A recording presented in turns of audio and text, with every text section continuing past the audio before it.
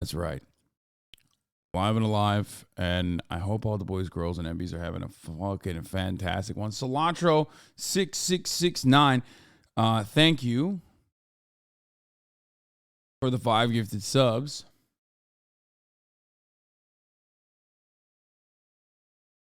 Live and alive, folks. And yes, I heard that there was an explosion that happened in Turkey. I know there's going to be a lot of Turkish people that want me to cover it, but Turkish people are about to find out today that I have a policy of usually not covering explosions and shit like that when it first happens. So I apologize.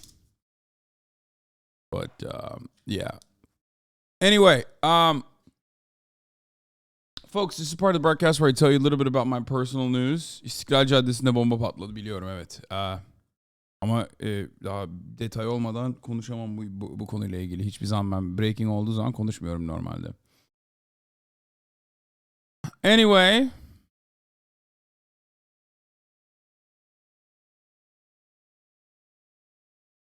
Did you dye your beard white? No, I did not. I have white beard right here. Glizzy Gobbler, thank you for the 5 get the subs. Oh my God, I'm fucking tired. Look, here's the deal. I was not going to stream today. But then yesterday I did something. I lied. I lied to my audience.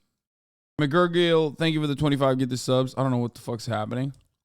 But anyway, I did something. I did something bad. I did something wrong. Okay? Last night, I was having a fucking fantastic time. And then, you know, we did the fucking news section of the stream of the broadcast. And then I saw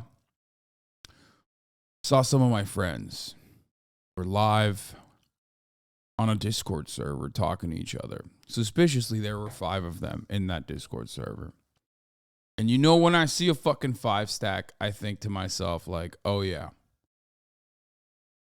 It was a relapse. It was a weak moment. And honestly, someone linked me a fucking Valorant clip in the chat. And it's kind of not my fault. It's kind of low-key their fault. Like, if we're being real, if we're keeping it $1.50, if we're keeping it a stack, it's kind of chat's fault.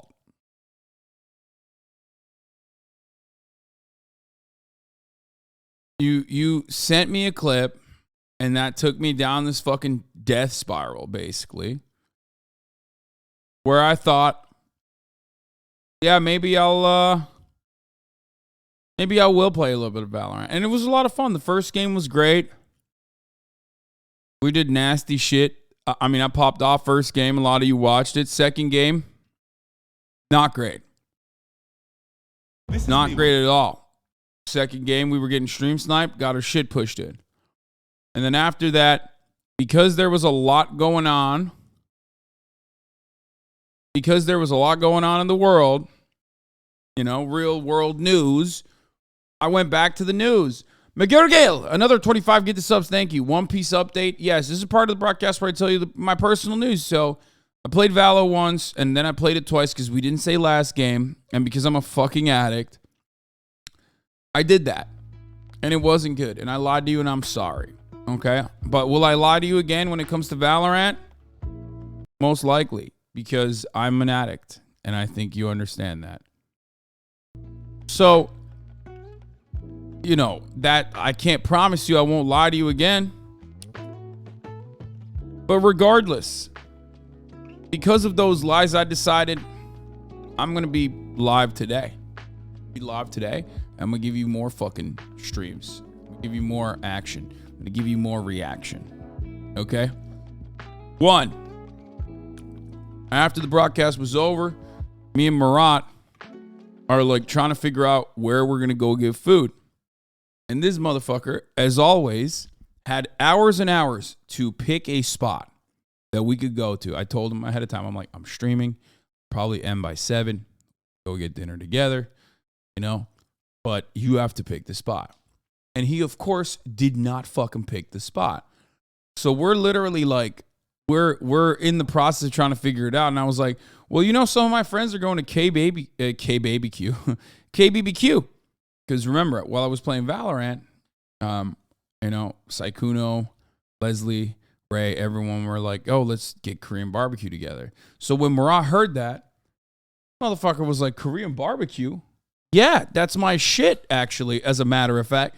So yeah, we jumped on these guys' last-minute reservation for Korean barbecue, and we went there. Okay? And we had some Korean barbecue last night, and then we went and got some ice cream afterwards. That shit was awesome. At least we walked from the KBBQ place to the ice cream place, though. So it made me feel less awful about eating said ice cream. But that shit was bomb. It's called Bumsan. The ice cream was all right. The ice cream was all right. What was insane, though, because I had the True Milk shit. What was insane, though, was the croissant waffle. I am making a plea to the food scientists of the world. I beg you, stop inventing new foods. You're going to make me fucking fat. Stop. I'm on my fucking hands and knees. You put a croissant and a waffle together, I'm going to try it. I don't want to. What is wrong with you, man? What the fuck are these guys doing? Dude, figure out, okay? Figure out the cure to baldness. Figure out the cure to, like, I don't know, alcoholism. Figure out a cure for cancer. Why are you trying to find new ways of making me fucking fat? Figure out a pill, at least, that I could take and then eat whatever the fuck I want, and then I don't gain weight. Then you can make the croissant waffle. You have jumped the gun. You put the cart before the horse. Okay? Figure out a way that I could just like eat whatever the fuck I want and be shredded, and then you can do the croissant waffle, not before. You know what I'm talking about?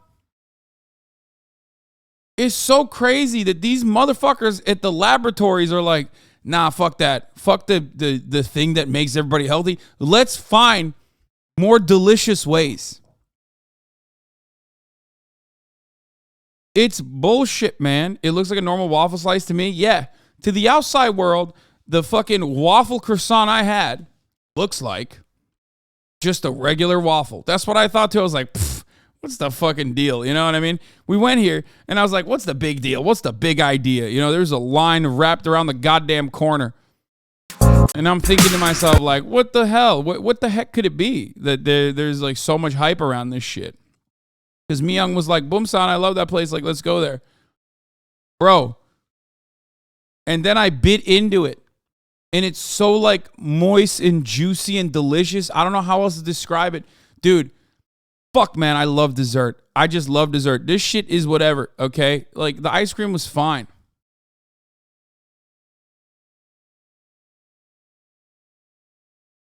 I will volunteer to be your personal food eater. Anything you see, I'll take care of it for you. You get to taste, but I finish it off. You stay healthy. My XQC bod keeps eroding it into oblivion. Man, the point is it tastes so good. I would probably kill you by the third day when you try to fucking take away my croissant waffle. You know what I mean? The issue is like, I just love eating. It's not that like, oh man, I don't have anyone to fucking eat my ice cream. Ray, IG'd your guys' ice cream. Which one was yours, lol? Yeah, I saw. I was hidden. Okay, I was hidden in the fucking left corner or right corner, tucked away. You want to know why? Because unlike everybody else, I couldn't fucking stop myself from biting into my waffle so it didn't look aesthetic. Oh, I'm sorry. I'm sorry that I got fucking cropped because I didn't want to wait, okay? I didn't want to wait to take a cool... I did not want to take a cool photo because that's not the point. The point is the croissant waffle was supposed to be in my belly immediately. Okay, in my mouth. I wanted to taste it. Like literally everyone else waited. Everyone else waited for the perfect photo opportunity. And then mine, I did not wait. Yeah, Murad and I did not wait. Okay? Because fuck that. Yeah, I have no restraint, L restraint, no self-control, L lack of self-control. That's the truth.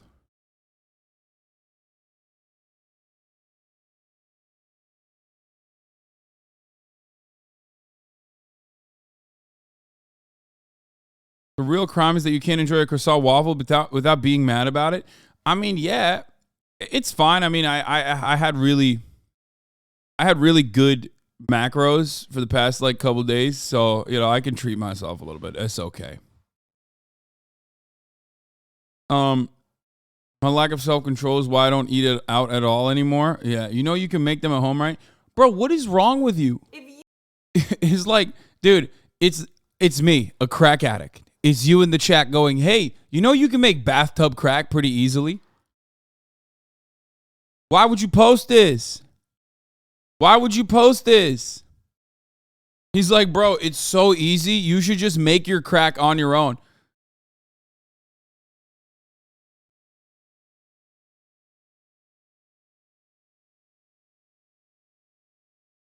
Oh my God. Anyway. Could just hire a personal chef to make them every day. Yeah, man, it's not about the money of it. What are you saying? Yeah, I could. Also, I could just literally deliver it every day if I wanted to for each meal. The point is, I don't want. The restraint is difficult. I don't want to fucking have to stop myself.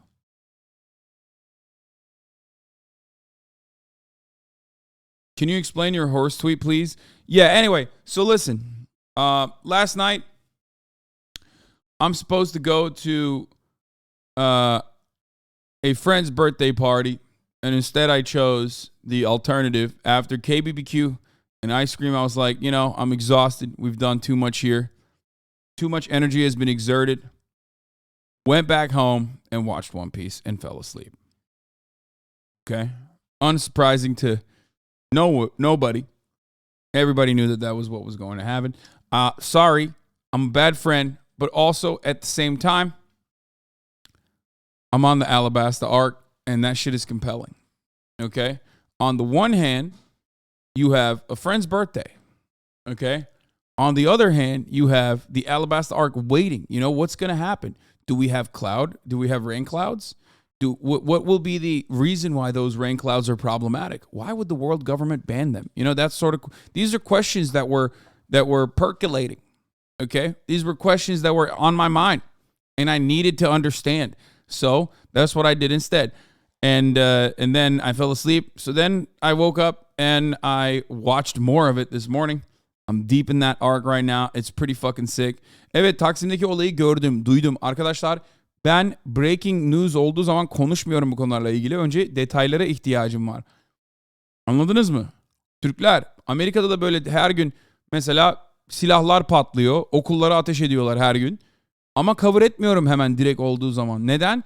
Çünkü Terms of Service kıran, yani Terms of Service'i bozan bir sürü video var her tarafta. Onlara bakamam yani. Kan olduğu zaman içinde videoların. İkincisi, detaylara ihtiyacım var. Okey? Detaylar çıktıktan sonra o zaman cover edebilirim. Genel olarak böyle yapıyorum. Bekliyorum. Okey? Türkiye'de yayın yasağı var, internet erişimi yok, ihtiyacımız var habere. Evet, farkındayım. O yüzden zaten konuşamıyorum bu konuyla ilgili. Bilmiyorum çünkü. Your Turkish is a Western accent to it? Yeah, if I'm speaking super fast, sometimes I have a hard, yeah, sometimes I do have a teeny bit of an accent.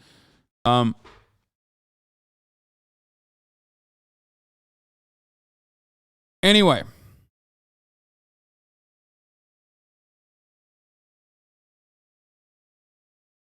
What the fuck? What the fuck is this? Why did you do this to me?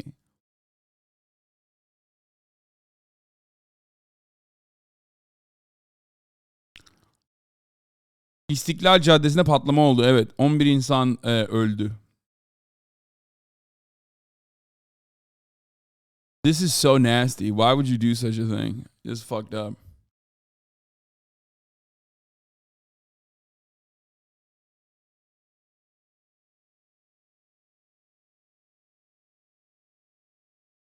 When you speak Turkish with English conjugates, I convince myself I'm learning Turkish. Yeah, you're not. Okay. Listen, what is this? HasanAbi gave an inspirational speech?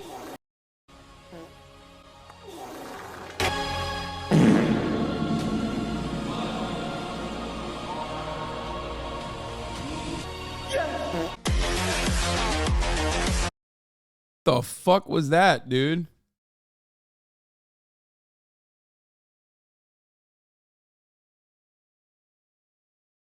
These four guys hanging out, having drinks, and they all begin to pass out because they all roofied each other. We are all canceled. Bro, these are the worst dudes. They are the worst goobers on the fucking planet. It is so funny. Anyway, we'll talk about all this shit. Hasan needs more Stroop waffles in his life. No, I don't, man. No, I don't. No, I don't. No, I don't. No, I don't. I don't need more Stroop and waffles in my life because I don't need more desserts and pastries in my life. I'm trying to fucking keep this shit going. I'm trying to keep this shit tight. If I haven't broken past the 250 barrier again in a long ass time now. I've just been sitting on fucking 250 pounds. Oh, by the way, hey, guess what, dumbasses? Once again, I'm the GOAT at calling this shit. Grifter fucking Ollie London has now transitioned into the final grift arc, which is, when you reject your trans identity, become a detransitioner, and follow Jesus. There it is. It came to be once again. If there's one thing I'm always fucking solid on, it is shit like this, okay? I was thinking about this in the shower earlier this morning while I was taking a shower. I was thinking about it, and there were so many motherfuckers that never passed the smell test that would say I'm a fucking fake leftist. Now, Ollie London is not one of those people, obviously. That person was never like a leftist or anything like that, but there were some people who were like, we should be respectful or whatever.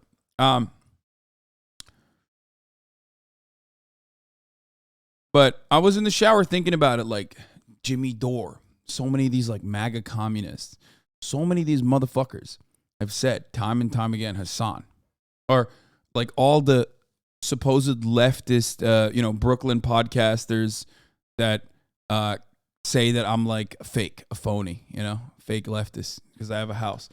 Miguel Gale, thank you for the 10 gift subs. All these people have very openly shown their fucking asses. You know what I mean? They've very openly, time and time again, shown. Twin, we both think about Jimmy in the shower. You don't think about, I think about Jimmy Dore in the shower sometimes. Okay? It's just a shower thought thing. I don't know what it is. But so many of these fucking grifters that were like, yo, Hasan's a fake leftist. He sucks.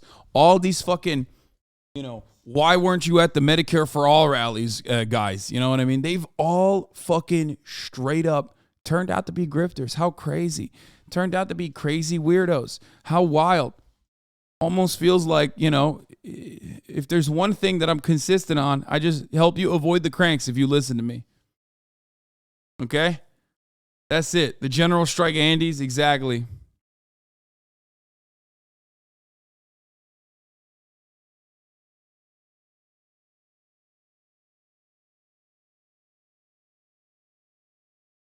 How are you going after Marxist-Leninists? You've repeatedly proven that you're a neo-revisionist who claims to play one game but abandons the proletariat to play a different one. Yes. Lenin had no answer for that. You're right. Wrote so many books, but not a single book on how lying to your fucking audience about playing God of War and then refusing to play God of War is anti-proletarian behavior.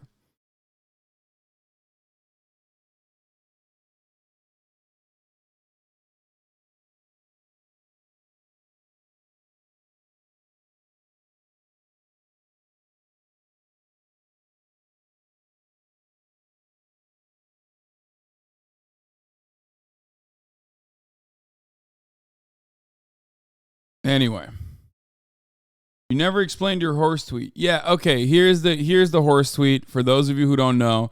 I don't even know what it was. I saw a TikTok and there was like a little baby horse on it, and it just reminded me that yes, I think horses are one of the few animals where the baby's ugly as fuck. I don't think that's crazy.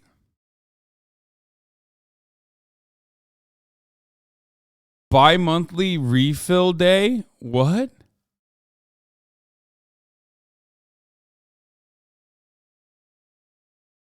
There is no fucking way this is serious, right? This guy is memeing. Yeah, this guy's probably joking, dude. I don't believe that.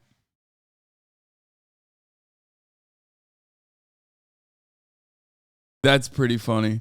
All right, let's fucking blast off. It's been 30 minutes. That my horse tweet was solid. I'm a horse girl. You guys know this already. You literally know I'm a horse girl, and I think I'm right. Horse babies are weird. Like, they're weird looking. Horses are beautiful, majestic. They're like big dogs. I love them. One of my favorite animals of all time. Okay? Horse babies, though, not great. Kind of ugly. Yes, we will do SNL Sunday for Dave Chappelle. Okay.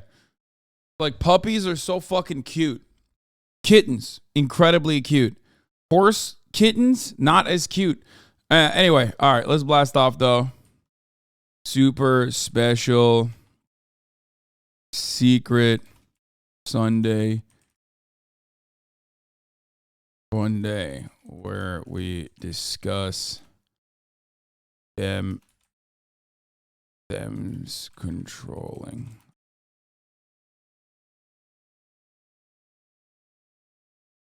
post red wave and what that means for the future.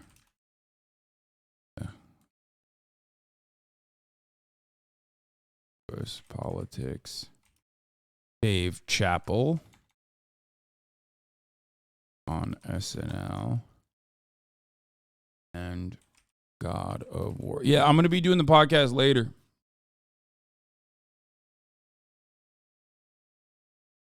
I live in the same province as that guy. The Aunt Jemima tweet is real. Wait, really?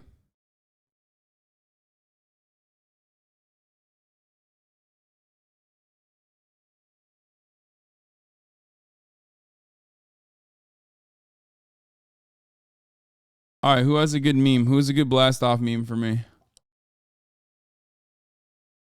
Does anyone have a good blast off meme for me? Yeah, I teach her in Texas and on administrative leave after telling students deep down in my heart I'm ethnocentric, which means I think my race is the superior one. I watched that video and maybe I misunderstood it, but it seemed like he was saying like I have racist tendencies which I have like worked against or something. Maybe I'm wrong. Maybe I didn't understand it. I briefly watched it. But it did seem like the dude was basically trying to say, like, yeah, I used to be racist. Like, I had racist tendencies, but I'm not racist anymore or something like that. Or he's like, I made peace with that. But I don't know if he was saying that at all. I might be totally wrong. Listen, motherfuckers. I watched it on fucking Instagram, okay? Instagram is the worst platform to watch videos. It was like on No Jumper or something. It was like on the No Jumper Instagram. So I didn't get to see the full context of anything because Instagram is so dog shit at serving videos.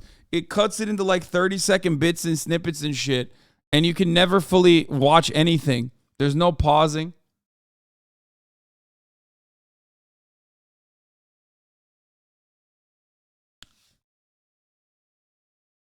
I might have been totally wrong, though. He might have just been like, I'm racist and proud, brother.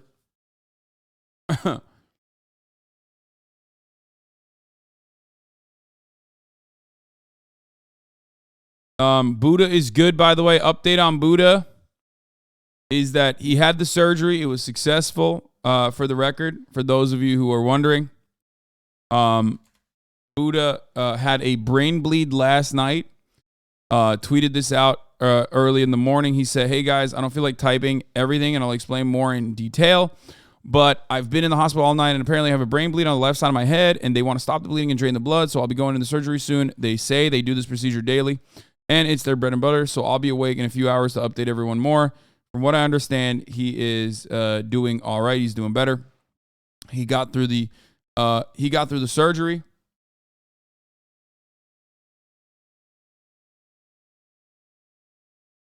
And that's it.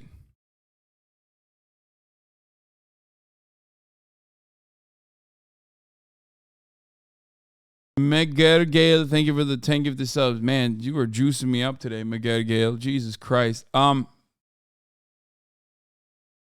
What caused it? I don't know.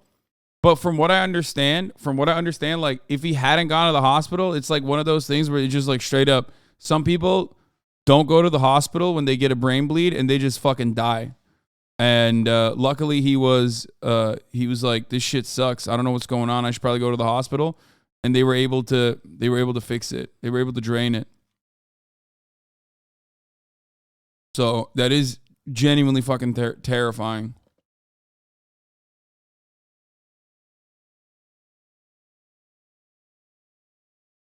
Yeah, I've seen it. I used to work in an ER. If you don't catch it early, you're donezo. Yeah, people in the chat are also saying this, but like as soon as I heard this story, I was like, well, that's a new fear that I didn't know I had, that I will carry with me and will desperately try to suppress. Every time I have like any kind of fucking the headache now, I'm gonna be like, nope, well, that's it. It's probably a brain bleed.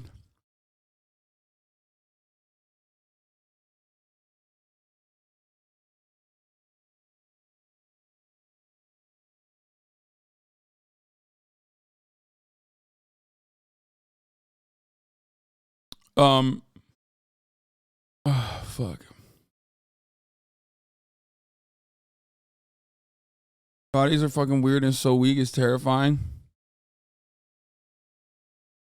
Literally just Googled brain bleed symptoms. I mean, that's normal. Pretty sure Cody talked about the same thing happening to a friend on the last Tiny Meat gang. Yeah, it's weird. It's crazy. So yeah. Feels like the most intense, worst headache of your life. Very unique symptoms. Okay.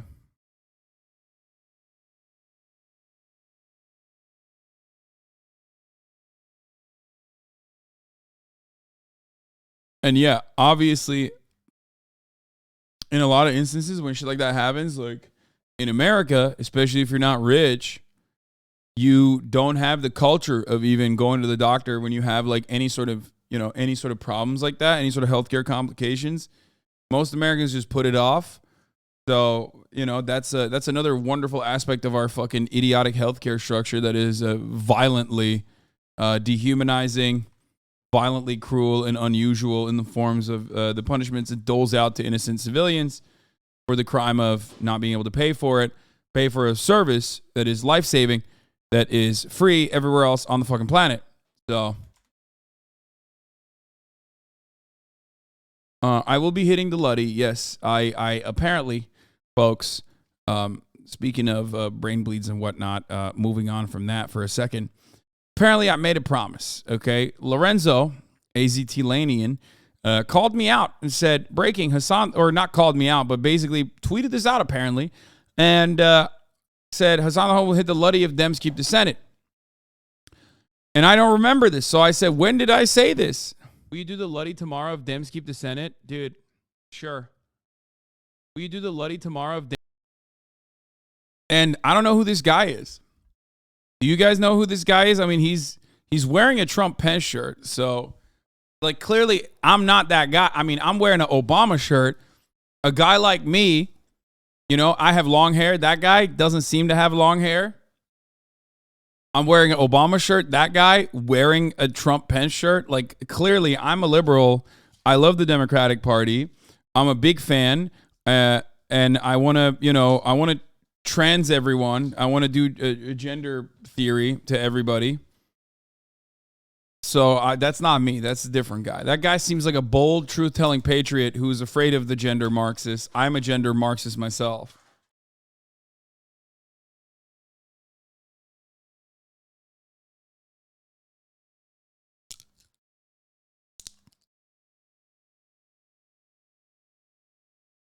So yeah.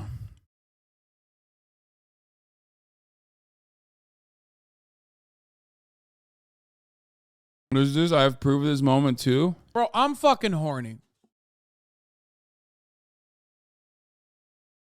Here, I'll show you. Look. What is that? What's that? That's me on screen. Wait, what's about to happen? Oh, there was an abrupt cut right there. You guys didn't see it. Who's this guy? Who is that guy? That's right. Who is that guy? Who's the guy on screen? Do you guys see that? That's so weird. Dude, deceptive editing is not funny, for the record. Like, what you guys are doing with the deceptive editing, I don't consider that to be funny at all. I'll be honest. Like, not. I would say it's messed up. You know it. Oh, fuck. You know it, baby. Bro, I don't have any background information on the fucking bomb explosion, okay? Do you think you'll do it better than Ray? No, I've seen her do the Luddy, man. It's pretty goated. Like, I think she does it better than Ludwig does. That's not happening. Do not expect me to do a good Luddy, okay? It's just not it's not gonna happen. You did enough scamming yesterday. Suck it up. That shirt looks big on you. It is a big shirt. This is one of my favorite old shirts of all time. This is like an unofficial Obama 2008 Stop the Drama, Vote Obama campaign shirt. There's an unofficial campaign shirt. In the back, it's a little problematic. It's not for everybody to wear. One of my favorite shirts, though. I wear it all the time. I used to wear it all the time. In the back, it says "Black man running," and it ain't from the cops. It's not for everybody. I don't think you.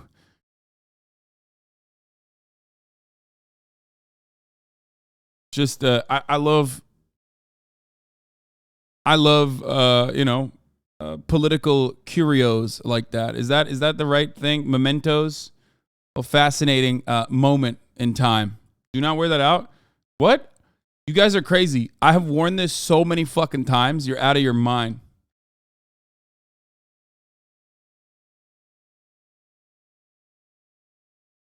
I used to wear it all the time. No, people love the shirt when they see it.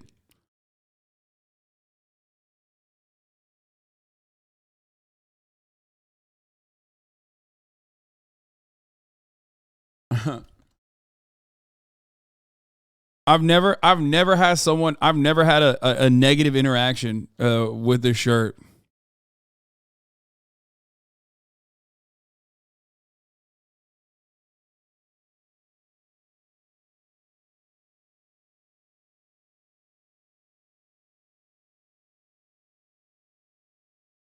The ultimate enemy is women inside the fear-filled world of incels, some hammered in their own faces to appear more attractive. Others believe they can't be in a room with a woman. The radicalized men I met making my new documentary left me speechless. Oh my God. So yeah. The graphic tea drip is so inspiring, makes me feel slightly less dorky on my own drip. God bless. Yeah, I mean, I wouldn't say it's inspiring. I wouldn't use those words on it. You know what I mean? Maybe it's okay. I think my graphic tea drip is all right. Not the best, not the greatest. You know what I'm saying? It's just okay. It's just okay. It's just all right. Anyway, where the fuck was I? All right, so let's get into it. They're having a drag brunch at a hotel I delivered to. Drag queens everywhere. Unsurprisingly, I saw no DEMS with their children like Republicans like us to believe. That's crazy.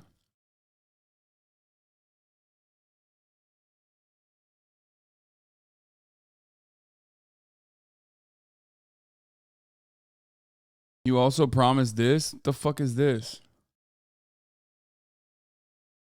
I would 100% make a bet on it, pussy. If the Dems get majority and pass those things, straight up show dick on stream. I would 100% show cock on stream if one of those things happened. Yeah. Yeah, dude, you guys are so dumb if you think that any of those things are going to happen. No, like, if they get majority of both the House and Senate and then pass $15 minimum wage, Medicare for all, Or like, what was it? It was literally like, it was, no, one of those things, as in one of those initiatives that the other person was talking about. No, you guys are being ridiculous. No, that's not backtracking. It was like, it was more so, and I'm still confident on this. I do not think Democrats are going to do anything with these majorities, and it's certainly not going to be any of the things that you guys specifically mentioned.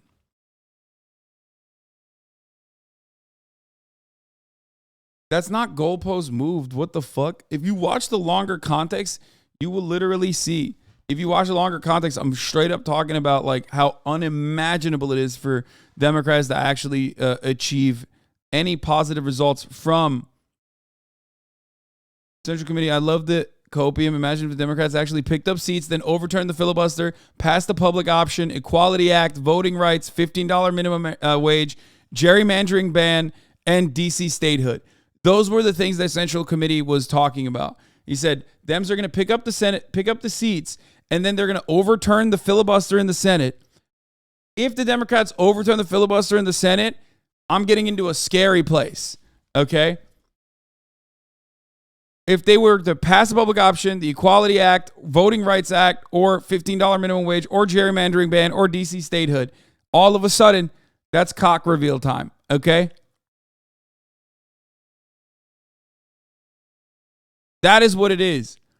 For this to happen, the Democrats would have to not only maintain their majority in the Senate, which they have now, okay, 50-50, but also on top of that, they would have to literally eviscerate the filibuster, which is not going to happen, but it would be wonderful if they did.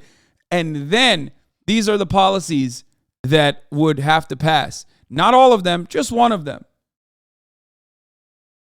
That is the bet.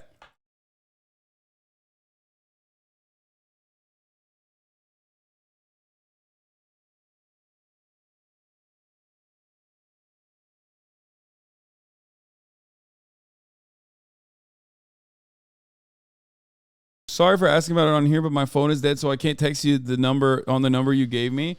But I've just finished my meal shift. I have all the boxes of ballots you left with me, though. Where do I drop them off? In California, in red districts.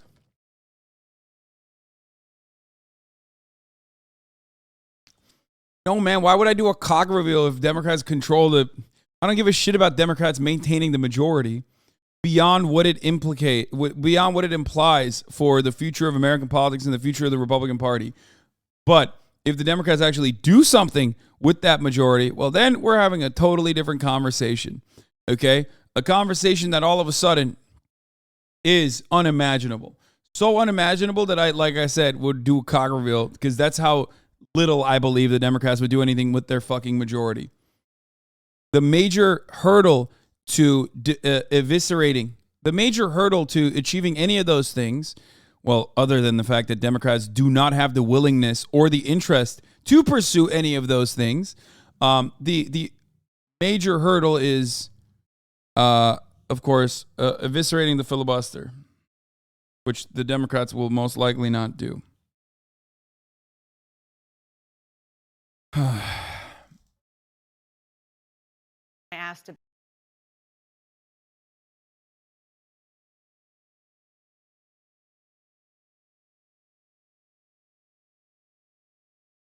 Okay. Joe Manchin will stop any proposed change from happening. Yeah, and Cinema, Manchin, and a lot of you are going to find out. You're going to learn a lot about different senators. First and foremost, a name that you will be thinking about if the Democratic Party even goes on the main stage and acts like they care about progress.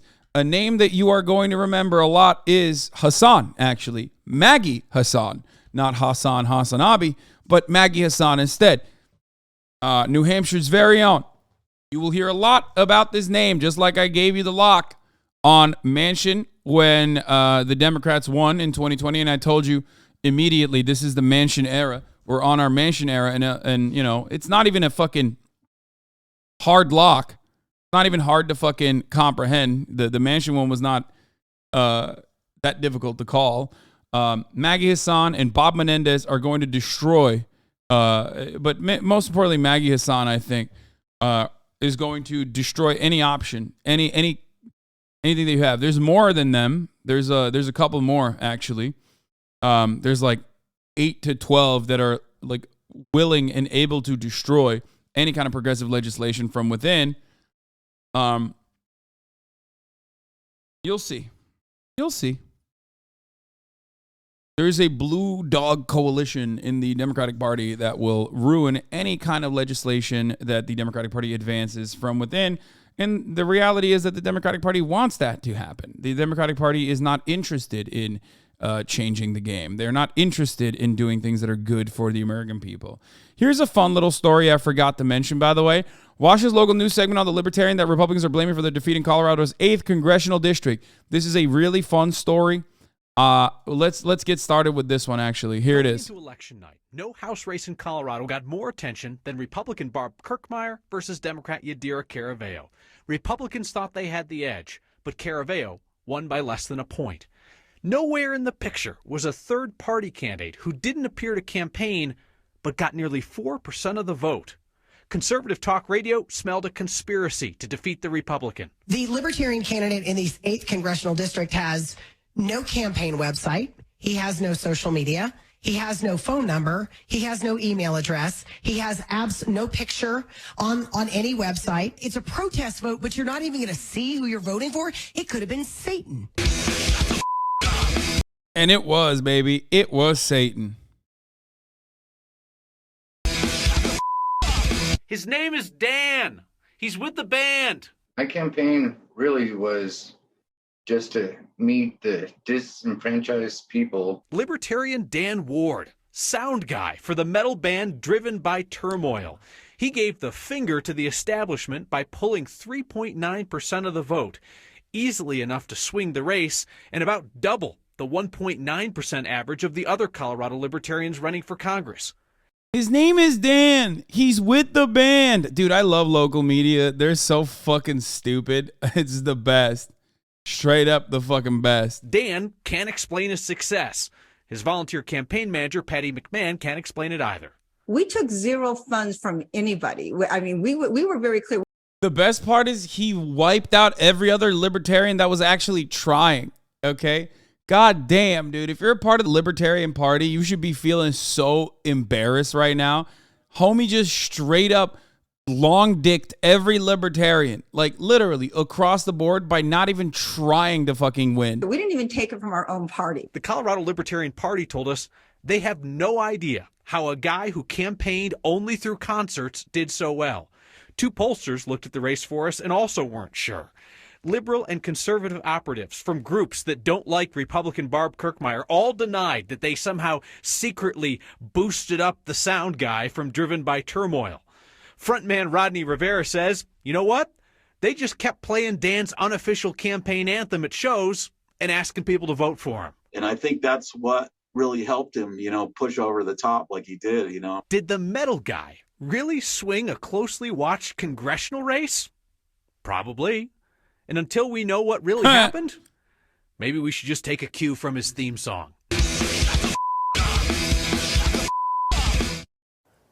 Seriously, though, I mean, from pollsters to pundits to campaign insiders, could not find anyone today who could explain why that one libertarian candidate doubled the vote percentage of every other libertarian candidate running. I can find it. I can tell you. Because libertarians suck. This guy, on the other hand, probably a chill dude. Seems like a chill dude. Most likely not a libertarian in the right libertarian sense, but like more so one of those like fucking old school crust punk sound guys who's probably like a libertarian in the European sense, libertarian socialist, who just was a chill dude, and people were like, yeah, I don't give a fuck, I'll vote for this guy. For Congress. Some suggested maybe part of it was sexism against 2 female candidates. Maybe it was a slightly larger unaffiliated population in that district. Low turnout could have helped if the metal crowd came out to vote. Perhaps it was simply the power of rock or something. Yeah, it was the power of just not being a fucking weirdo. The Libertarian candidate being blamed for Republicans' loss in Colorado 8 didn't have a formal campaign, yet he vastly outperformed Colorado's other Libertarian candidates. He's also a former Green. Yep, there you go. He's a former Green Party member who describes himself as a libertarian socialist. His 3.9 share of the vote could have been decisive as Barb Kirkmeyer conceded to Yadira Caraveo while trailing by less than 1%. Meadow is an extremely loyal fan base, especially within strong local scenes in rural and suburban areas. With the opportunity to elect one of our own was probably too tempting to resist.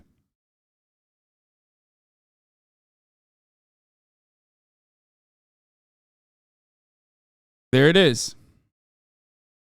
Pollsters and political operatives within both parties weren't sure how Ward won 3.9% of the vote. It's because, you know, he was chill. He seems like a fucking rad dude. Yeah, I'm a sound guy in Denver, and this dude is rad.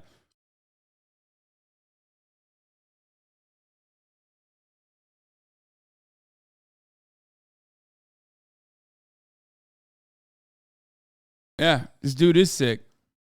I didn't know he was chill like that. Yeah, dude, he just did this. He popped one of these, and everyone was like, yeah, I'm voting for that guy.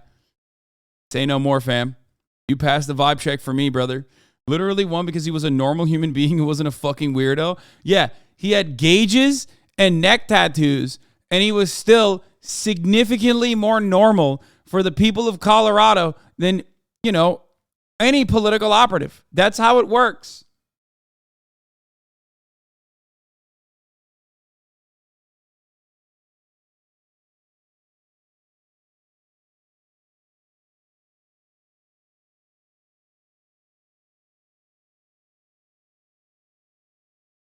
They're called spacers. I thought that was a gauge. He's got gauges on. NBC News about you. The new poster boy for the Democratic Party. Democrats leading in recent polls, plus 69 after Twitch streamer HasanAbi Piker promised a cock reveal should Democrats use their majorities in the House. Okay, dude. I think gauges are bigger. Who cares, bro? When you are discussing the difference between gauges and spacers or whatever, or plugs, you've already lost, okay? You're lost in the fucking sauce, my man. Don't get too comfortable now, all you gauge-wearing anarchist types in the fucking chat. I will literally do this right now, okay? I will do this right now. I will scare you. Get away. Get away. Do you understand? This is not a safe space for you anarchists. Don't even for a moment think that I will not force you to go in the shower and take a fucking shower. I don't want to hear it.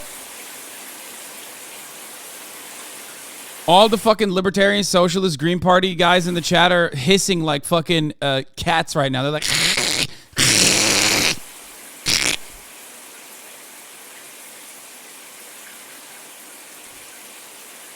Whenever I go, you know what? Whenever I fucking go to a camp, whenever I go to a rally and I see like RevCom dudes out there, or I see like the crusty ass fucking anarchists at events like that, I immediately think of the Iranian dude. Okay? I immediately think of Iran's dirtiest man. Okay? The world's dirtiest man who died a few months after he had his first ever wash. That's what I think of. You will never get to his level. You will literally never touch him, okay? He is the leader.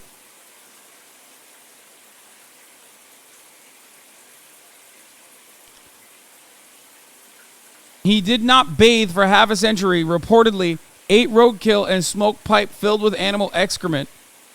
And then he fucking died after they made him take a shower.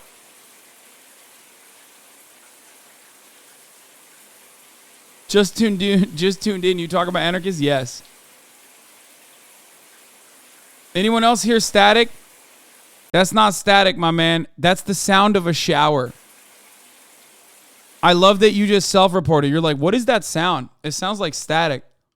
No, that's literally a shower. That's what that is.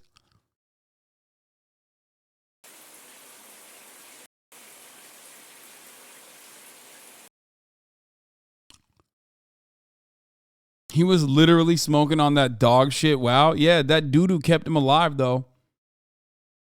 Okay.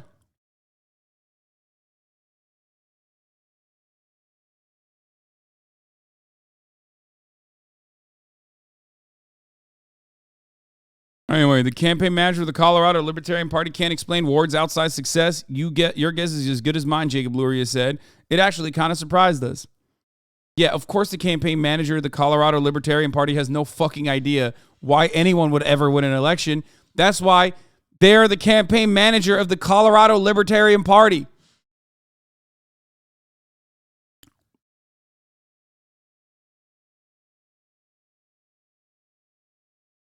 All right, anyway. Okay. That was a fun little segue, but the real segments are coming right now. And the segue is upon us because the top of the hour went by and passed. At the top of the hour, there's a 6-second ad break. We're going to talk about Nancy Pelosi's gay husband and why she's upset that they outed Paul Pelosi as a homosexual man. Okay? That's right. But before we talk about that, all of you that are unsubscribed are going to be outed as people who are ad watchers. At the top of the hour, that is, of course, when there's a 60-second ad break. If you no longer want to see those ads, all you need to do is subscribe, which you could do for $5 or for free with a Twitch Prime by connecting your Amazon Prime account to your Twitch account. You get one free Prime subscription a month. Use it on your favorite broadcaster. Hopefully that's me. You can also get gifted a sub if you want an uninterrupted broadcast experience. If you're lucky, that is. Here's the woman ad break now.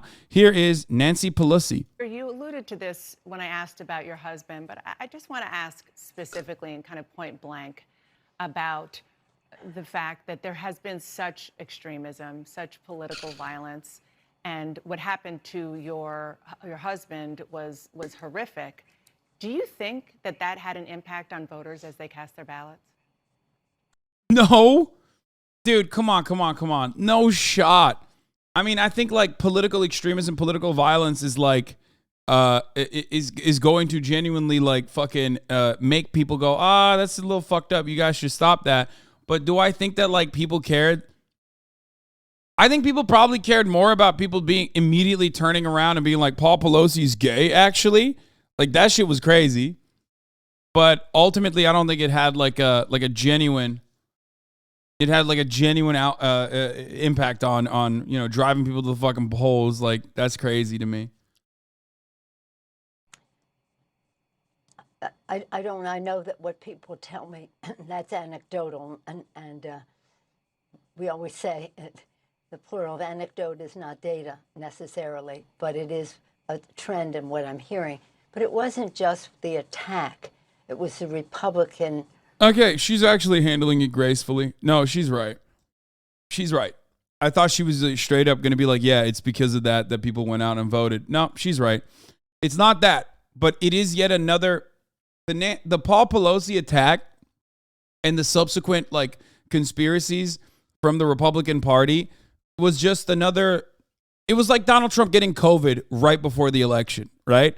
It was just another reminder to Americans that like these guys are fucking insane. So on that note, she is correct. Like it was just it was basically like another pushing the button moment where it was like, hey, remember, by the way, we're still fucking freaks.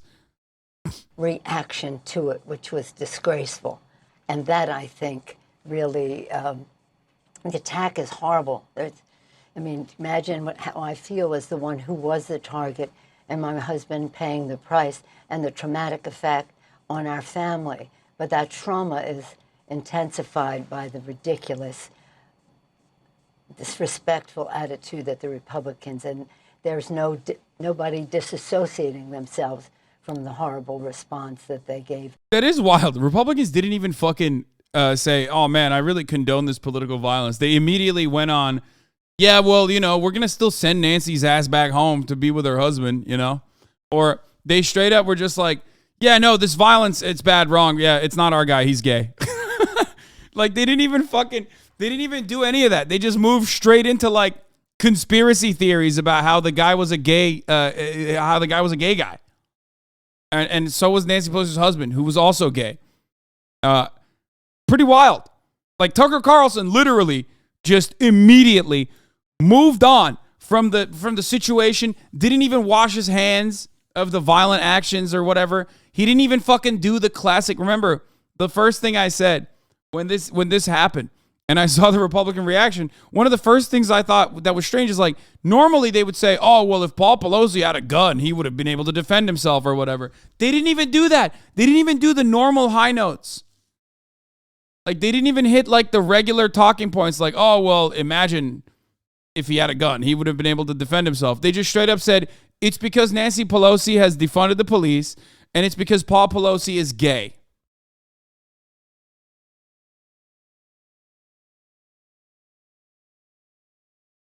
Hey, would you look at that? I mean, yeah, this is typical. This is old news. For those of you who don't know, Nancy Pelosi, the U.S. needs a strong Republican Party, not a cult. She said that back in the day, and they still maintain that position. They're fucking awful.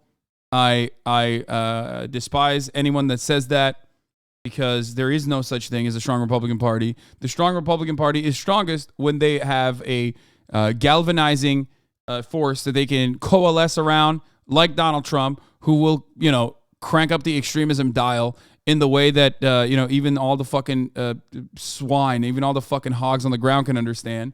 So these guys are fundamentally, on principle, just fucking delusional when they act like there is a supposed Republican Party out there that is going to be different than the very successful Republican Party, which was successful under Donald Trump's reign. To it. So you think that turned further into that? That turned voters off? They tell me so. I think, like, even if they tried to tie that to a crime narrative, they still would have gotten fucking eviscerated. You want to know why? Because, like, a lot of normal people recognize that, like, people like Nancy Pelosi are old curmudgeons who fucking also want to fund the police and shit. Like, there has never been a moment where Nancy Pelosi said, there has never been a moment where Nancy Pelosi was like, yeah, we need to, like, fucking even reform the police. You know what I mean? They just straight up were like, nah, dog, we love the cops. Like, Nancy Pelosi, Joe Biden, these guys are like, I will literally suck off a cop if I can. Okay? So to have them stick with the Democrats want crime narrative is a little laughable, especially at a time when crime is not even up. That's the other part of this equation. Like, yes, people see homeless people and think that's crime. That's not crime. And the numbers show it, right? Like, one of the most formative things I saw, I think it was like a New York, like, Police Benevolence Association tweet. I can't remember where the tweet was. Maybe one of you guys can find it. One of the things that fucking blew my mind was immediately after the midterm elections were over, one of, like, the New York PBA or like the Sergeants Benevolence Association or whatever came out and immediately talked about how, because of our successful officers, like, crime is actually down now. It's like, motherfucker, you literally ran on crime popping off for months, for a year, claiming that it was because, the brave boys in the blue weren't getting sucked off hard enough. And then the moment that the fucking election cycle is over, you're like, oh, actually, crime is down.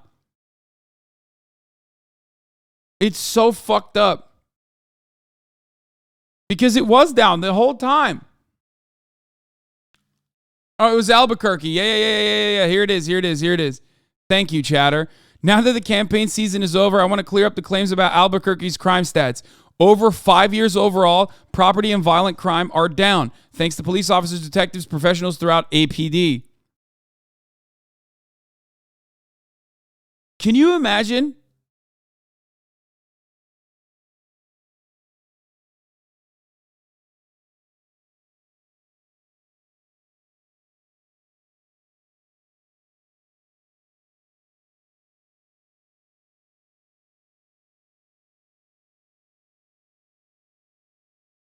Openly stating that's kind of fucking insane.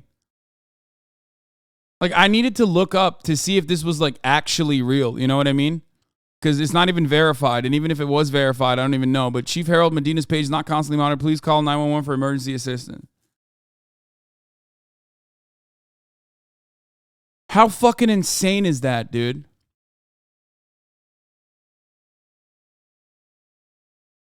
New Mexico saw Dems win almost every race, including many who were highly favored for GOP.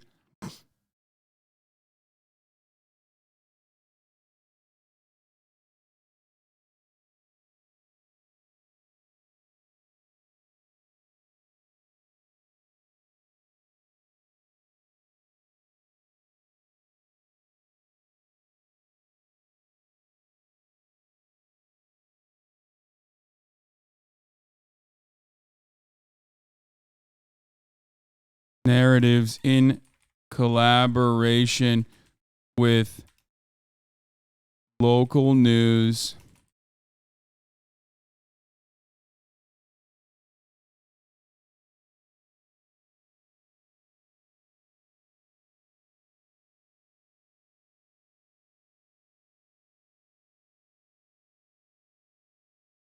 Doing a great job. Anyway, just remember that shit, dude. Just remember that. Okay? Like, on crime as a trend has been trending downwards for years and years and years and years and years. They never got defunded. They collaborated with local news to fucking claim that crime was up. Okay?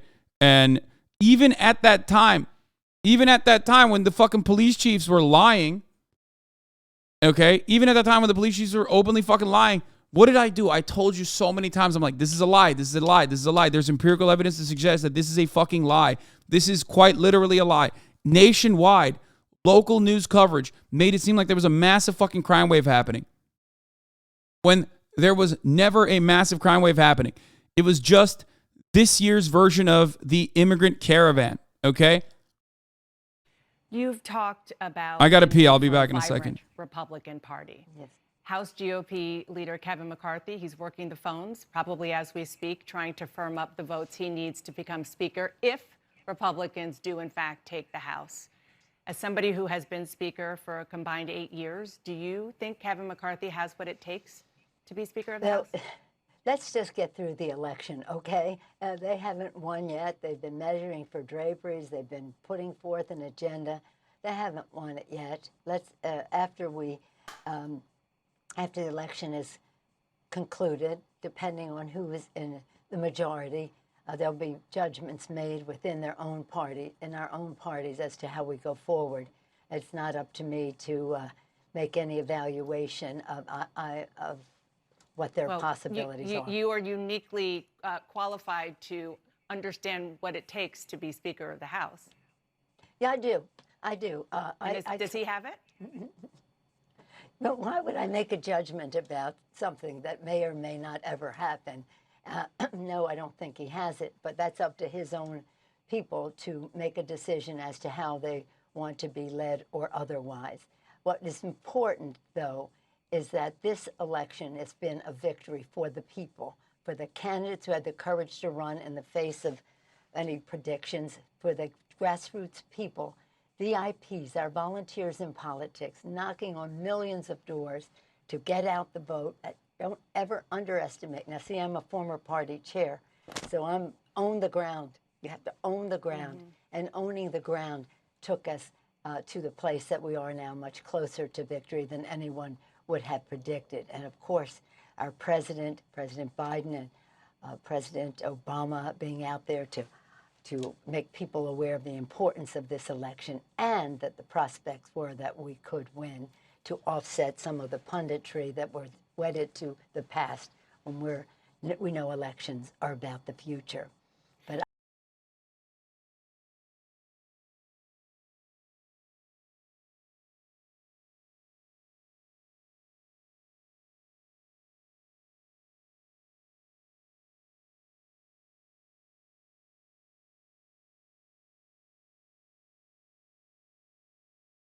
anyway, honest question, why is crime trending downwards if material conditions are worsening and poverty is increasing? That's a good question. Because ultimately, America is still benefiting from being the labor aristocracy. And ultimately, conditions are bad, adjusted to the conditions of those who have a lot. But ultimately, they're still not that bad. I say this all the time. especially when it comes to being able to feed yourself. As long as you keep the bread theory, as long as you keep bread prices stable, as long as people can still buy bread, as long as people can still buy, you know, Happy Meals and you know, food at the dollar store or whatever, it's not bad enough that people are going to straight up fucking go out and do crazy shit.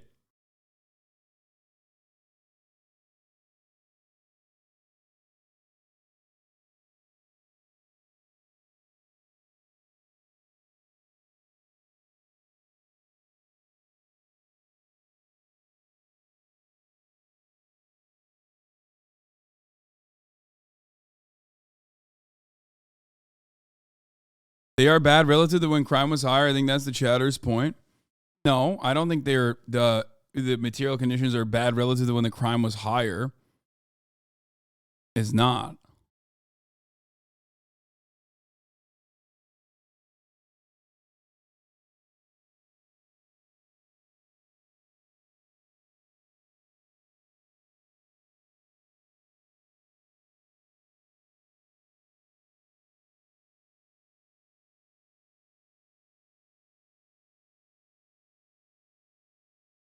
Also, one of the leading theories on why crime is lower across the board, and this is one of the few instances where Sam Cedar himself also will say this as well. One of the leading theories on why crime is lower overall in comparison to the 80s, 90s is the decrease in lead in gasoline, which I also happen to agree with, considering that it has gone down almost globally.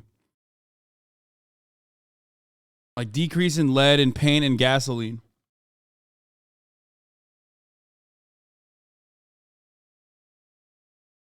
Lead contamination and lead poisoning demonstrably led to aggressive behavior, violent outbursts, aggressive behavior, all this type of shit. Like it has literally been proven.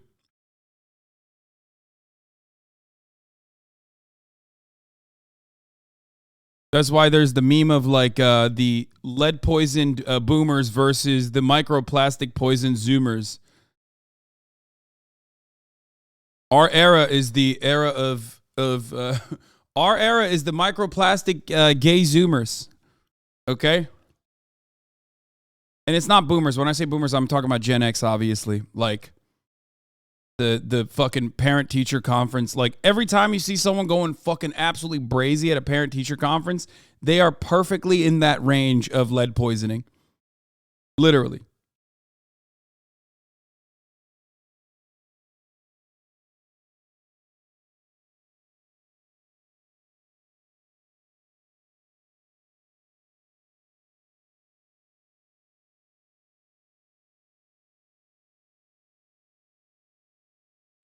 Who'd you vote for? Crime. Pro-crime.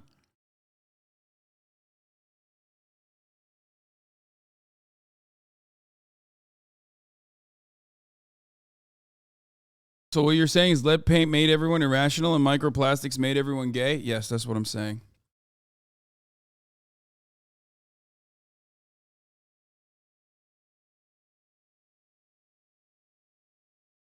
What do you think about the whole abortion theory that because abortions were legalized that led to a decrease in crime? Maybe. I love when people try to fucking turn that into like, oh, well, you're racist then because you're making a eugenics argument because black people get more abortions. It's like, no, dumbass. It's about poor people, okay? It's people who do not have the means to take care of a child, okay? That's it.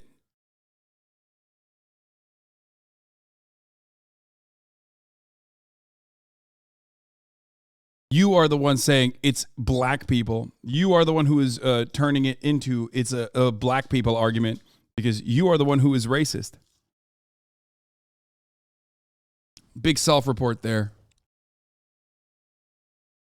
Anyway. Why are you guys waving goodbye to XQC on my stream?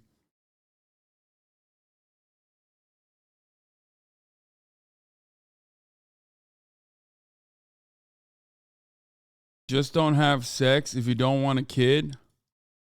Yeah, it's not going to be hard for you to say that. Considering you're at the Twitch chat saying stuff like that. Wait, why are juicers waving at XUC in my stream? I don't know what's going on. Chat's weird on Sundays? Yeah, I know.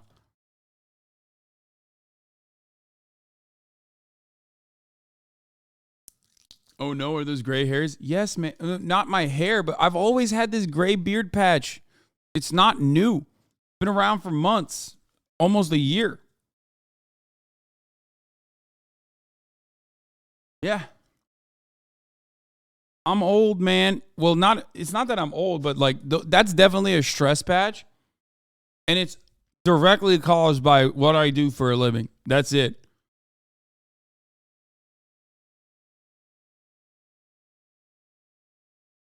What the fuck is this, bro? There's got to be top 10 worst fits of all time. What the fuck?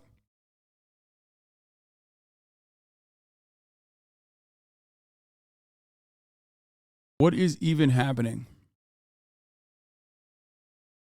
What is happening with this fit? Someone explain to me what I'm looking at. I have no way of comprehending what my eyes are seeing.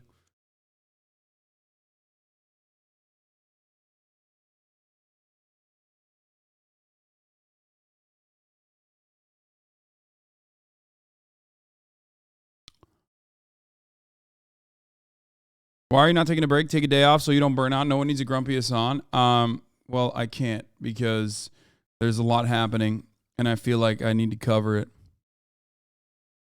The pants are the anti-Semitism fives? Yeah, that's crazy. Oh, here, by the way, look at this.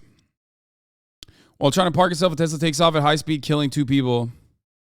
I don't know if I can show this, but let me watch this real quick. Let me pre-watch this.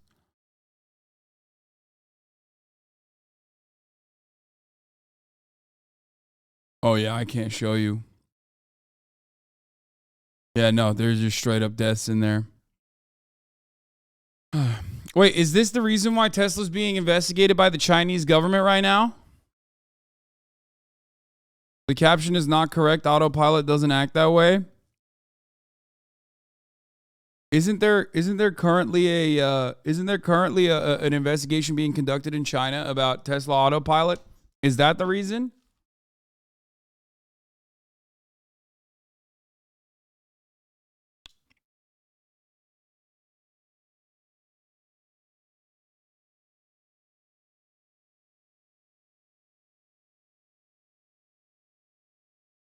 Yeah, here Tesla says it will assist police probe in fatal crash in China. Here it is. Oh my God. Am I fucking paywalled again, dude? It wasn't autopilot. His brake got stuck.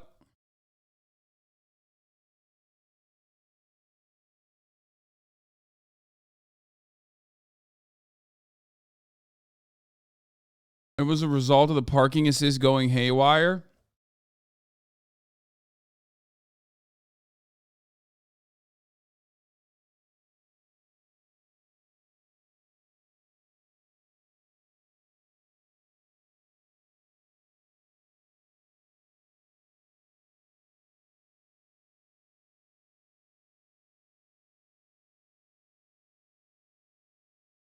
It was just a driver who hit people, nothing to do with autopilot or the Tesla itself, but Elon will just release the car data to the government.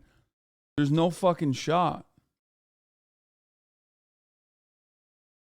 I'm way less inclined to believe Tesla than I am to believe like random guy who didn't he die in the crash too? I mean, I don't know if he died or not, but I just know that I don't believe Tesla.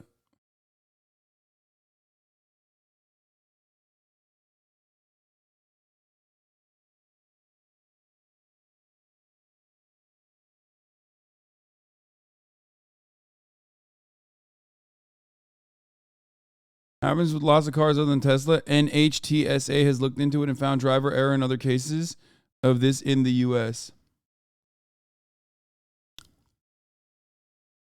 No, we can't watch the video. We can't watch this video. There's deaths in it. Anyway, hold on. There's the Istanbul bombing, which we will cover briefly. Okay, so here it is. This is like, I think this is a rapper's kid who was recording his teacher. I saw this on No Jumper, like on the Instagram page, and I didn't fully get a grasp of what the fuck was going on. I just want to show you this teacher just like openly talking about how he was ethnocentric and shit. I may have misunderstood what he was saying. I thought he was saying like he used to be racist, but he learned from his behavior he's not anymore or something. But maybe he's just straight up gloating. Deep down in my heart, I'm ethnocentric, which means I think my race is the superior one. Oh, wait, no, let me finish. So why? That's an insane thing to say to a classroom full of children, for the record. He said, deep down in my heart, I'm ethnocentric, which means I think I am the superior race. Is better than all. No, let me finish. Go ahead. I think everybody thinks that. They're just not honest about it. I'm not racist though. Oh, Jesus Christ. Okay, no. This sounds pretty much like he's just saying it. He's just going out. He's going out with it, dude. Going out with a bang. Can't wait for the Tucker Carlson broadcast to be like, teachers used to be honest. You want to protect your family. You think your family's the best. Maybe some members of your family are not, but you still want to think that your family's the best. And yet, in America, we can't be honest about our families. What's a bigger family than white people? What's going on? Why is there no free speech in our schools? This is what they're calling CRT. The Democrats don't want you to know about it. The Democrats don't want you to talk about it. Who amongst us does not have this exact same opinion?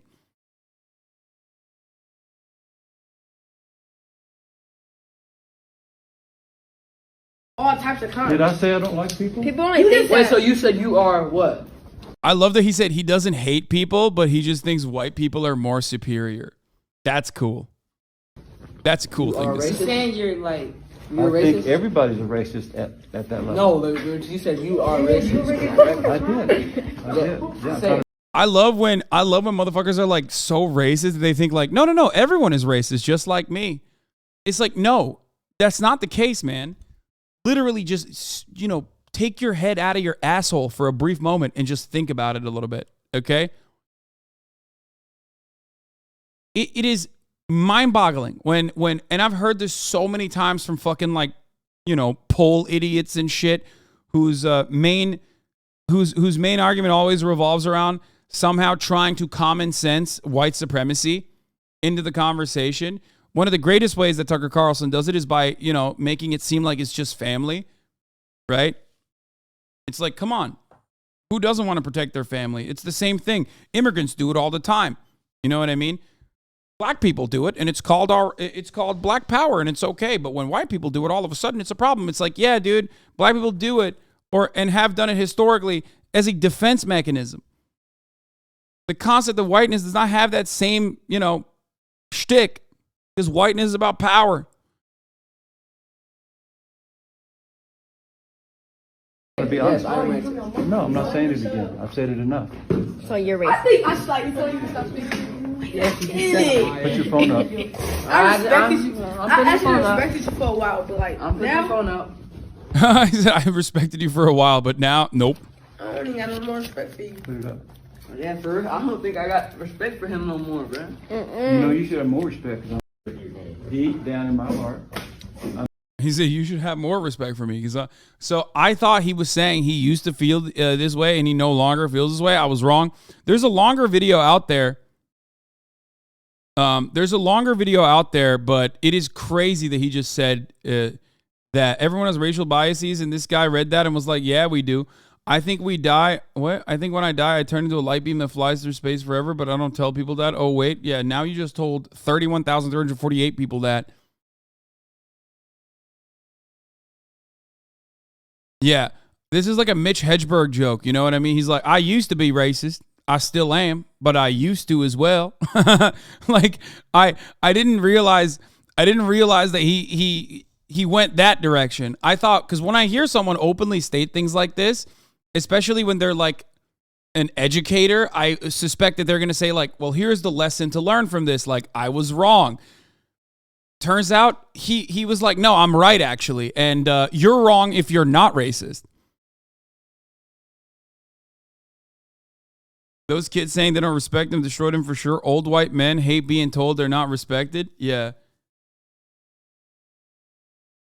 The kid that's talking in the front is the hip hop producer, Southside Son. Yeah. So this kid, not him. This kid that's talking. This kid right here who sits down. That's Southside Son. He just straight up in the longer video. Does anyone have the longer video? In the longer video, he just straight up says, you know, like I'm famous on Instagram. I'm going to tell my dad, like we're filming you. And I'm going to tell my dad what you said. And we're going to blast you on Instagram. He's like, I don't care. Which was wild to see. Which is also part of the reason why I was like, maybe he's just admitting that he used to be racist and like we're not understanding. He's like, nope. If you weren't, you would not have just said. You guys. You treat me the wrongest out of everybody because every time you would let these groups. So yeah, the conversation starts off because he's talking about. This conversation starts because he's talking about like not giving the black kids hall passes to go pee. And he's just like, and I think like originally they were joking about it or something, or maybe they were like suspicious that the guy was racist. Here, just watch. You let them go to Miss Children when they're passing. But when I need to go, no, you can't go. Like, bro, that's racist. And guess what? They're all not in my skin color, so that's kind of So racist. if I was racist, I wouldn't let you go to the restroom, would I? But you don't want him in your I mean, you're wrong both ways. That is by the way, just quick shout out. That is the tightest Edgar I've ever seen in a long time. They don't make it like that, okay? That is, the Edgar on this is so faded. It is the tightest Edgar I have seen in a very long time. Just completely unrelated to the subject matter, but in a league of its own, it stands. It stands out. That is a full helmet Edgar. You don't see that. Max Prestige Edgar. Yeah, you have to respect. You have to put respect on the Edgar here. It's just, it's tight. Both ways. I gotta go miss that. I'll see you later. All I'll say. Well, are you trying to say you used to think that? Yes, that's what I'm trying to say. No, Why'd you say I am? You said I am racist. You said I am racist. I have that hair. Oh my God. We got some Edgar Bobs in the chat, dude. Let's go. What the fuck is an Edgar LaMafayette? Yeah, you guys have no Hispanic friends or no Latino friends. It's clear. What do you mean? What is an Edgar? You saw one of the greatest examples of it right there. I showed it to you. I paused it. No, you said I am racist. Look at him. He's right there. How do you not see it? That is a pristine Edgar.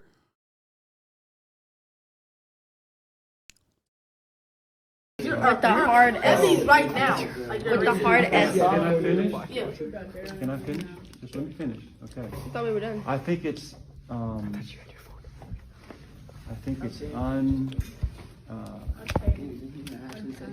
He's trying to think up something to say. You don't know me at all. You can put words in my mouth. Just let me finish. I'm trying to explain to you something that I've learned in my life. That's all I'm trying to say.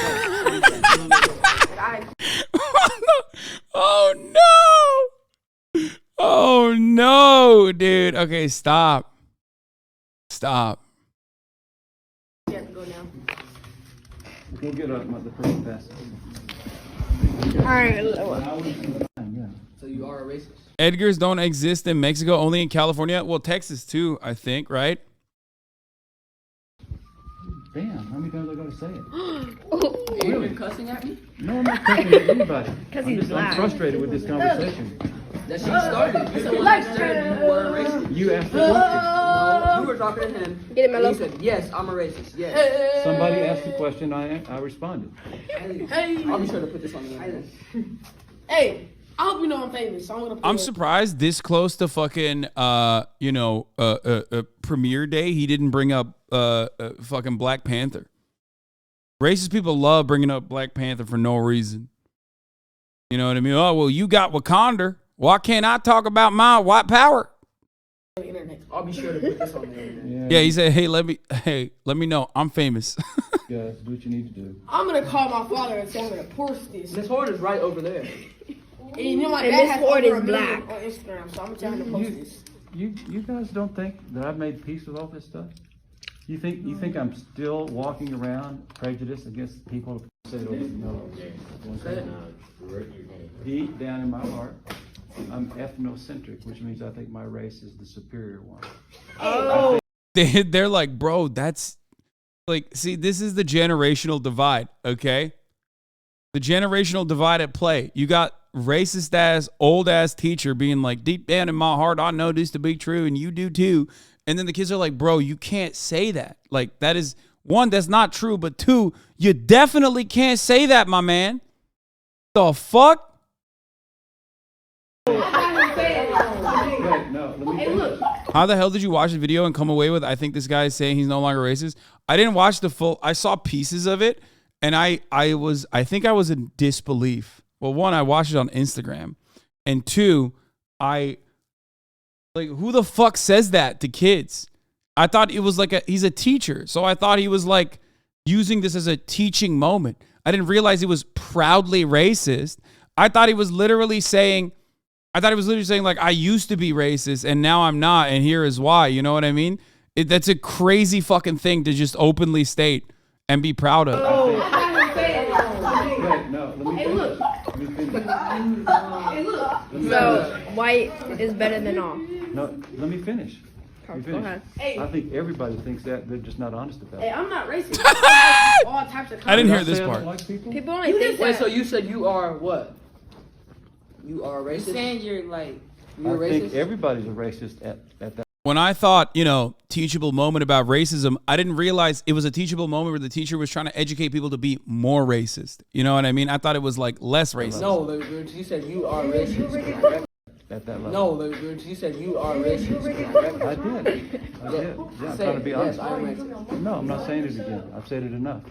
So you're I racist. think I slightly told you to stop speaking. Yes, you said Put your phone up. I respected you. I'm I putting actually your phone up. respected you for a while, but like I'm putting your now, phone up. I don't even got no more respect for you. Put it up. Yeah, for real. I don't think I got respect for him no more, bro. You know, you should have more respect because I'm honest. They're laughing, but this is so hurtful. I mean, they're kids. Of course they're fucking laughing, dude. They're like, an adult is just like being an actual fucking clown. You know what I mean? So yeah, that's why they're laughing at him.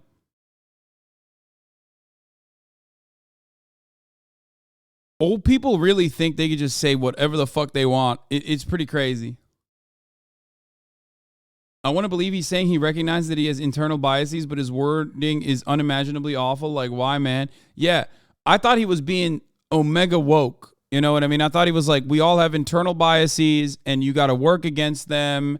And it just seems like he just straight up was saying like, no, like I think my race is superior, and you do too. Come on.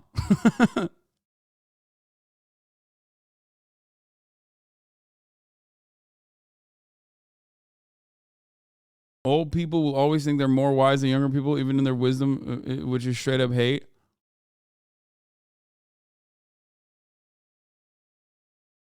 Anyway, he's been placed on administrative leave, okay, because he told his students, deep down in my heart, I'm ethnocentric. Developing news tonight, a teacher at Bowles Middle School. I think my race is superior one. Pflugerville. What the fuck? What is this name, bro? Pflugerville? What the fuck does that mean, dude? I mean, what the hell? What the hell is that? What is that? Pflugerville, Texas. A teacher at Pflugerville ISD Middle School whose identity has not been released is on administrative leave after a video containing inappropriate conversation started circulating around social media. In the video, the teacher was having a discussion with some students inside a classroom. It's not clear how the conversation started at Bowles Middle School, but the teacher was captured saying, deep down in my heart, I'm ethnocentric, which means my race is the superior one. Parents like Dr. Shanti Leons said it's disheartening. I think the most disturbing piece that it was a situation where the kids had experienced this real time. said Leonce. The teacher hasn't been identified along with what led up to the conversation. Parent Brian Hennington said this kind of thing should never happen in a school. There are other personal experiences. By the way, the irony is like conservatives will fucking lose their shit about a teacher being like, I'm gay.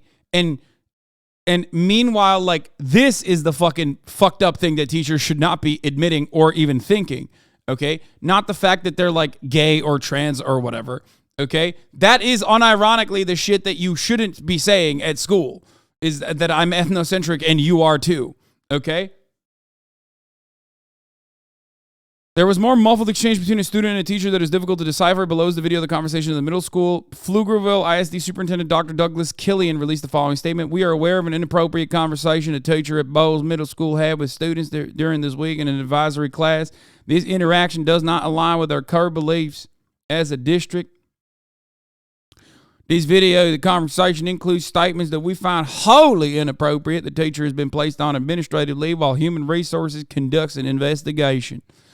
Pflugerville ISD and Bowles MS work together to create an inclusive and welcoming environment for our students. Thank God he wasn't gay. We would have fired him so quick.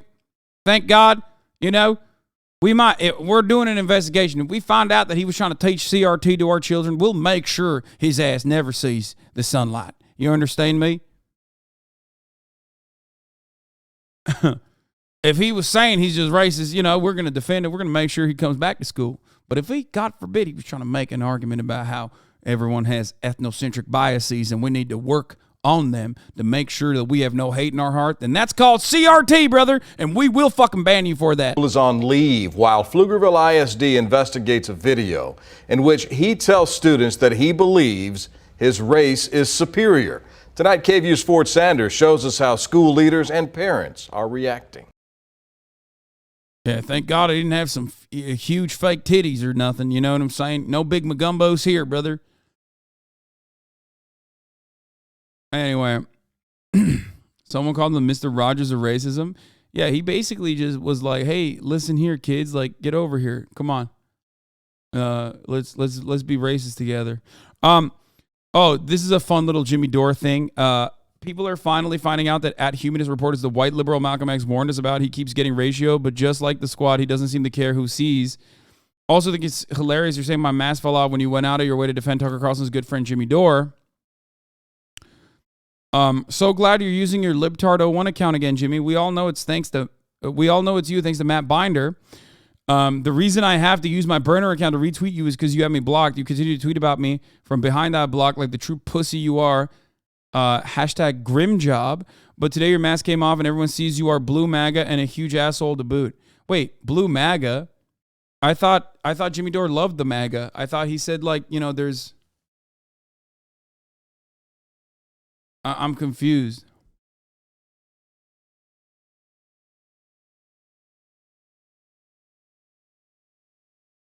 I thought Jimmy Dore was doing an alliance with the MAGA.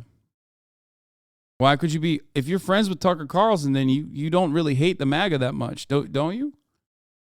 Yeah, but he's admitting that that's his burner account. Yes, that's gnarly and gross. We're gonna skip that. Oh God, what the fuck is that? Yeah, Jeff Bezos' own Washington Post said, "Let's put the myth of the billionaire genius to rest," which is funny. Okay. There's some fun videos to watch as well.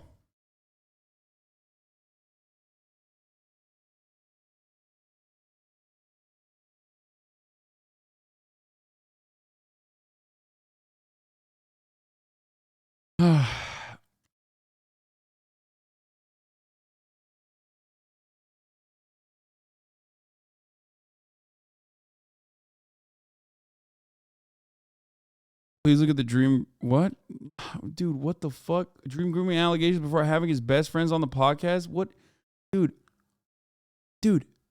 there is a million fucking things going on. No, I'm not interested in fucking your Minecraft shit, okay? Please.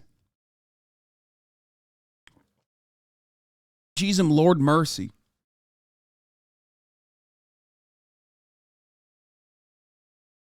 Every fucking week, dude. Holy shit. I used to watch Jimmy till a year ago and a half and went full fake progressive after forced to vote. That's what I was saying earlier this morning. Earlier this morning when I was taking a shower, I was thinking about all the motherfuckers who kept saying that I'm a grifter, that I'm a bad person, that I'm a fake leftist, not a real fucking leftist. You know what I mean? All those guys, they were like forced to vote, forced to vote, forced to vote. The real thing to do is like forced to vote, forced to vote. Every single one of those guys has now become like MAGA communists or whatever. Okay? What happened? What happened? What happened? I guess that's the real way to do it. AG Blatt, you are. Oh my God, my 26-month-old subs are fucking acting up again because I'm not giving them enough attention. Yeah, you got me. Yeah, you got me, dude. We're gonna cover Charlie's video on FTX in a moment. Okay, I'll talk about FTX, but before that, I want to give an update on Elon Musk. We're doing MuskWatch.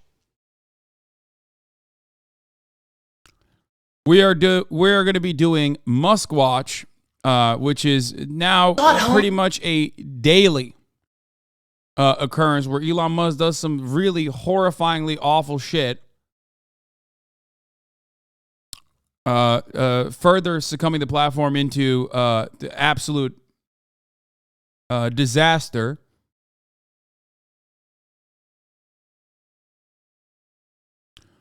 Elon Musk tweeted, and this is yet another instance where his own website that he bought for $44 billion is fact-checking him. He said, Twitter drives a massive number of clicks to other websites / apps. Biggest click driver on the internet by far. Readers added context they thought people might want to know. The reverse is true. Twitter drives 7% of web traffic referrals. Facebook drives 74%. Pinterest drives 7%.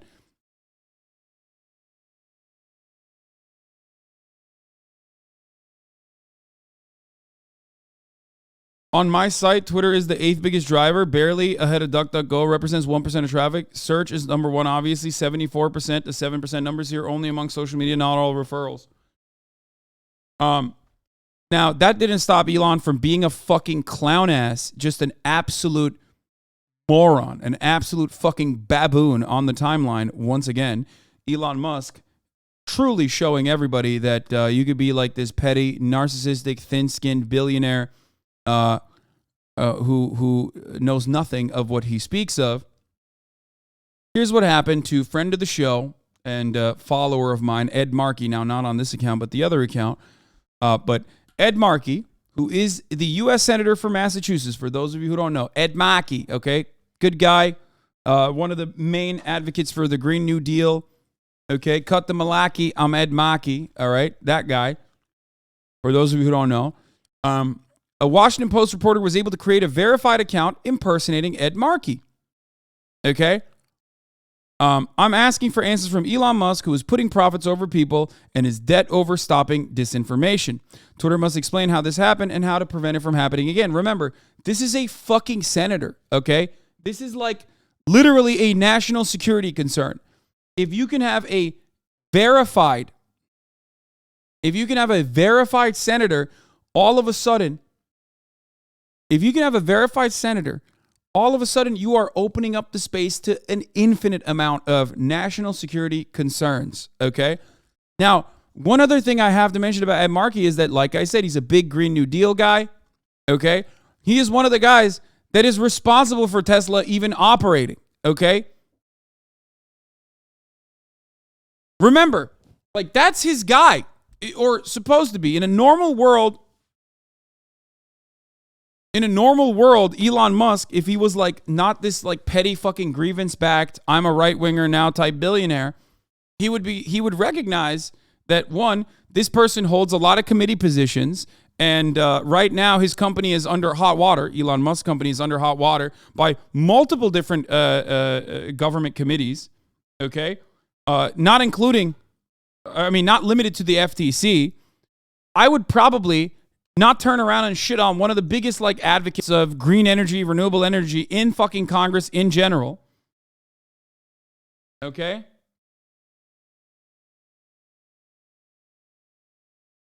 And yet Elon Musk couldn't stop himself from being, perhaps it's because your real account sounds like a parody. People for Bernie immediately chimed in and said, probably not a good idea for a idea to troll a high-ranking senator with a history of taking down rich people who just happen to sit on multiple committees which regulate your businesses the day after his party retakes the chamber. I mean, like, I cannot imagine the transparent stupidity, even without Ed Markey's committee assignments. Like, if you are literally looking at a senator who is talking about a security flaw in your new corporate endeavor that you are driving into the fucking ground, your answer probably shouldn't be this snarky, idiotic nonsense like, perhaps your real account sounds like a parody. Especially when, like, what is really stupid here is that, like, if you think Ed Markey and his ideas are a parody, you're basically admitting that Tesla is a parody, because Ed Markey's ideas are one-to-one comparable with why Tesla even exists. Ed Markey and the things he tweets literally are part of the reason why Tesla still exists to this day, which is hilarious. It's doubly hilarious for him to say that. Of course, 148,000 of his fucking sycophantic losers liked it. Ed Markey turned around and said, one of your companies is under an FTC consent decree.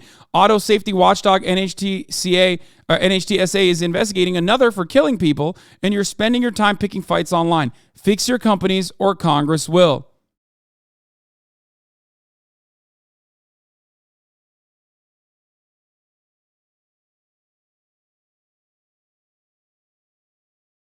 Just an absolutely horrifyingly idiotic. Wait, Elon did not do that. What? No fucking shot. Oh, that's fake. It's Leon. Of course it's fake. That's a fake tweet. It's Leon. They do this shit all the time. Anyway. Mind-boggling that Elon Musk is like this intent on fucking absolutely eviscerating the bag and making a fool of himself openly like this, okay?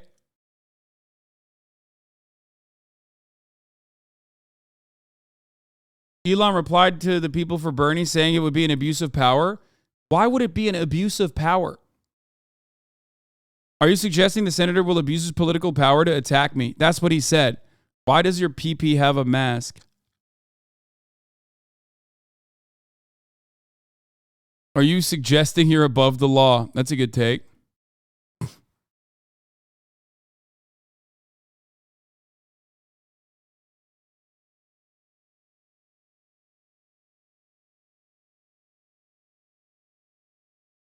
No, it's real, and he's been deleting the footage from Twitter. No, I know the footage is real. I didn't know that Elon Musk had actually fucking tweeted it, but I don't think he did. This motherfucker, dude, billionaires are so brazen and so comfortable being above the law that they consider congressional action to be abuse of power.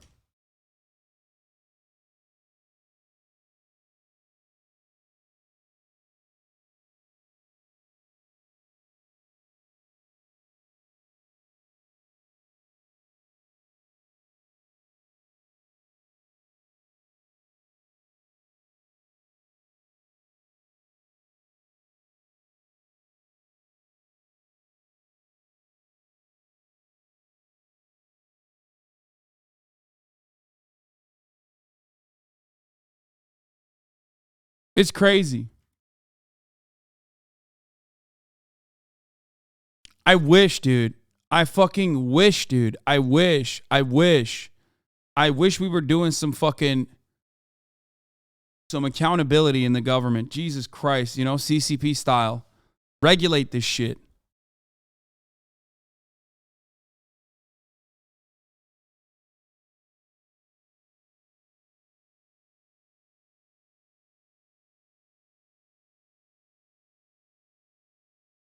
Top G. Anyway,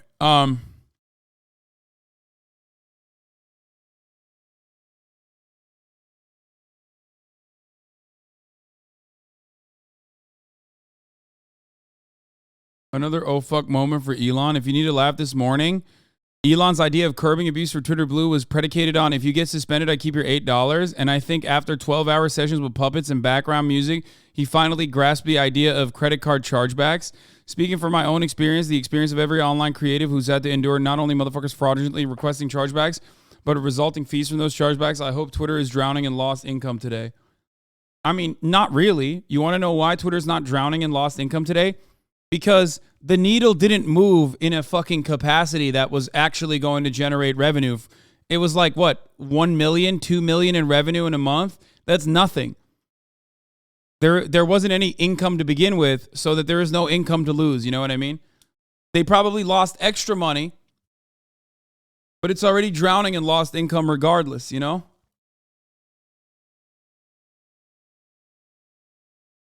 Getting word that a large number of Twitter contractors were just laid off this afternoon with no notice, both in the U.S. and abroad. Functions affected appear to include content moderation, real estate, and marketing, among others.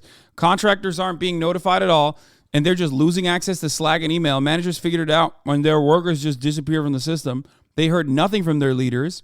One manager just posted in Slack, one of my contractors just got deactivated without notice in the middle of making critical changes to our child safety workflows. That's awesome.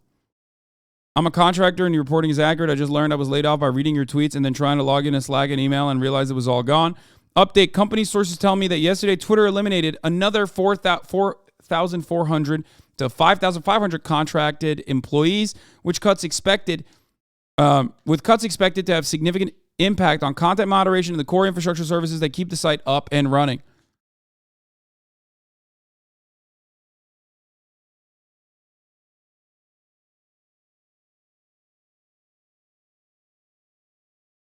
Apparently in India, this is what's happening to Twitter. Twitter fires more than 90% of India staff, leaving just a dozen. I'd like to apologize to Twitter for being super slow in many countries. App is doing 1,000 poorly bashed RPCs just to render a home timeline. Just keep tweeting through it, man. Keep tweeting through it, brother. You're going to get through it. Except, no, you're not.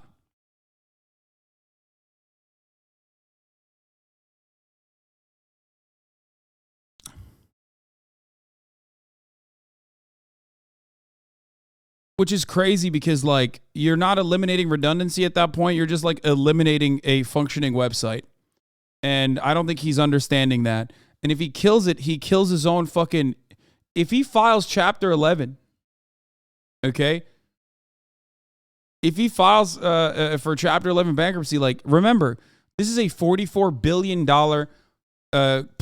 previously publicly traded company that he bought way overpriced. He had to leverage his pre-existing stocks in Tesla to be able to get that loan. Banks are already selling his debt at 60 cents on the fucking dollar. All this will do is just ruin both Twitter, which is a platform we all use, right? Which fucking sucks. But this will also ruin his Tesla stock too. Because a lot of Elon's shtick relies on what is known as a keyman clause. Now, obviously, all these companies would be probably better off if Elon Musk wasn't running them. Let's be real. Okay? But the keyman clause indicates that, like, when Elon Musk is in a state of disarray, his stocks will also suffer. Every single one of his companies are run this way. And it's when the going is good, right? When the market is responding in the most insane way possible to Elon Musk's transparent lies of, like, I don't know, building fucking dancing humanoid robots or a cyber truck that will it will come out, okay, eventually, for sure, one day. Or you know, replaceable batteries or universal charging stations or any number of things that he fucking claims is going to happen. When those things don't actually happen, it doesn't really matter because, like, people don't even remember those things not happening. They only remember the new thing Elon Musk is making people focus on, you know, since day one, including the Tesla Roadster, for example. Exactly. But when Elon Musk's charitability and his the good-natured reception that he gets frequently from everyone in the market goes away, that destroys all of his fucking companies.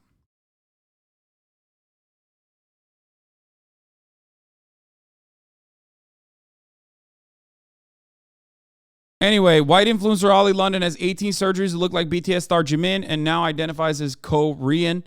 Remember this guy? Then, you know, this was his official flag because he was non-binary or identifies as Korean. And I told you this was a fucking grifter all along. Obviously, most of you recognize that as well. Now, this is the final stage of the grift. I've rejected my trans identity to follow Jesus. Now I want to be baptized.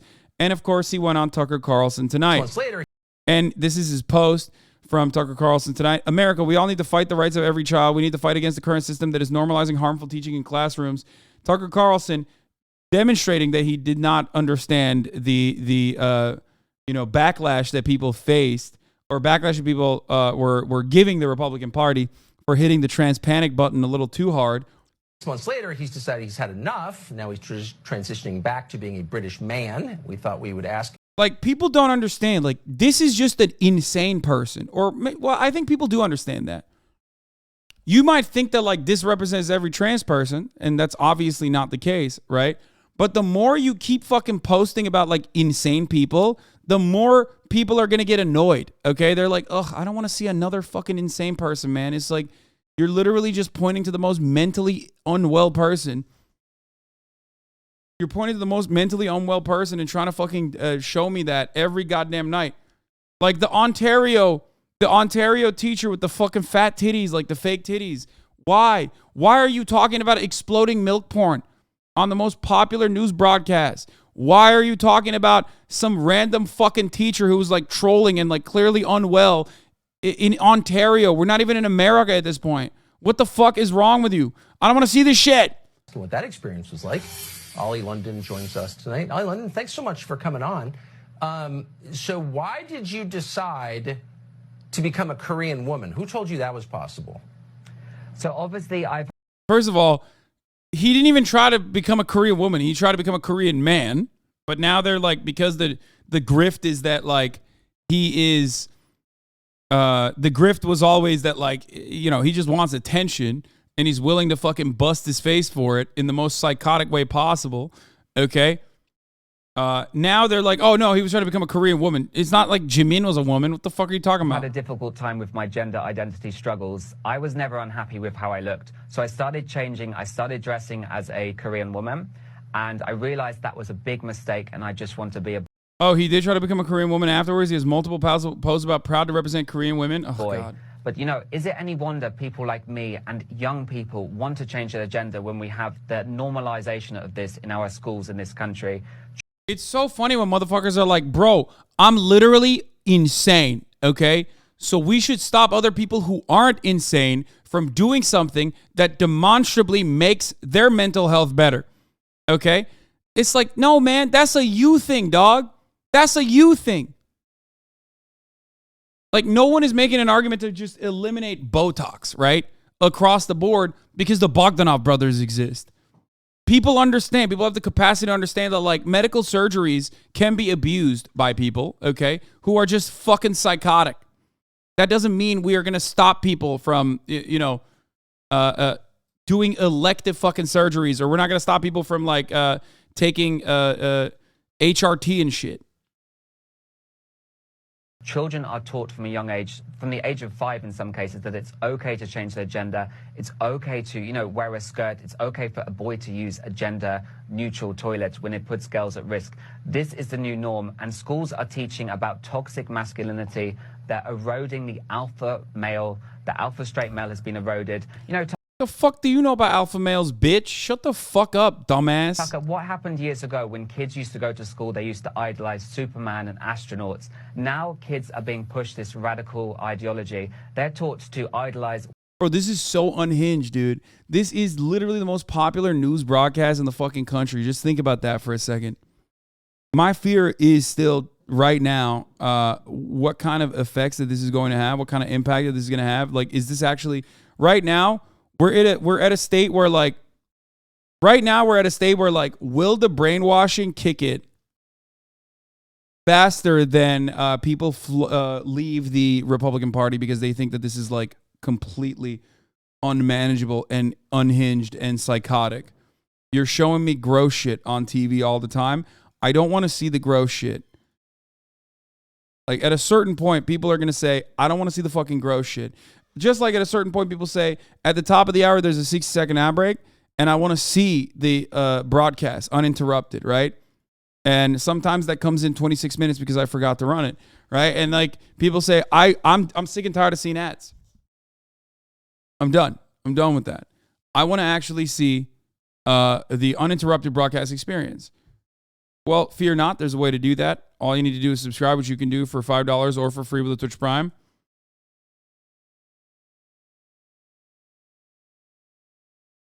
By connecting your Amazon Prime account to your Twitch account, you can get one free Prime subscription a month. You can also get gifted a sub if you're lucky.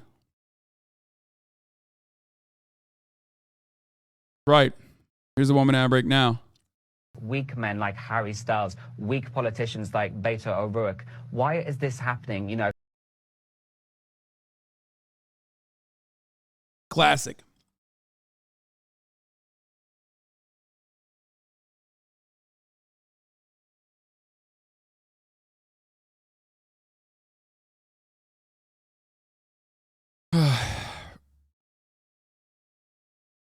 You are wrong. This works. It has drawbacks, but if it didn't, conservatives would never win general elections. They depend on a depressed voter base on the other side, and their side turning out in gerrymandered areas across the country. It's not going to make them never win.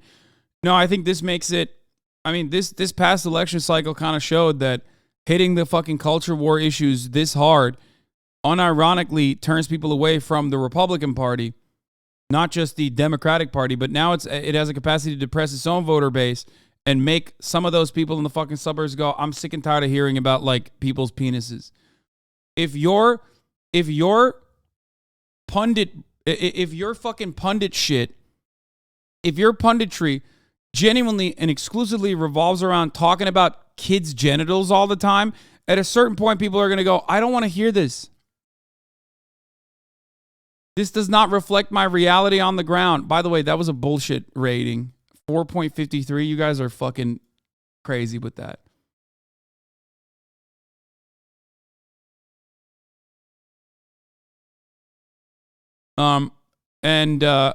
We are going to get to FTX, but before here, I'll give you a brief update on what's going on in Istanbul, okay?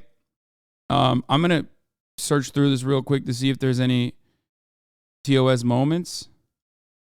Real quick. Because an explosion occurred in Istanbul, in one of the busiest places in Istanbul, okay? Yeah, it's called, you're right, the Ollie London thing, and the trans panic is outrage fatigue. That is the proper term for it.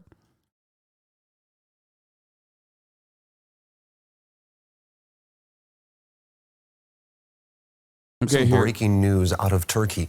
An explosion has brought devastation to the center of the Turkish city of Istanbul. The blast happened in a crowded pedestrian area near Taksim Square. Authorities say several people. Taksim is one of the most populated areas. It's the Times Square of Istanbul. Okay, it's the Times Square of Turkey. People have been killed and injured. Social media footage. They're saying the number is 11. I've also heard someone in the chat was saying that there's up to 81 people injured, which makes sense because it is a deeply, deeply dense area. Shows crowds fleeing the site of the blast. The cause of the explosion is yet unknown. For more, let's cross over now to DW correspondent. This is the reason why I didn't talk about it, because we don't know who did it. We don't know why they did it. There's no fucking, we don't know. Hasan in Istanbul. And for people saying, is this an inside job by Erdogan? We don't know, man. We don't fucking know. Why would you? No one knows yet. What do we know at this hour, and what exactly did Turkey's president say? Well, President Erdogan addressed the press before heading to the G20 summit in Bali. He confirmed that at least 6 people were killed and 53 people at least were injured in this blast, which he called a bomb attack, a treacherous attack. Yeah, it's a terror attack, but we don't know what the motives are yet. Smells of terrorism, and he vowed to identify and punish all those responsible. Now, this explosion occurred at 4:20 p.m. local time in the center of Istanbul on Istiklal Avenue, which is one of the main, if not the main, shopping boulevards here in this city of 16 million people. It is very popular with both locals and tourists. Thousands, if not tens of thousands of people are walking on that street every day, particularly on a Sunday like today. I actually heard the sound of the explosion because I live nearby, but I initially didn't think it was an explosion, and certainly not of that extent and scope until the first breaking news came in. Now, after that, chaotic scenes have unfolded. I've seen many helicopters, police, ambulances. Lots of people didn't know where to go. Traffic is severely restricted and limited, so people are trying to walk from A to B. There are huge crowds of people outside right now. Many are in shock and disbelief. This is certainly a very dark day for Istanbul and for Turkey. Now, do we know anything?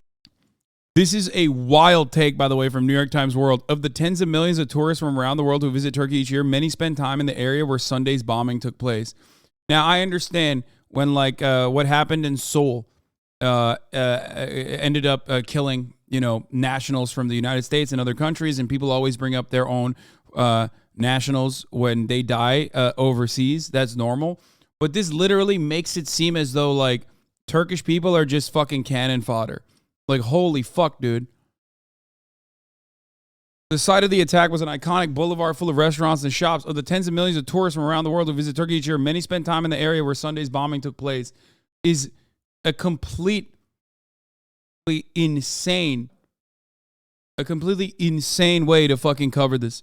A lot of the Turks in the chat are saying YouTube, Instagram, and Twitter are not accessible in Turkey. I don't know how reliable that information is. I don't know what that means.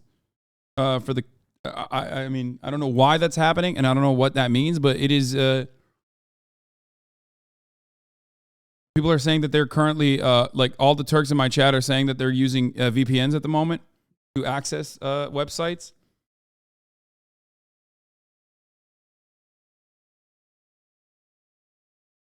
And that there's like a media ban currently. BTK geniş bant internete yavaşlatma uyguladı. Niye yapıyorlar bunu?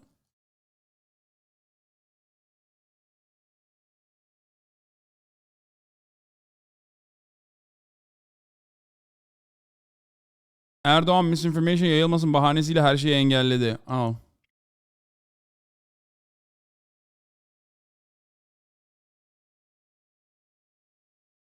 Here's Ragıp Soylu. It says Turkish government restricted internet access to social media sites throughout the country. Yet senior officials continue to make statements and offer their condolences on Twitter. You cannot access not only Twitter but Instagram, YouTube, TikTok without VPN in Turkey right now. The context of the people who weren't paying attention to the news coming out of Turkey. Here's another update by Ragıp. He says 39 of the 81 wounded have been discharged from the hospital. 5 are in intensive care, 2 are in critical condition.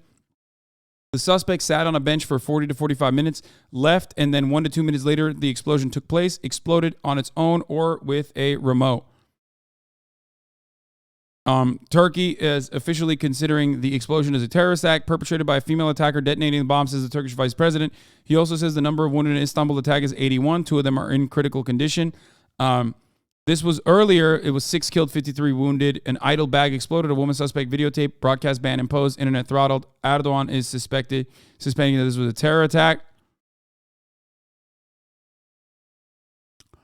They're saying that they are throttling the internet to stop the flow of misinformation, and to not have any agitators.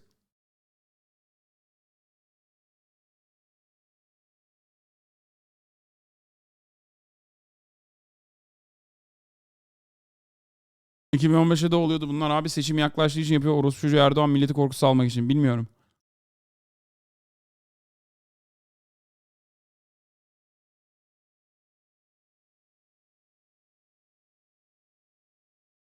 Not misinformation. He's trying to stop the flow of any info. Yeah. They already targeted the Kurdish lawyer by publishing misinformation. She was apparently at a police station with her client at the time. She's apparently in hiding. Yeah, there's a lot of internal racism towards Kurdish people in Turkey. Some of the nationalists will probably use this leading up to, I mean, Erdogan's popularity is waning in Turkey. Some things to consider, like by a lot. You know, terror attacks like this, for those of you who don't know, terror attacks like this are relatively commonplace. I mean, not all that common, but still significantly more common than like the United States of America. This is the school shooting version. You know, maybe not as common as school shootings, obviously, but like America does terrorism to its own self, domestic terrorism. In Turkey, this sort of stuff happens every now and then. It's more so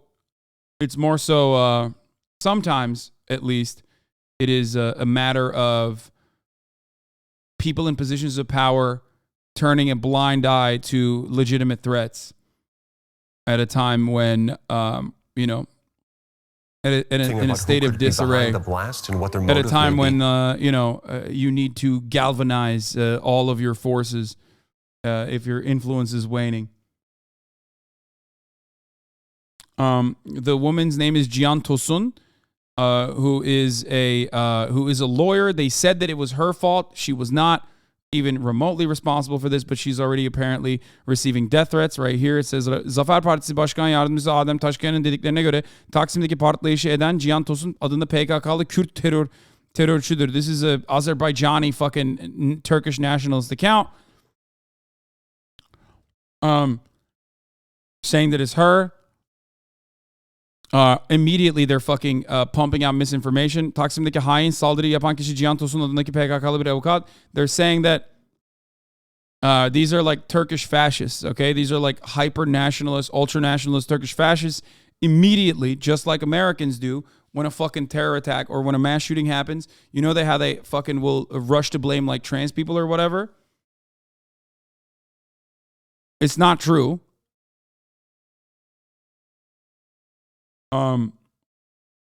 But you know, it's way more coordinated. Think about how the Boston Marathon bombing happened, and then people were like on Reddit investigating who it was or whatever. Doğru değil o haber, Hasan, gösterme. Biliyorum ya, yanlış olduğunu anlatıyorum Amerikalılara, mallar. Anlamıyorsunuz galiba ne dediğimi. Diyorum ki bu gerçek bir haber değil. Hemen misinformasyonu yaydı ama orospu çocukları. Bunu söylemeye çalışıyorum.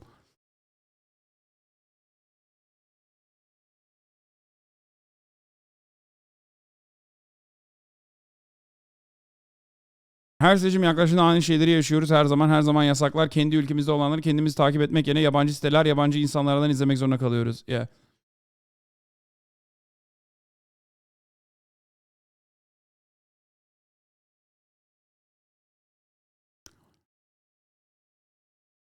Um, 1990s Fehim Tosun'un kızı Cihan Tosun insan hakları mücadelesi.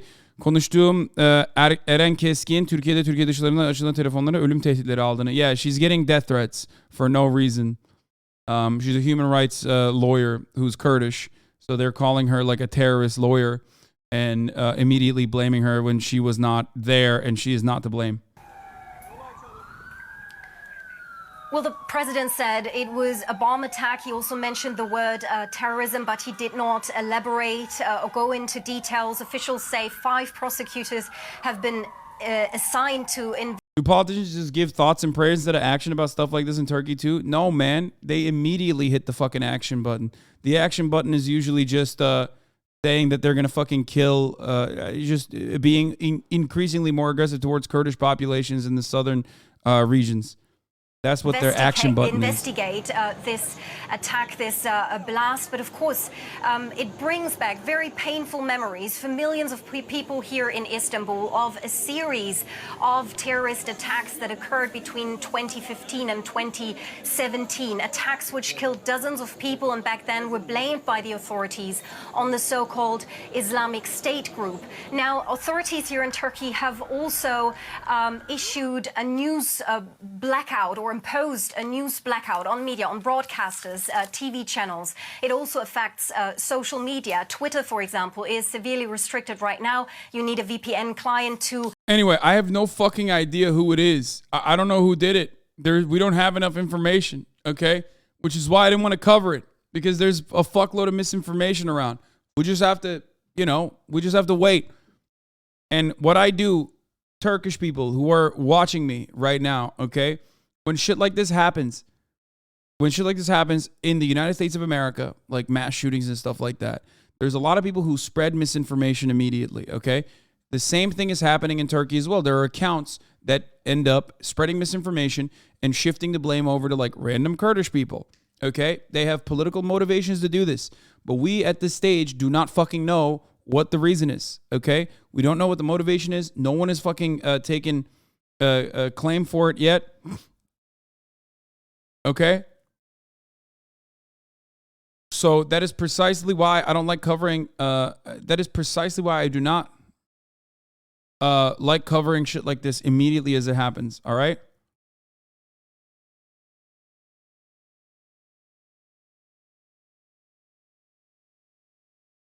Misinformasyon diyorsun kanka, belki de sen misinformasyon yaptın. Belki gerçekten yapan Cihan Tosun'du. Evet abi, Human Rights Lawyer Cihan Tosun yaptı bunu ama orada değildi, ama o yaptı uzaktan herhalde, başka bir karakoldayken kendi client'iyle beraber başka karakoldan herhalde patlattı, değil mi? Salak mısın oğlum? Allah Allah. Geri zekalı.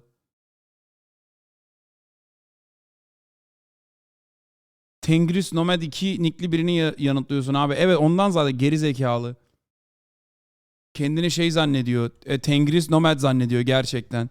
Amına koyayım, Twitch'te git o zaman ata bin ok salla geri zekalı. Aynen, bunlar da öyle, hani Amerika'daki Naziler kendilerini Viking zannediyorlar ya. Halbuki ne yapıyorlar? Sadece tıkır tıkır internette dolaşıyorlar. Amına kodumun geri zekalıları. Aynen işte. Aynen o kafadan bu Türklerin bu Tengris nomadleri, Turancılar. Geri zekalı.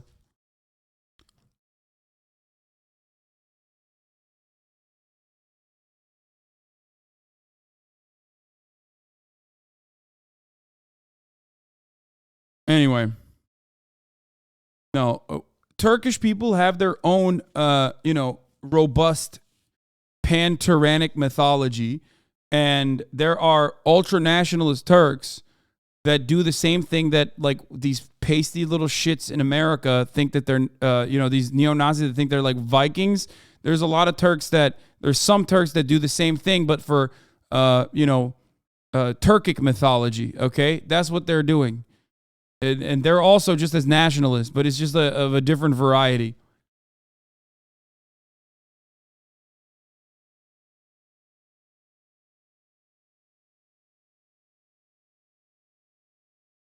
They think they're like descendants of wolves and shit. Anyway, we're going to move on from the Turkish thing. We're going to move away from the story about Turkey because we just don't know.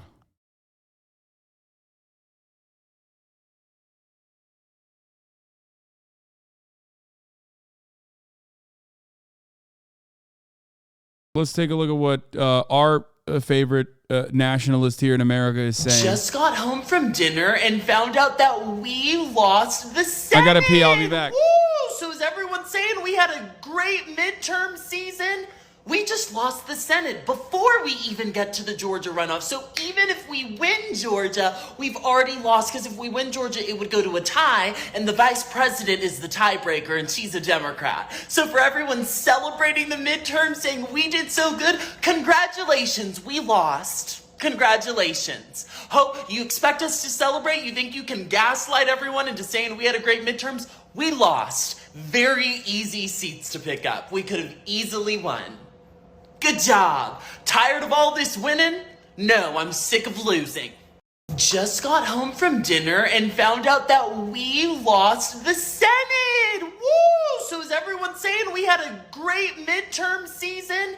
We just lost the Senate before we even get to the Georgia runoff. So even if we win Georgia, we've already lost, because if we win Georgia, it would go to a tie, and the vice president is the tiebreaker, and she's a Democrat. So for everyone celebrating the midterm, saying we did so good, congratulations, we lost. Congratulations. Hope you expect us to celebrate? You think you can gaslight everyone into saying we had a great midterms? We lost. Very easy seats to pick up. We could have easily won. Good job. Tired of all this winning? No, I'm sick of losing. There you go. Christian Walker popping off on the Republican Party's electoral defeats. Yes, dude. Yes. You watched it again. I had to pee. Shut the fuck up. Seeing quite a few Dems are on track to hold the House takes from partisan accounts without any seat-by-seat evidence to back it up. It's close, but at this writing, Dems aren't hitting the rates they'd need to in the unresolved California seats to get to 218. Okay, Dave Wasserman keeping people at least relatively cynical in a healthy way. A healthy amount of skepticism should be offered, especially considering that California, just like New York, is Democratic machine politics. And also California has a lot of red districts as well on top of that. So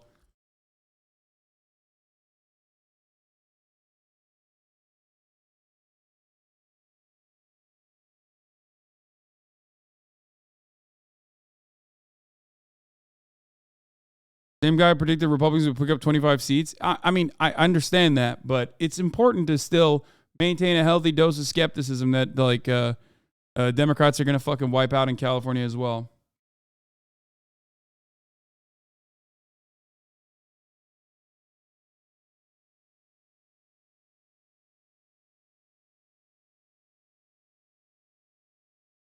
All right. So we are going to cover the huge L for the crypto nerds. Here's CoffeeZilla.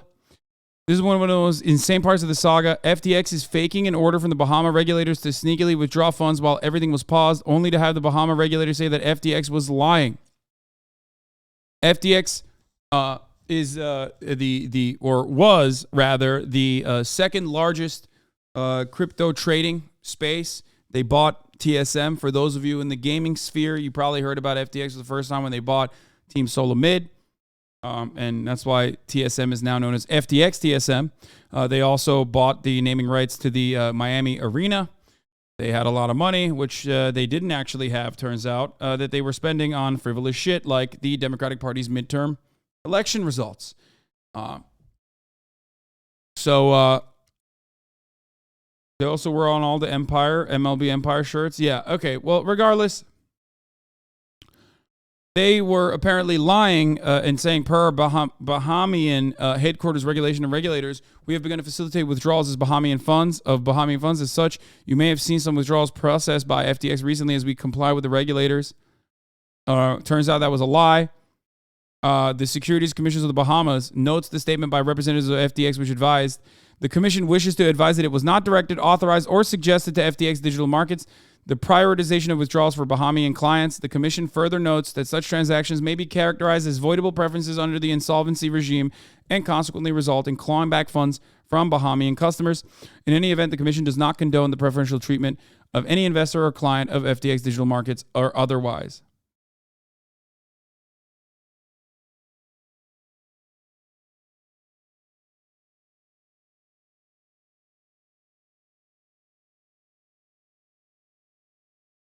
FTX, Atrioc had a good video on this. Wait, Marketing Mondays, dude? I'm going to try and explain what's been going on with FTX, which is the largest crash in crypto history and probably the end of crypto. I'm going to try to do it as fast as I can. So here's this guy, Sam Bankman-Fried. He's like 30 years old. I can't trust this guy. He's wearing an Enron hat, bro. What the fuck? No, I'm just kidding. For those of you who don't know, this is Atrioc. Also famous for, as Big A, also famous for Marketing Mondays. Also famous for, the company that him and Ludwig started. And he's been described as a big wonder mogul. kid. He was put on the cover of Forbes as the next Warren Buffett, an investment. Wow, he's trying to do mogul mail so bad right now. Big A, what is this? He looked at mogul mail and he was like, I'm gonna do a fucking mogul mail Marketing Monday style. God. He's also described as the most generous billionaire. Okay, the guy you see next to me is the most generous billionaire in the world. Hi, my name is Sam, and this is my story. Sam has... He's like the effective altruism guy. Okay? Mogul Mail is literally worse Marketing Mondays. I agree with that. Anything that slanders Ludwig, I'm on board with, okay?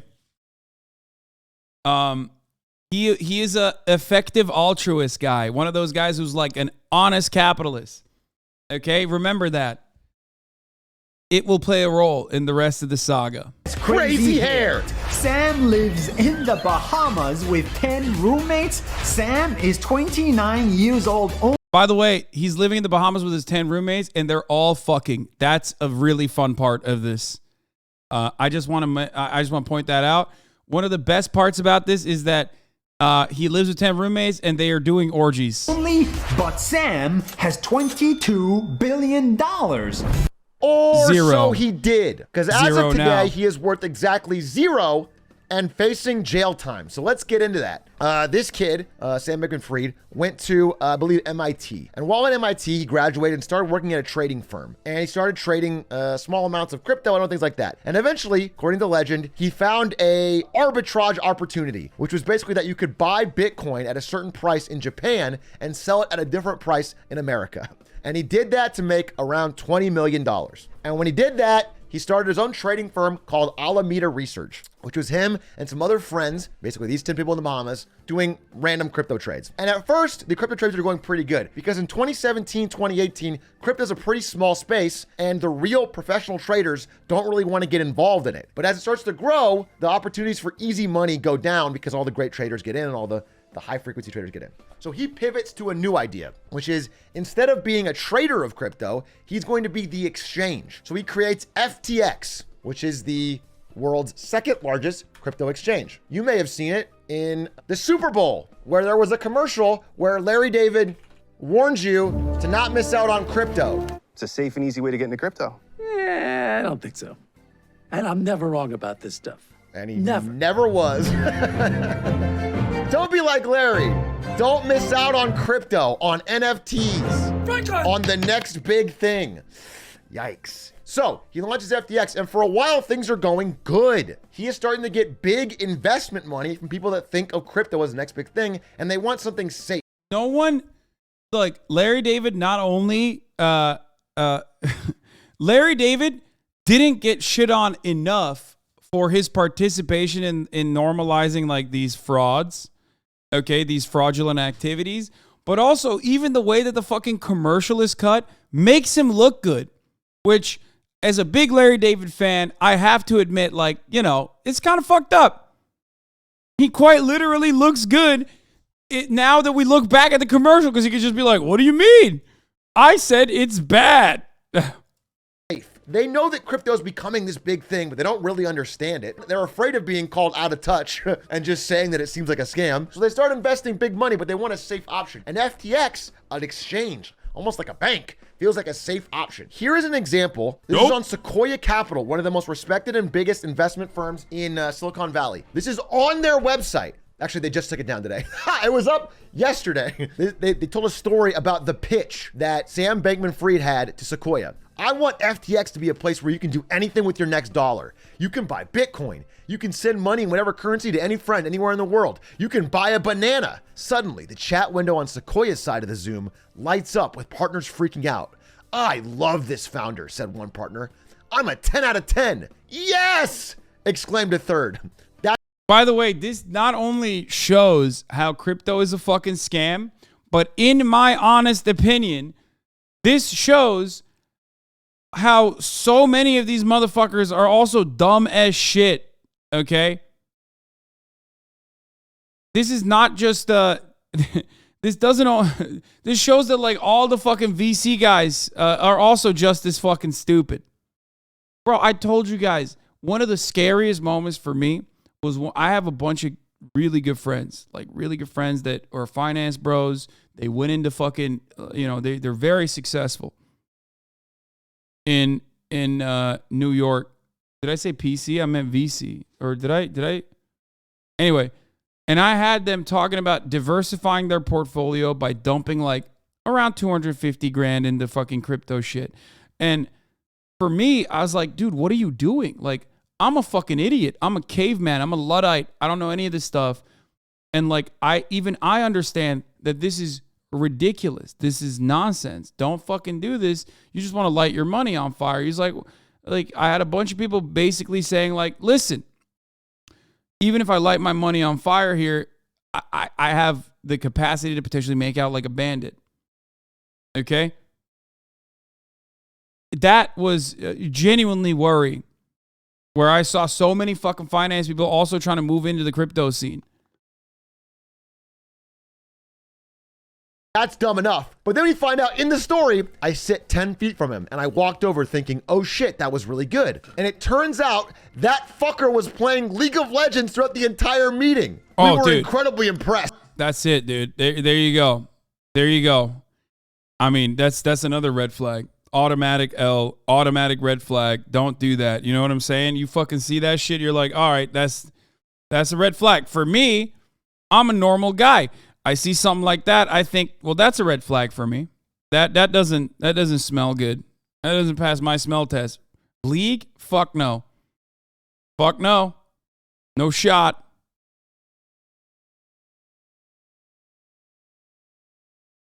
It was one of those your hair is blown back type of meetings. This dude was rambling about buying bananas in a fictional super app to so-called the smartest investors in Silicon Valley while playing bronze level League of Legends, and they gave him hundreds of millions of dollars. Let me show you generally, and I have to move fast on this, how a bank works. Imagine you're a customer. This is your money. You take it and you give it. Option one, they take your money, they put it in a vault, and then later when you ask for it back, they give it to you. That's not how most bank works. This is how Coinbase works, for example, because this is not necessarily a very good business. So what places like this do is they'll charge you fees when you trade, for example. Coinbase charges you fees when you trade. Option two is they take your money and they buy things with it. This is what most banks will do. They'll do better investments than you will. And they'll give you a little bit of the extra money they're already making, and they're making a lot of money. As long as like everything doesn't go down all at once, they're in pretty good shape if they want to pay you back out. If you need your money, they have enough money from all the money coming in to pay you. And the only way this really will go bad is if— Well, there's also a level of financial protection offered by the federal government here. These banks, at least up to like $250,000, if I'm not mistaken, are FDIC insured. And even above that, there's still like, there are some, like the federal government will not allow bank runs to happen. They don't want bank runs to happen. They don't want fucking complete financial collapse. So they will do everything they can to make sure that the market is stabilized. They will do everything they can to make sure that like the banking system still works and is still in operation. However, crypto has no such protections afforded to them. FDIC insurance mandated by the federal government. Before that shit, banks died constantly and people lost everything. Yep. There it is. If, you know, there's like a major market downturn and everything, okay? That's how a regular bank works. You know, there's definitely some risk here, but in general, it's okay, especially because in a real bank, all of your money is guaranteed up to $250,000. It's called the FDIC insurance. It doesn't matter if the bank goes out of business. The government will make you whole. Crypto has nothing like that. Understand that like there's a variety of things that can be in this basket here. So imagine if instead of buying a house or real estate or things that generally are stable and appreciate in value, what if they bought a holographic Charizard? Do you know what I'm saying? What if they took your money and they bought a holographic Charizard? Now, this is still something you can invest in. It can still— The irony, of course, is that the holographic Charizard, and I will fucking stand by this, has more utility and less volatility than cryptocurrency. Sorry, it's just the fucking truth. Because that holographic card has a sequence of regulators, like some level of like, some level of just like controlling the marketplace, some level of like saying this is worth this much. Like there's an additional set of checks and boundaries or checks and regulations that like even the fucking crypto market doesn't have. Still go up in value. It's not nothing. It's worth something. Let's say you give them $300,000 and they secretly buy a holographic Charizard. And then later you ask for your money back. Now, this thing technically is now worth $350,000. So they have your money. They have more than what you've given them, but they don't have it liquid. So in order to give you your money back, if you're asking for it, they would have to sell the Charizard, collect their money, keep a little bit of profit, and give you your money back. Now, if it's one person asking for their money back, that's fine. But what if they've bought 100,000 Charizards? And if everybody's asking for their money back at the same time, they can't sell all of these Charizards at once without tanking the value of Charizards. Suddenly a Charizard is very cheap because they're selling so many at once. Now imagine if instead of a Charizard, it was a dog shit crypto token that doesn't even have any basic value to begin with. What if it's... You can't even touch it. That's the best part. Like, you can't touch it. There's nothing tangible associated with it. It is purely a speculative asset. It is just unhinged, decentralized, no fucking regulation, no insurance gambling, okay? It is literally one after the other securities frauds happening in this fucking marketplace because there's just nothing that tethers it. There's nothing that anchors it. It's just basically a way to commit the fraud. That's it. Outside of the boundaries of the regulatory agencies. Even worse than this. That, ladies and gentlemen, is what FTX is doing. Interrupt in the middle to bring you a note from Mr. Wonderful of Shark Tank, who had something to say about Sam Bankman-Fried. Big advocate for Sam because he has two parents that are compliance lawyers. If there's ever a place I could be that I'm not going to get in trouble, it's going to be at FTX. So, oof!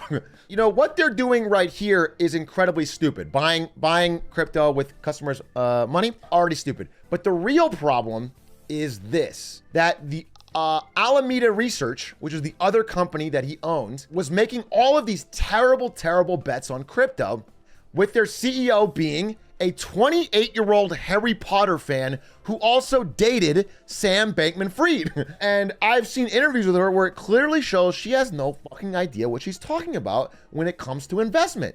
You know, adjusted myself to, you know, okay, we're farming comp, and then it's like, oh, now we're farming these things that are like foods, and then now we're farming these like whatever weird like meta food things. I don't know. Yeah, I feel like I did manage to get away from my initial skepticism and end up embracing the mindset of like, great, gonna like go out and look for like whatever like the weirdest, dumbest thing people are talking about today, and like that's gonna be the thing I'm working on today. She literally has no fucking idea. And these guys are losing money hand over fist. They're investing in all sorts of wild things. And so Sam Bankman-Fried starts taking money out of customer deposits at FTX and secretly funding Alameda Research illegally. This is his girlfriend's company. His girlfriend in their polycule orgy. Illegal. That is where this becomes an Enron moment. This is where it comes like this guy's probably going to jail moment. They were loaning it to Alameda and they were getting in return something called FTT token. FTT token is a made up crypto token that was made up by FTX that was basically supported by the profits from FTX. FTX was buying this token regularly to keep it pumped up. It came out recently after a leak that almost all of the money on their books, it's just FTT token. They had a bunch of FTT token that they said was worth the exact amount of everyone's deposits. And so people realized, wait a minute, if we ask for our money back, you can't sell these to get enough value to make all our money back. Like, our money no longer exists in this vault. It's just a bunch of this fucking token. And so once that leak comes out, the CEO of Binance, which is this guy, basically says, I own a good amount of FTT token and I'm gonna dump it all. And that's gonna make the price of this crash because it already is a shaky investment. It's not really worth what you say it is. Once he says that, every person who has money in FTX's vault, bank run time, realizes, fuck, this place is gonna go down. So they all start trying to frantically pull their money out, which of course causes this to start to crash. The whole house of cards unwinds. Overnight, literally overnight, FTX collapses as an entity. They just simply do not have the money. And so... And for the record, this is why DeFi as a concept seems great on paper, but in theory doesn't work. And you run into the same libertarian conundrum every single time. You need to have a centralized figure of power. You need regulatory agencies to ensure that, like, the anarchists don't fucking run away with all your goddamn money. Okay? This isn't DeFi. An exchange like this is not DeFi. But ultimately, the reason why it's backed on crypto, it's always going to still be decentralized. There is no regulatory agency that is like controlling it. At the heart of every crypto conversation is the lack of legitimate control. Decentralized finance revolves around not having a centralized fucking figure that controls it, a centralized regulatory agency that controls everything. You need to have some level of fucking control over it.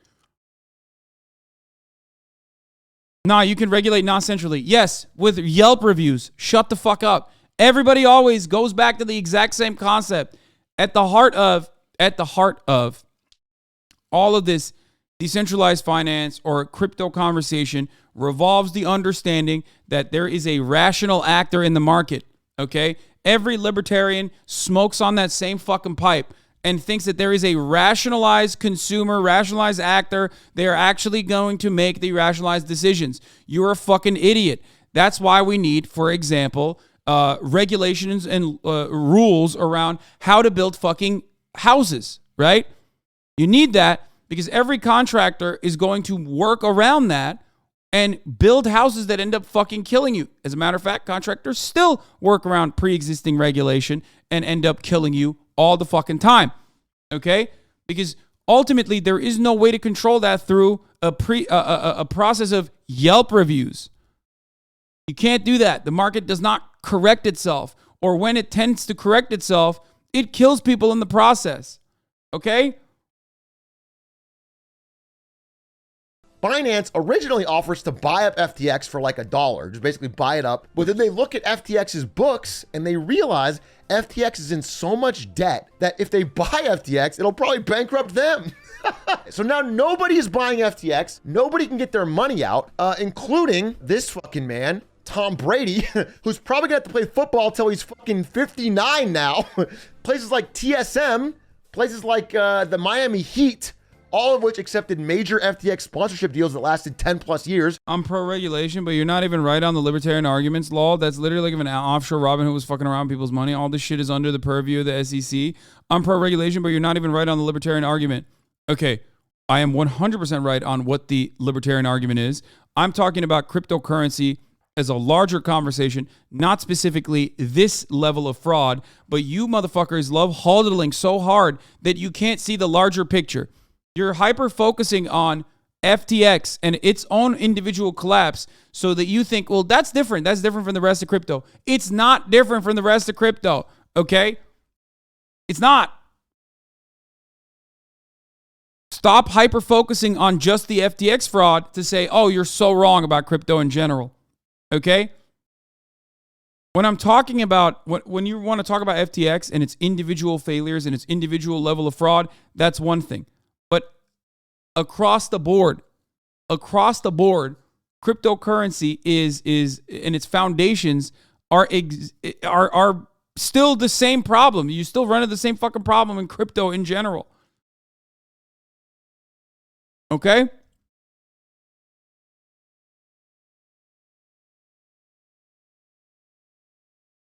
Bro, all the DeFi protocols are still working. Nobody told people to use a centralized exchange with zero accountability. Yeah, no, see, that's what I'm saying. These are the same motherfuckers who are still hodling, okay? They are still hodling so hard. I've told you guys, don't do this before FTX. I told you guys this about cryptocurrency in general. Bitcoin's at 16K and motherfuckers are still down from 64K and motherfuckers are still like, no, dog, you don't understand. You don't understand, okay? I am a maximalist. I'm an evangelist. I'm going to fucking hodl all the way to the fucking moon. Okay? Holy fuck. I don't know how you can look at every single step of the way and go, no, I'm just going to keep buying. I'm going to keep buying the fucking dip. I'm going to keep buying the dip. I'm going to keep buying the dip. I'm going to keep buying the dip. When you should be buying a top of the hour ad break avoider in the form of a fucking Twitch Prime or a $5 a month subscription. Okay? How about you buy that fucking dip? Because at the top of the hour, there's an ad. You no longer want to see those ads. All you need to do is subscribe. Which you can't do with Bitcoin. Which you can't do with cryptocurrency. You need real fucking dollary dues for that one. All right? Yeah, I stuttered a little bit. Shut up.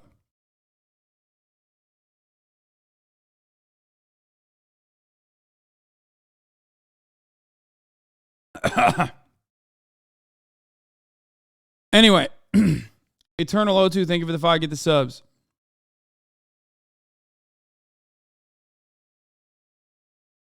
You can also get gifted a sub like what Eternal 2 just gifted and get lucky.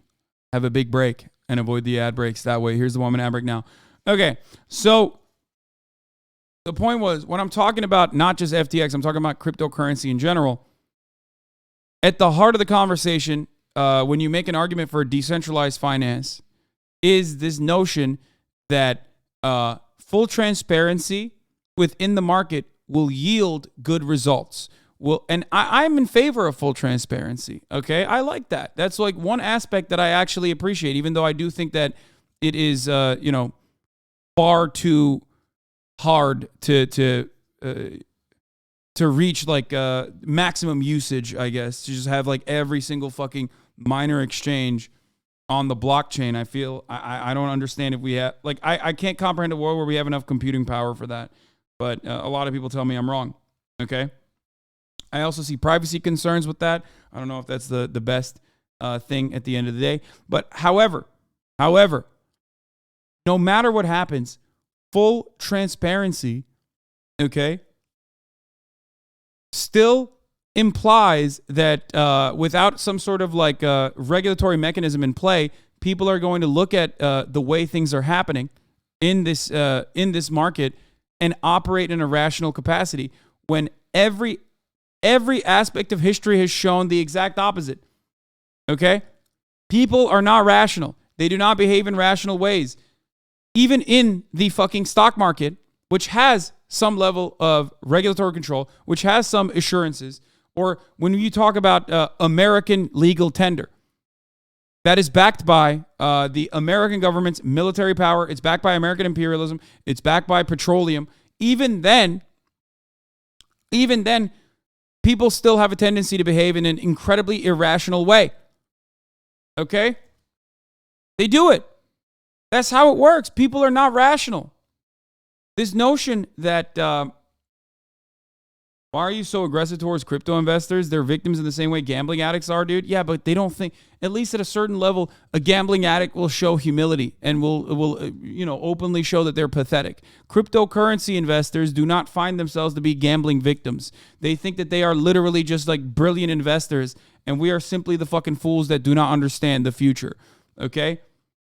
They chirp too much, and they're super fucking annoying. Even when they're losing, even when time and time again, history has shown that they're in the wrong, they still turn around and have this like broad consensus that they're actually 100% in the right here, and we're the fucking idiots that don't understand.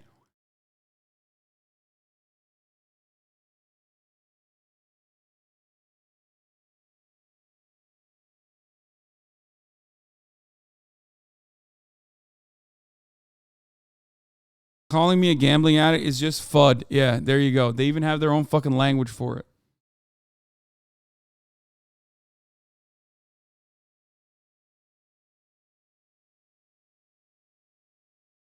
Huh.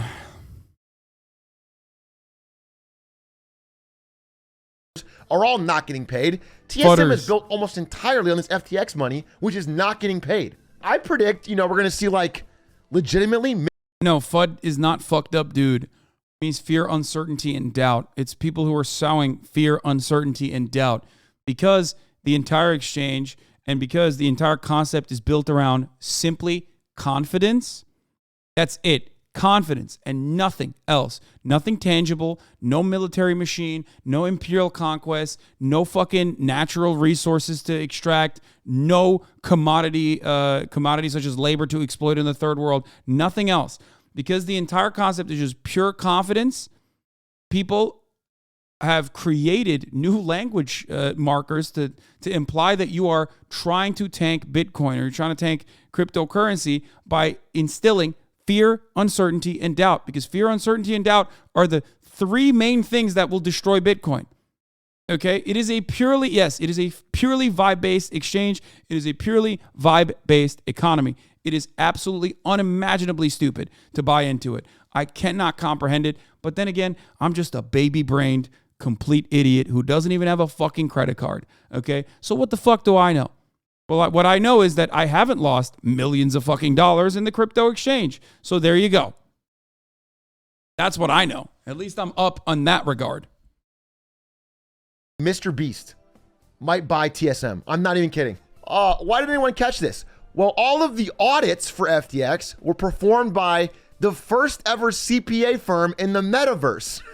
This is the firm that Wall Street relied upon to do accurate accounting on fucking FTX. Now, let's talk about Binance real quick before we get on. Because remember yesterday or 2 days ago, I talked about this and someone said, yeah, okay, FTX is dead, but Binance is fine. And I said, Pepe laugh. Because guess what? As of today, a few hours ago, it shows that Binance's reserves are almost half of its holdings in its own tokens. It's the same problem. So crypto as a whole, basically every exchange, but maybe buying Bitcoin on Coinbase, is fucking fraudulent. It's all fraudulent all the way down. It's all a massive Ponzi scheme. And again, this wasn't hard to find out. So Sam Bankman-Fried went on a podcast when he was at the height of his fame and power, and he was asked business questions about what he does. And he basically pulled no punches in describing word for word a Ponzi scheme. He said, imagine this money as a magic box that you put money into and then little bits of money come out. Well, everybody wants to be involved in that box, so they keep giving you money to put in there. He basically said that. Like, I'm not even changing too many words. Matt Levine. Bro, this Bloomberg article has been deleted because it isn't true. Binance CEO disproved it literally 2 hours after it came out. Okay.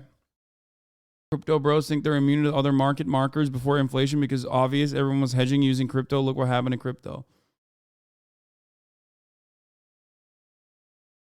What are fiat currencies backed by? If I hear that fucking question one more time, I'm going to lose my fucking mind, okay?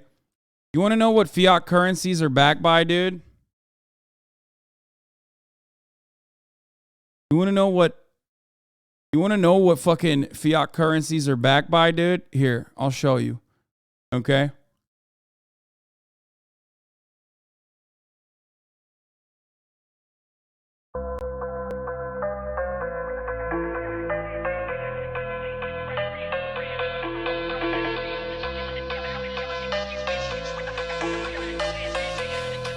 This is what fiat currencies are backed by. Freedom. That's right. War, motherfucker. War. A state. A government. Like tangible assets that exist within that that government's actions and you know, output, manufacturing, factories. Fiat is backed by lead, not gold. Yes.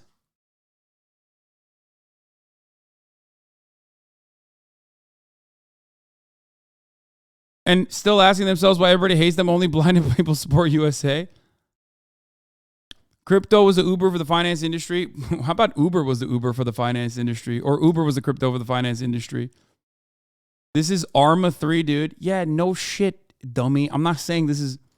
Oh my God, bro. You fucking got me.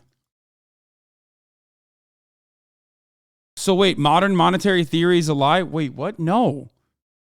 No, that is the reason why modern monetary theory is acceptable for America. The fuck do you mean? On the podcast said this. I think of myself as like a fairly cynical person, and that was so much more cynical than how I would have described farming. Like, you're just like, well, I'm in the Ponzi business, and it's pretty good.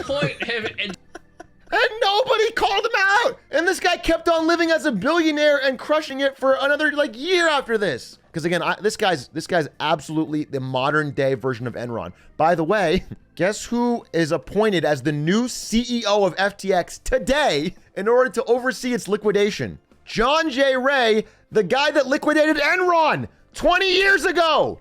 It's a full circle. This dude's back Oh, here's a little cherry to end it on.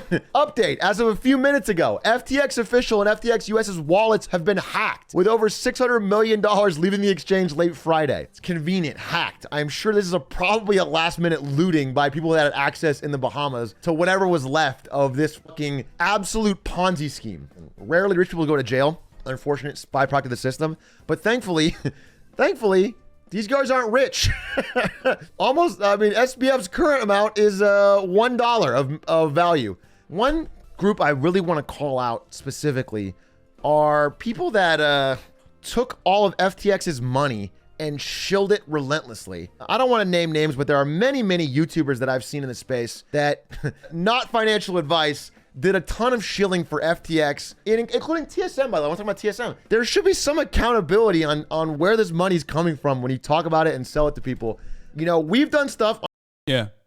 So many people were given the bag from people who had previously signed on to this exchange that then turned around and shilled for more people to go into that exchange so that the motherfuckers at the top could just like take your money and do whatever the fuck you want. On our side with Coinbase, but before we agreed to it, we had to look in the business model of Coinbase to make sure it made any sense. I don't think Coinbase is a stock I would buy.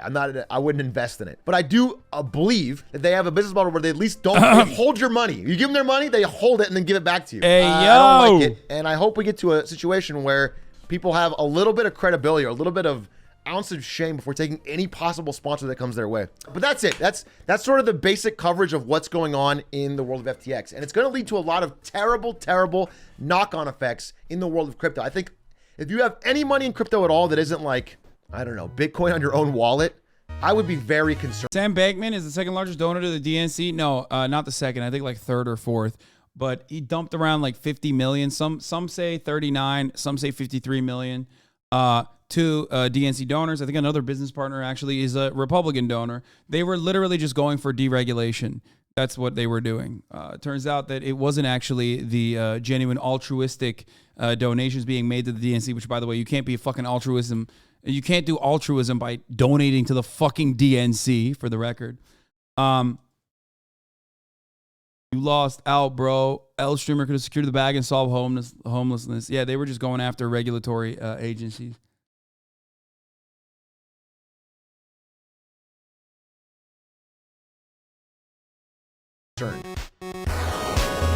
That was cool. That was a good video from Atrioc. Let's take a look at... people have made a hobby out of... Let's take a look at motherfucking Charlie Moist Critical, Florida man. Remember, this man is a Florida man. It's a fact that I will always repeat whenever I watch any of his videos. And Florida is the cryptocurrency state. Florida, in many ways, has a lot of issues. Cryptocurrency is not the only issue. Okay? But it is one of them. 1 month ago, how I became a crypto billionaire in 5 years. CNBC, crypto's white knight. 2 days ago, FTX collapse. Full impact is yet to be seen.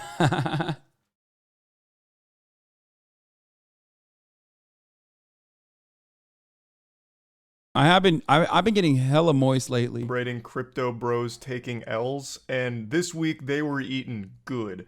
Their bellies were stuffed because the largest L in cryptocurrency history, perhaps, just happened this week.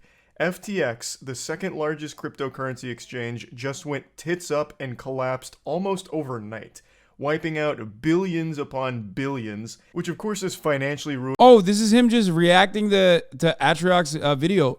Oh my God. Huge pickup for Marketing Mondays, getting millions of fucking views. Oh my God.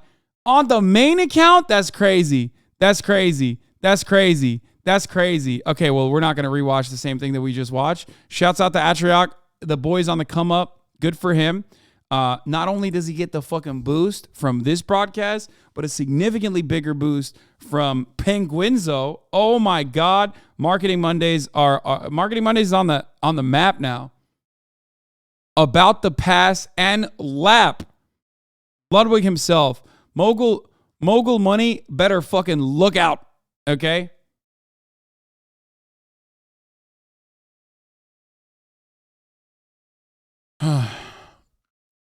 You glazing low, bro? Yeah, I mean, I get excited to see people that I like do well. So, yes.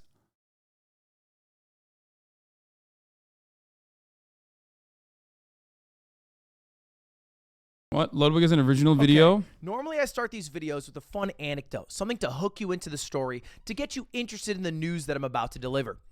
We're not doing that today. Today, I'm giving you a warning, and I hope you heed it very carefully. If you have crypto, do one of two things. If it's on some site like a Coinbase or in FTX, which we're going to talk about today, throw that on a cold wallet immediately. A wallet that you have to remember 30 words for to log into. It's much safer and nobody can fuck with your money. Or just sell it all. Sell it all. I have zero crypto. Not for my own choice. I got scammed out of it, but that's not the point. That's not the point. The point is... Wait, what?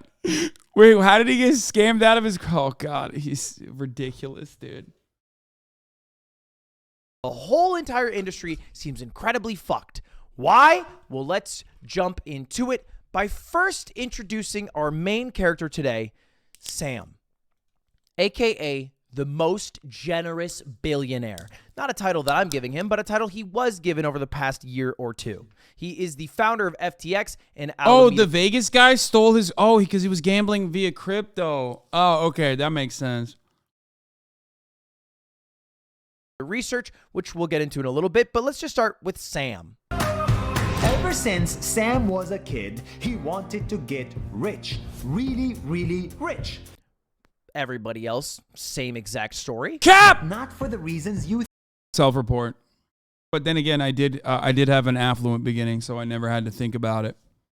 think. I wanted to get rich, not because probably I like why. money, but because I wanted to give that money to charity. Okay, sure. Wow, what a hero. And Sam did that. He became very, very rich, at one point being worth around $22 billion after founding a company called FTX that was one of the largest crypto exchanges in the world. You might have heard of FTX because they're sponsored by many, many, many celebrity ambassadors like Tom Brady, Steph Curry, Shaq, Naomi Osaka, a pretty big group to be a part of there. And not just celebrity endorsements, but they were also part of the namesake of TSM FTX. You might have heard of them from that, TSM FTX Leffen or whoever. And not only that, they were on the arena for the Miami Heat, and they called it FTX Arena. So a pretty big deal. Not much can go wrong in the world of FTX when they're really killing it, worth billions of dollars, and have such celebrity endorsements. Or so everybody thought. Until an article came out about a week ago from CoinDesk that said divisions in Sam Bankman-Fried's crypto empire blur on his trading titan Alameda's balance sheet, which is a confusing title if you don't understand any of those words, which I didn't, and I had to watch a lot of videos and read a lot of stories. But basically, Sam Bankman-Fried owns two entities. One is FTX, which is the trading crypto thing, and the second is Alameda Research, which is an investment group. Those are both the things he owns. And it seemed like Alameda, which had $14.6 billion of assets, had a little bit too much of FTT token. Now, bear with me here. Stick with me. It is pretty standard, for whatever reason, that some crypto exchanges sell FTT tokens or tokens for their own crypto. Like Binance has a Binance coin. Now, it's not stock. It's not stock. It's more like airline miles, as another YouTuber put it, where you can buy into those, stocks or not stocks and get out perks, like maybe lower trading fees, etc. But you don't own part of the company. It's a little bit weird, but it's a thing. It's a thing that they do. And a lot of the other company that Sam owned was buying up FTT token, the token of FTX. Okay, on the surface level, not that big of a deal. But it was kind of like a lot, like a little bit too much, like over leveraged is the term people use. Like if you have $14 billion and $5 billion of the dollars are FTT token, well then what if FTT token crashes? You're kind of fucked. You're out of money. It's too much money in one thing. So that was a story that came out, somewhat innocuous. And then after that, one of the competing crypto exchanges, CZ, who is the founder of Binance, the largest crypto exchange in the world, decided he would sell all of his FTT token. He saw the story and he's like, you know what? This makes me a little nervous. I'm going to sell all of my FTT token, which is like $580 million worth of token, which is a lot, Kind of weird to announce that you're selling a token normally. No, he dumped it. Like, he 100% destroyed his homie's company. Like, I mean, which deserved to be destroyed, obviously, because it was fraudulent.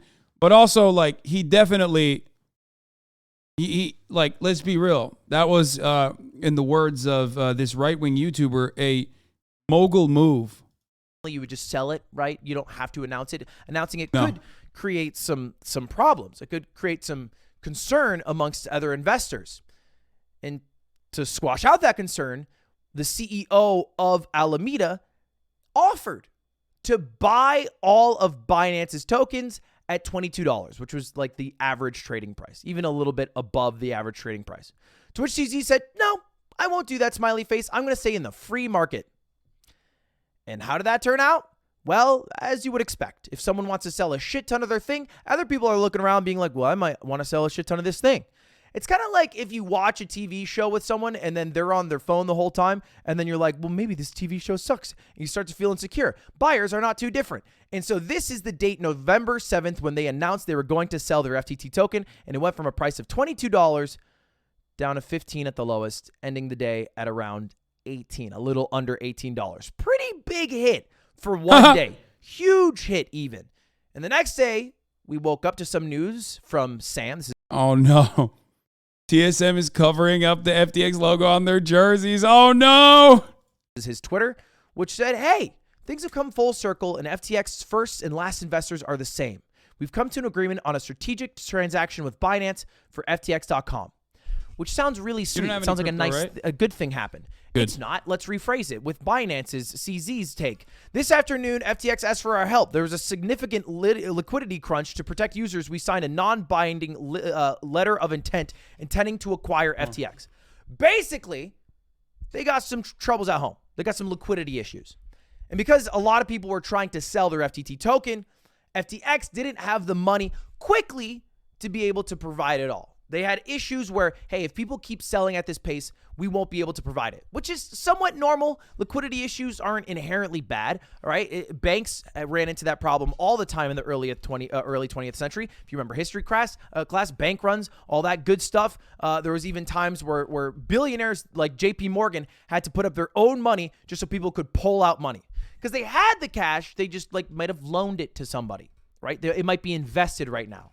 I can't give you your cash right away because I'm investing it to make more money. It's kind of what banks do, which is why we have now FDIC, insured banks that will make up to $250,000 of your dollars for sure safe. They will for sure give you that money back. That doesn't really exist in crypto, which is a big concern. So, anyway, Binance is offering to bail out FTX for one day. They tried. Sad day, they tried. Basically, FTX doesn't have enough money to pay back all the people who want to sell all their crypto, and Binance was going to come in clutch to help them out. But after looking through their books, Binance was like, you know what? This shit fucking sucks. This shit not good. I don't want to buy this. Even if it's pennies on the dollar, it's not worth it. And we will probably remain the #1 crypto exchange, so it doesn't matter if they die out, even though all of crypto will probably take a huge hit from this. And what happens the day after that? FTX goes bankrupt. This is crazy. This is crazy how many things happen in such a short amount of days. They literally went fucking bankrupt. And that's not just FTX.com. It's also FTX US and a lot of the other groups around FTX. And how did we get here? How do we go from a liquidity crunch to bankruptcy? Well, it all comes down to a little bit of scheming. All right, you had to guess something was going on behind the scenes that wasn't exactly up to snuff. And you know what? Let's just read it in Sam's own words.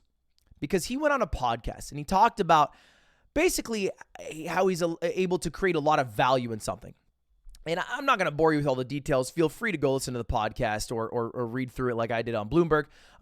Basically, he said, if you have a box, and a lot of people invest in the box, people think the box is really valuable. And then the box gets a big market cap, and you can say the box does whatever it wants, but the box is very valuable.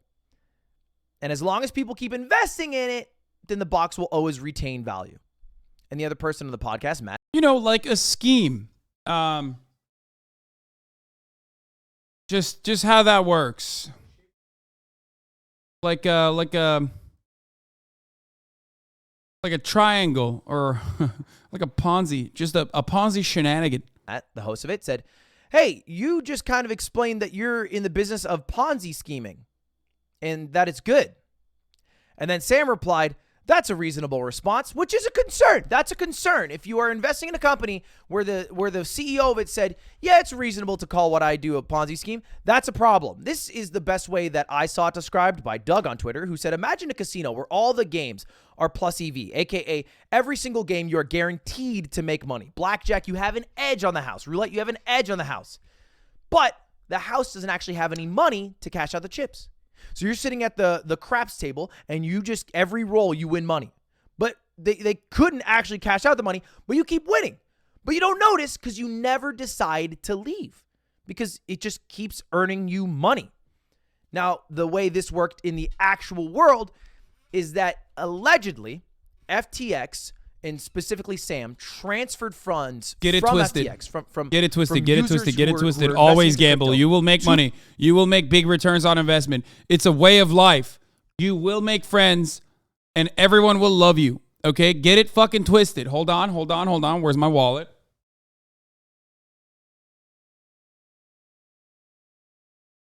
Ironic because I have this card in my wallet that is right next to my my M Life Sapphire card, which I'm not even Sapphire. I'm higher than that now. Here it is, which is for those of you who know, it's a gambling. It's a gamble card for a casino. And what card do I have in here that I got at TwitchCon? Pull it out.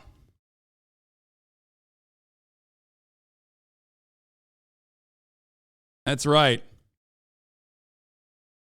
Carry this with me everywhere I go. Just to remind myself. To get it fucking twisted, baby. I live by those rules. I like to live la vida loca. You know what I'm saying? You have your son in your wallet? Yes. Exactly. To Alameda Research, and then Alameda Research would go right back and invest that money into FTT token. So basically taking money from investors into different coins, putting it into an investment group that would then put the money back into the coin and then... What did he say? I know more than all you brainless sheep in the chat. Go distribute your poor wealth to Hasan so we can buy mansions and sports cars, you fucking brainwashed sheep. Yeah. Instead, you should be gambling with my... you should be gambling instead with my fucking... with my code at stake.com. Get it twisted. The coin would go up and the people were like, damn, I cannot fucking miss. I cannot miss with these FTX folk until you miss super fucking hard. And look, honestly, the writing was on the wall. Look at this interview with the CEO of Alameda Research. Absolutely could pull it off without my math degree. Yeah, absolutely could pull it off without my math degree. Use very little math. Use a lot of like elementary school math. Being comfortable with risk is very important. We tend not to have things like stop losses. I think those aren't necessarily a great risk management tool. I'm trying to think of a good... Stop losses, by the way, like when you, at a certain amount of money, you stop the loss by automatically selling it. So like if I have Amazon stock, I set a stop loss. So at the very least, I will only lose 50% of the amount I invested or something like that. Example of a trade where... Who needs that? You know, when you're going to the fucking moon, baby, that's FUD behavior. I've lost a ton of money. Oh, I got one for you. Well, I probably don't want to go into specifics too much with that. Okay. It'll come out. No, but you're fair.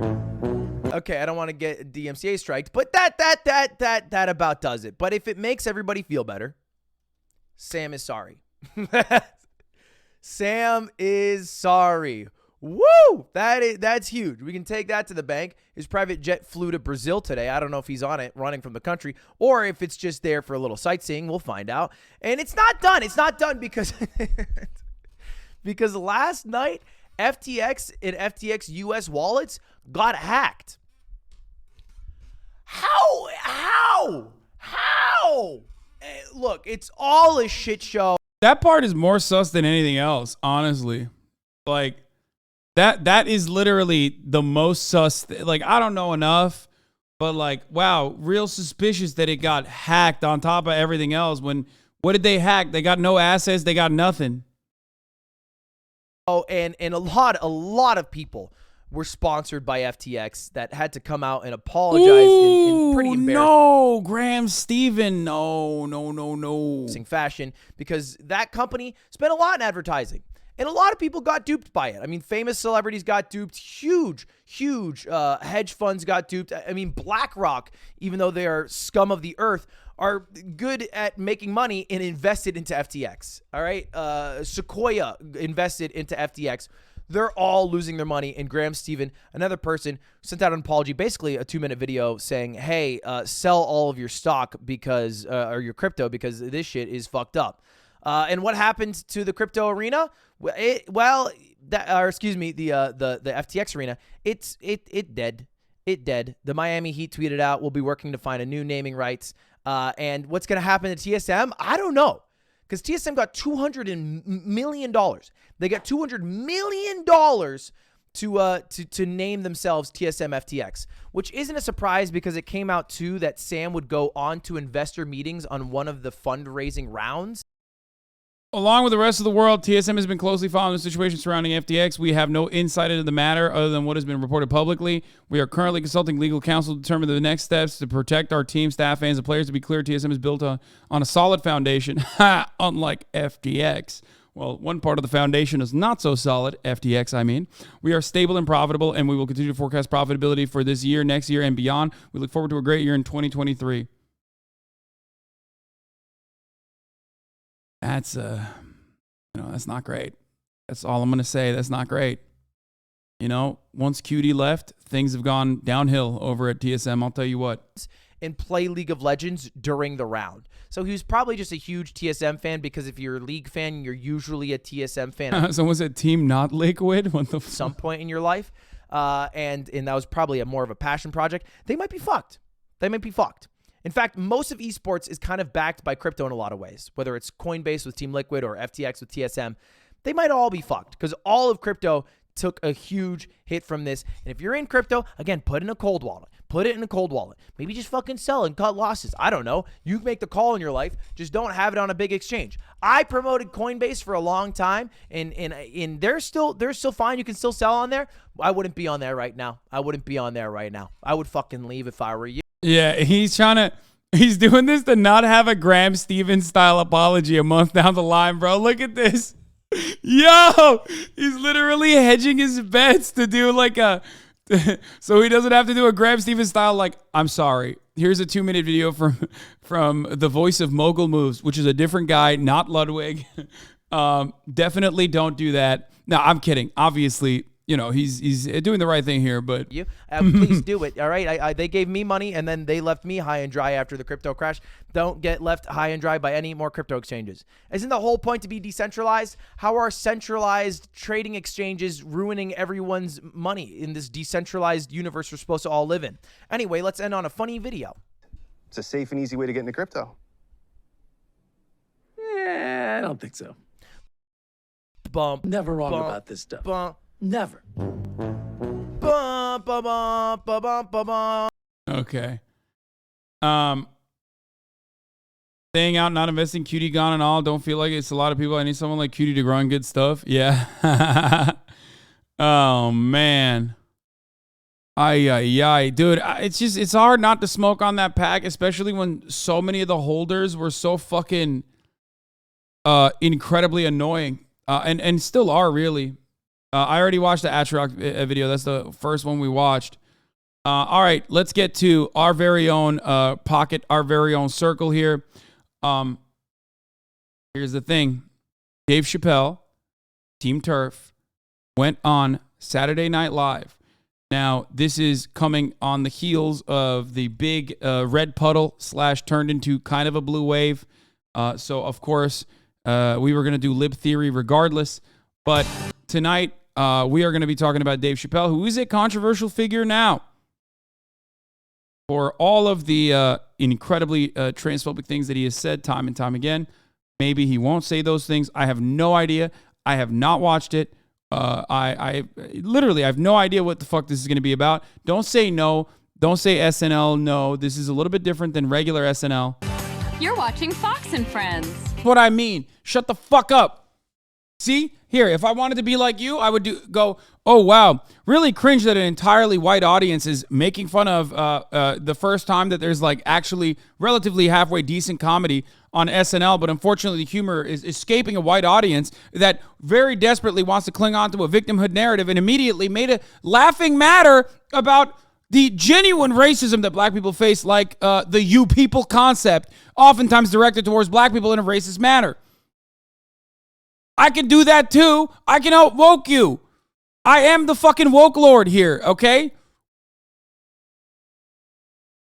Notice how that would be unfunny if I did that, if I tried to out-woke you, okay?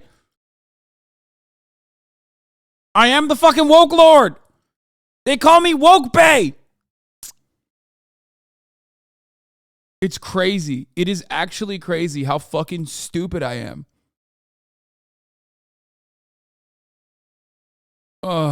Anyway, we do the same thing for Dave Chappelle, to be honest. No, I don't.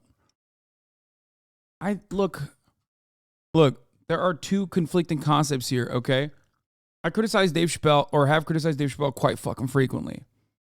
Ultimately, one of the things is that like sometimes he still has the capacity to be funny. And people refuse to recognize that.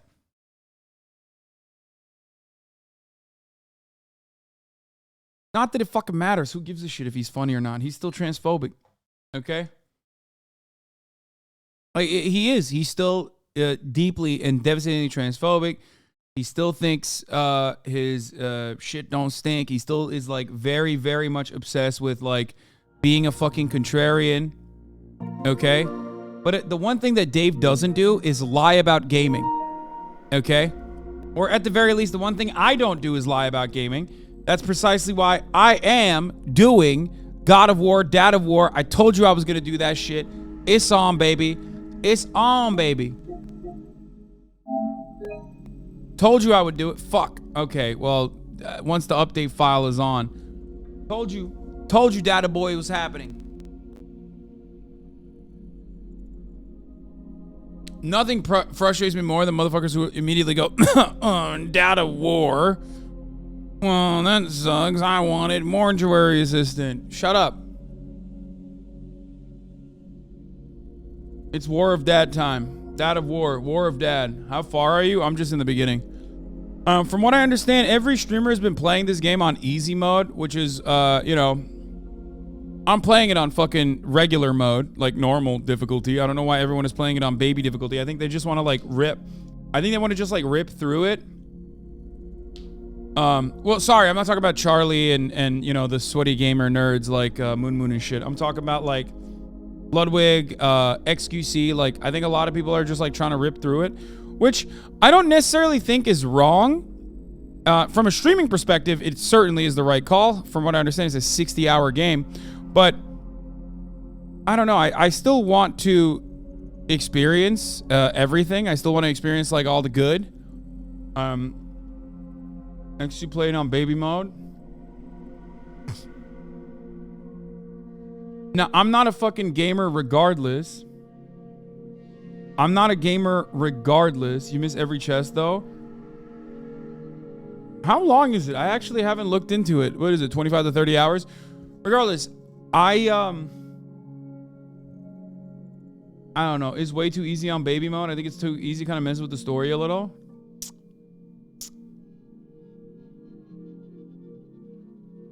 I like the lore. I'm not a gamer. Nobody wants me to fucking... Nobody expects me to do, like, you know, incredible feats of strength or incredible feats of gaming, obviously, right? But even then, I'm still probably going to play it on, like, normal mode until I get bored of it. If it gets, like, really difficult, I might switch over to make it easy mode, baby mode as well. And the reason for that is because I just want to... Oh my God, I hate every single motherfucker who doesn't even own a PlayStation 5, who will never own a PlayStation 5, saying in the chat, oh, I'm leaving because I don't want to get spoiled. We get it, bro. You don't want to watch me play video games. Please stop like making excuses in the chat. You just don't want to watch. It's fine. There are plenty of people who do want to watch. It's okay. You don't have to announce your departure. Oh yeah, it's on PlayStation 4 as well. Whatever. Motherfucker, half the motherfuckers don't even have it on PlayStation 4. I played it on hard mode. It took me 68 hours to full 100%.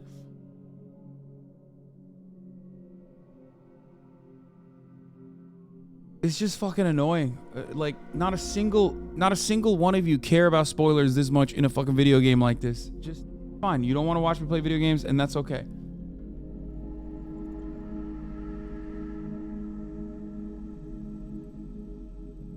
The reason why I didn't play it on hard mode or anything like that is because I know it's a fucking damage sponge. You know what I mean?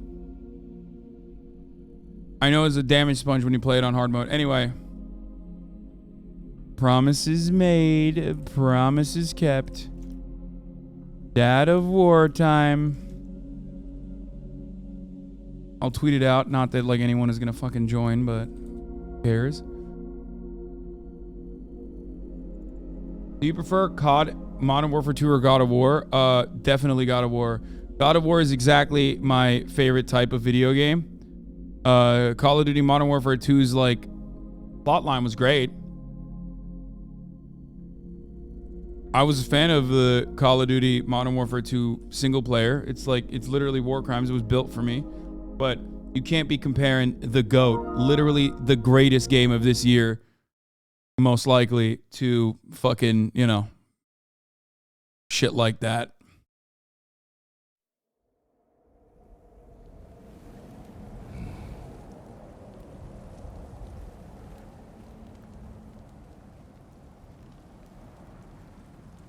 The mechanics of this game are so that it is never going to be like Dark Souls anyway.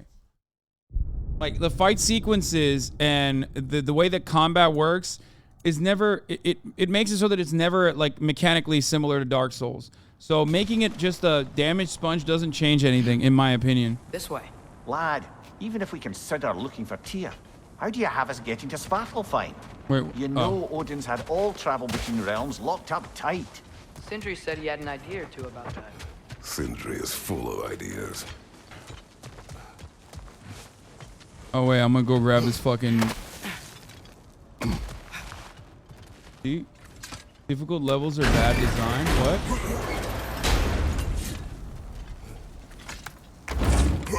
Yeah, I'm literally in the start still. I just started.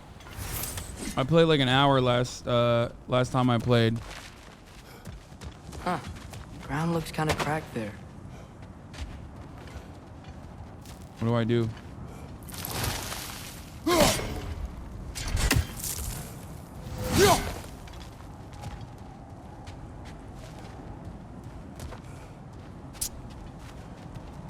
Jump down.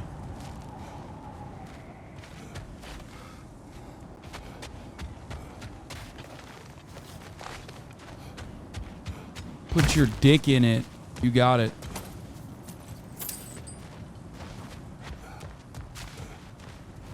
What's under there, you think?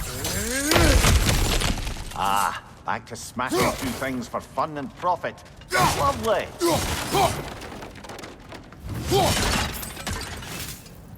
I can't believe my fucking shield is broken. Not that I was ever gonna use it anyway, you know what I'm saying? Having different difficulty levels is bad design in my opinion. Wait, what? I don't think that. You guys know I'm a fucking From Software fan. Did you hear of Odin's offer?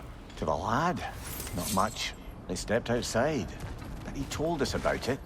I wouldn't worry. What about the things he did not tell us?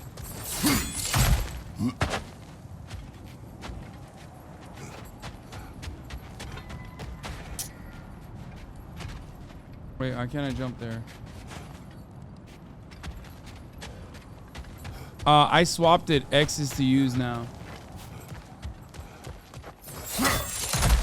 Dude, I have no idea where I'm supposed to be going right now. Like back the way we came or something? I fucking forgot. I don't think we can get home the way we came. Oh. Let's get back to the shrine. I know another way. All right, lead the way. Lead the way, boy. Which way, boy?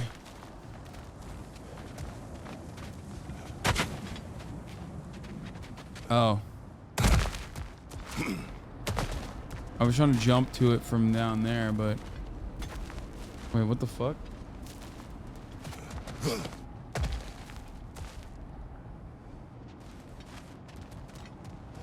Where the fuck is boy? Am I going crazy? What am I doing? Dude, I can't...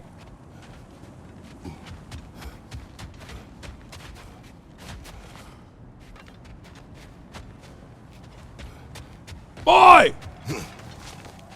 When I yell boy, I mean chat, by the way. I'm yelling at chatters. Remember when we fought our first troll out this way? I remember you lost control. We must tread carefully, brother. Danger is close. You okay fighting without a shield? It is not my first time.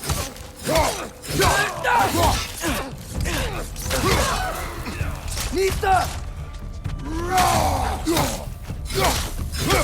Behind you!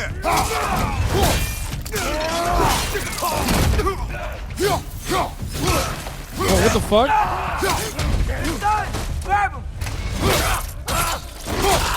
Yeah. Will I be okay without the shield? Yes. Oh, shit! Oh, that's a big boy!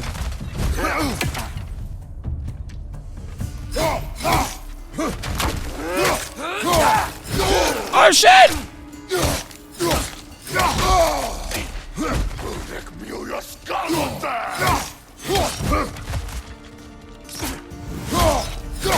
Oh, goddamn! Goddamn!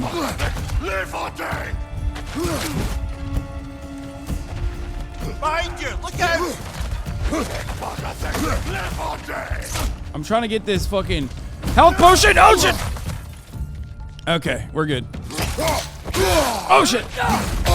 Ah! Okay, you know what? Fuck it. I mean, this is level 1, but whatever.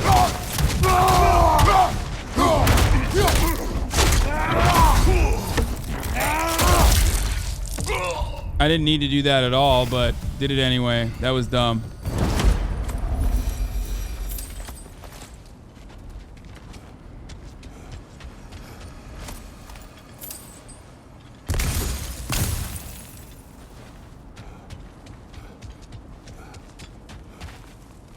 This is why we needed to decrease the difficulty, chat. Almost home. Brother, a word. Don't hold the lad's curiosity against him. It goes with being young. In my youth, we learned obedience. And is that what you wish for him? Brother, he's going to walk his own path. If you don't want him walking away from you, then smarten up and walk with him a while. If we could find a way to open roam travel to Svartalfheim, I bet there'd be all sorts of useful equipment for us to... Enough. We will go. Really? But if we do not find Tyr, you will abandon your search. For good. All right. You won't be sorry.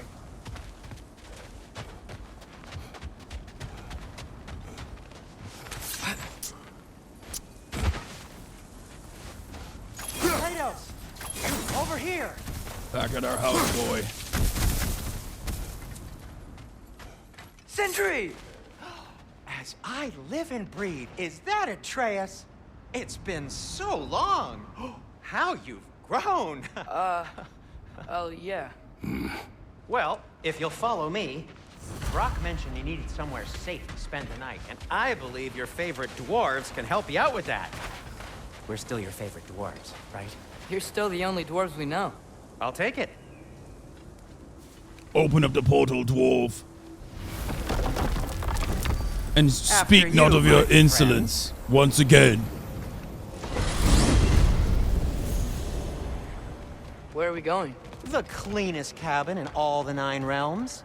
And I'd prefer it to stay that way. Bro, he's running like Not Drake looking at saying, anyone in 21, can you do something for me? Kratos. After that Thor incident, He's got a we thought we real should make up zesty thrones air until about you him. can figure out your next moves.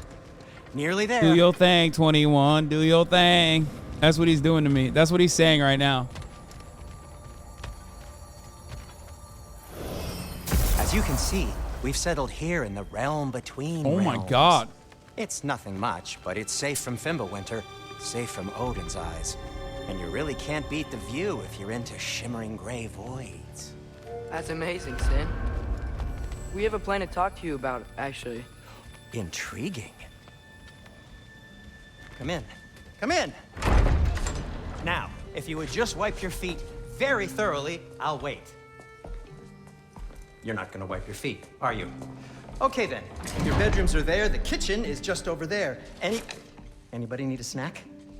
Kratos? Snack?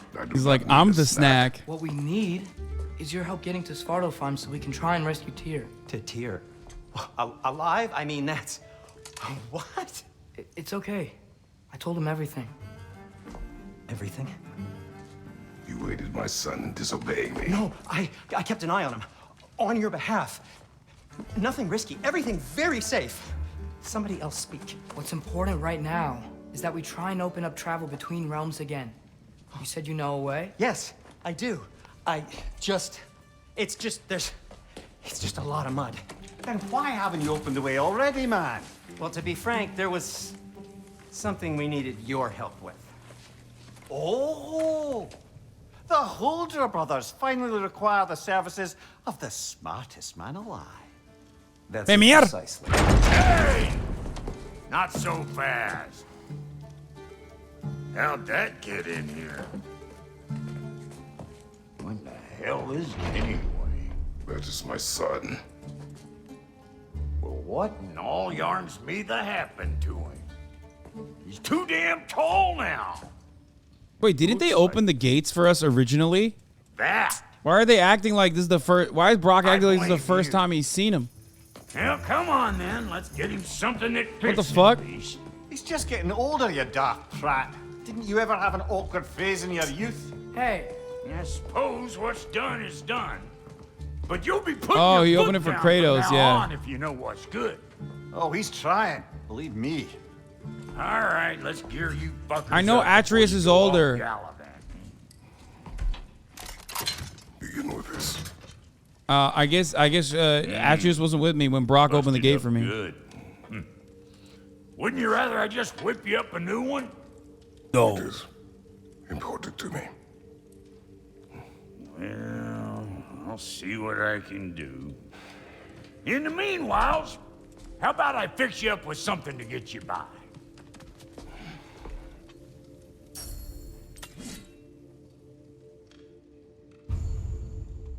Bro, he's always trying to sell something, dude. I only got materials to make one of these in the here and now. You bring me more resources, we'll see what we can do. A shield fit for high risk, high reward parries? That's definitely not for me then.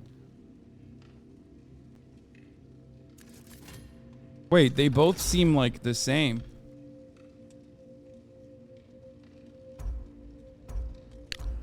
I need slag.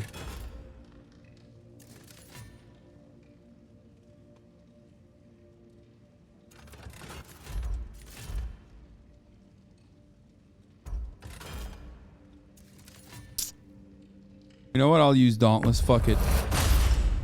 I'm never gonna use it anyway. Let's be real. You fucking schlag.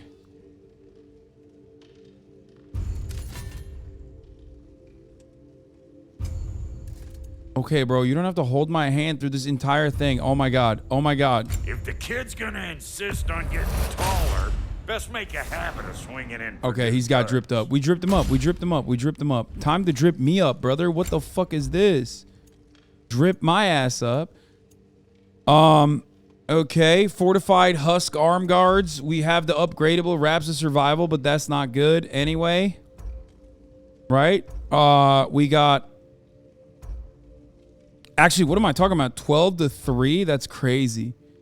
12 strength with 1 upgrade? That's pretty good. Holy shit. But to be fair, its base level is 1 to 0. This is 1 to 0. And oh my god, this boosts your fucking strength up out the wazoo. Holy shit. Wait, One upgrade is puts it at 12 and 3. One upgrade puts this at 11 and 7. That's better. I'm going fortified husk guards, ladies and gentlemen.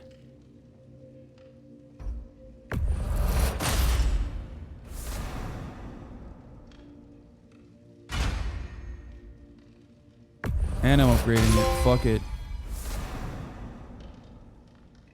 Scammed? Wait, really? Is this DLC drip? Is this DLC drip? Is that what this is?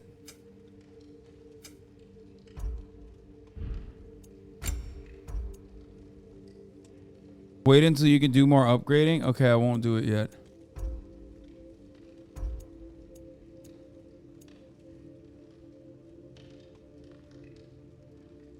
I think I got the DLC, by the way, but I don't know why it's not unlocked in here.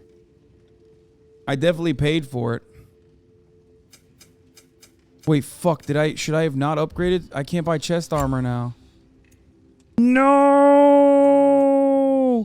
I can't even upgrade my chest armor. Found some items you left behind. Oh, it's in my inventory? Fuck! Fuck! I'm gonna go look around. Check out my room. Tell Sindri when you're ready. Wait.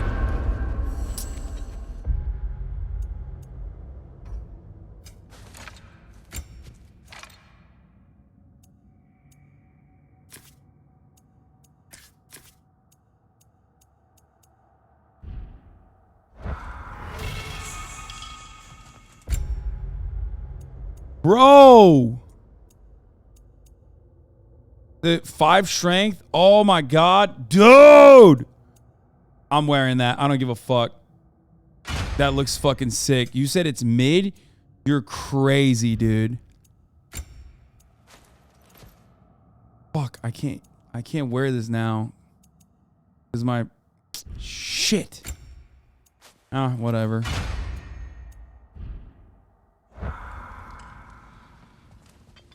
Bro, that is not Wait, trash wait, armor. Sindri, you built it all yourself? You know it. You motherfuckers just want him to be naked, dude. You just want to see his sexy ass body, which I understand. Oh, there's a set bonus. I have to do it. Wait. Should I just restart? Ah, fuck it. Who cares? Whatever. We dumped some funds into the wrong shit, okay?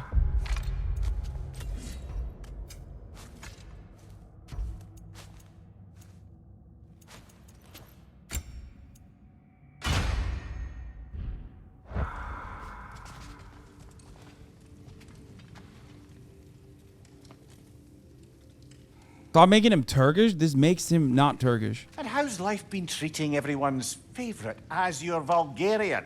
I don't know. But I'm going to hit the 1 minute ad break here and go pee real quick.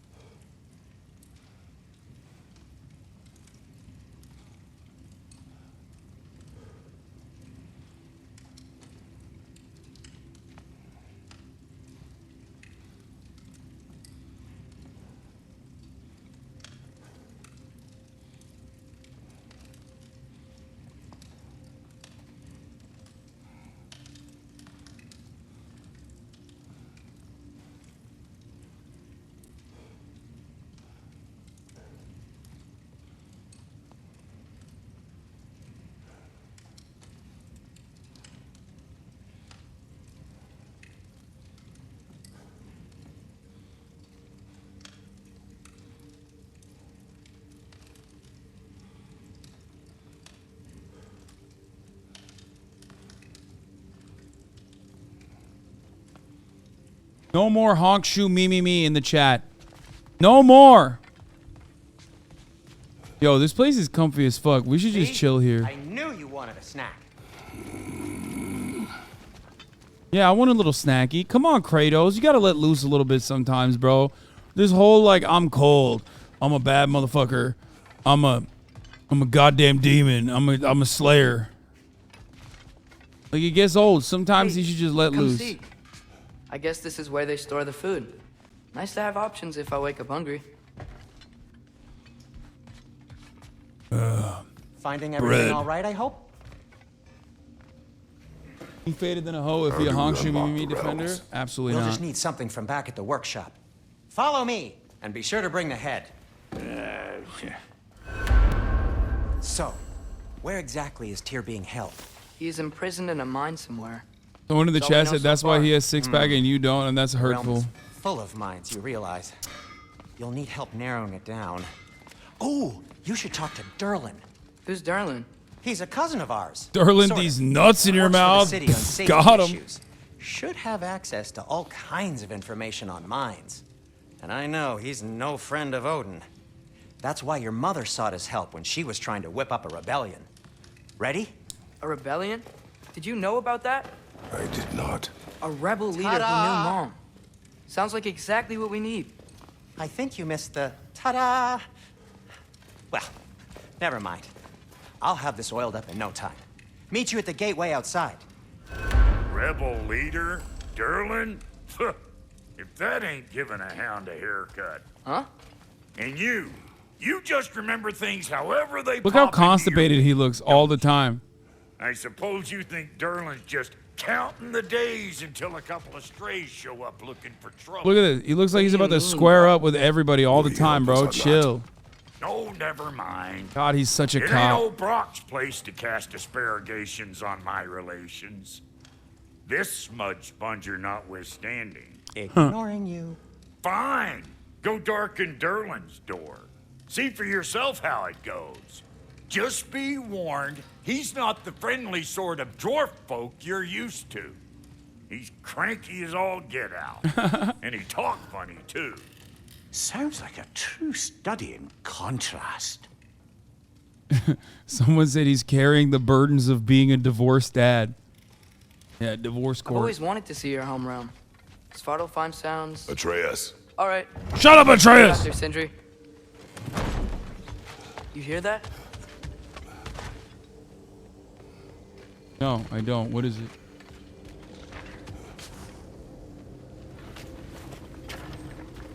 We'll just need the Bifrost in the head. Brock, do the touching. Oh, this would be the part requiring my assistance then. You said it. This device here has been crafted to your measurements. It'll help you get a better look at the problem with those Bifrost eyes of yours. So, do I control this thing somehow then? Oh, no. This is just to hold you in place while we shine this light. I forgot to bling up my boy, but the Brothers brand vestment is better, honestly, than the Darkdale attire, so I'm gonna keep him. Oh, Cindy, you starting bastard!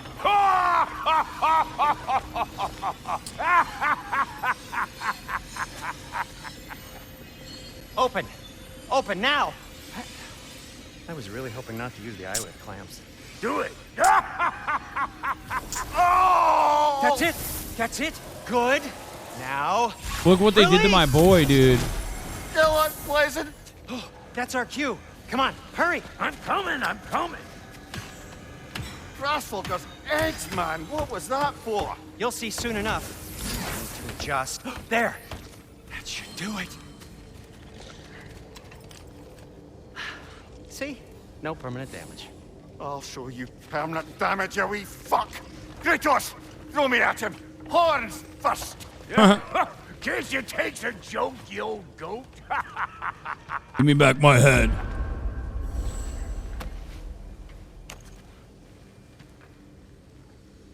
The Bifrost is broken. Now that we've reconfigured these gateways to use Yggdrasil seeds, you won't need a travel table or a Bifrost lamp anymore. I also used it for light. Okay, good note. I'll figure something out, but first, come on, let me show you how it works.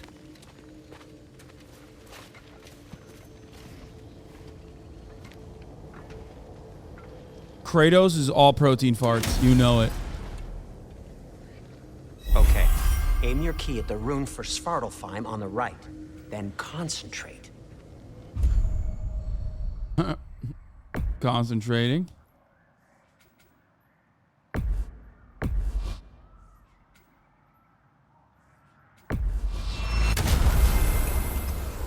Can you please do your best Scottish accent? Yeah, I can do it. This should take you to the wetlands I can outside do it. Nidavellir City. Just make your way to the town square and ask for Derlin at the tavern. No way, bro. We got fucking NPCs. An inveterate inebriate. I suppose he might have completely changed. That's sick. But in my That's sick. That experience- actually is fire. Did you want to come with us? Oh, I might drop in, but the wetlands are moist. And the Grim are everywhere. Hostile, slimy, foul-smelling creatures. But good luck. Thanks. Wait, what? I said good luck. Oh.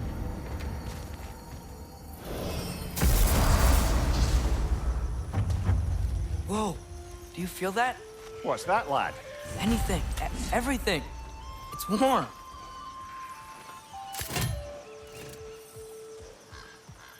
We can probably use this boat. If I can just get it free. Do it, boy.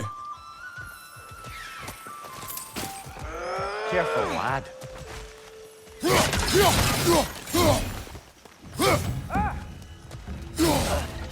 Why are these things so fast? Boy! Kill the lizards, boy! Quickly! Make haste! Lista! Find you! Incoming!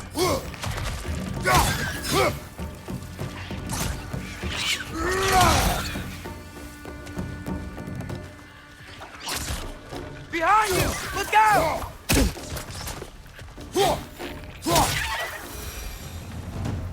Mayor Rick Caruso destroys a homeless encampment? I'm a cop, brother. You dropped your guard. I got the boat free, though. We can head through the channels when you're ready. Yeah. I'm literally the god of cops. Thank me for my service. What's the chain in the water for? That'd be a dwarven supply ferry. Said ferry appears to be missing. Huh. Oh, shit.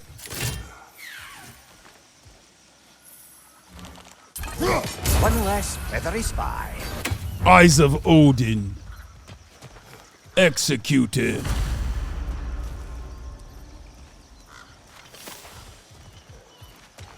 Come on, boy. Let's take the ship and run.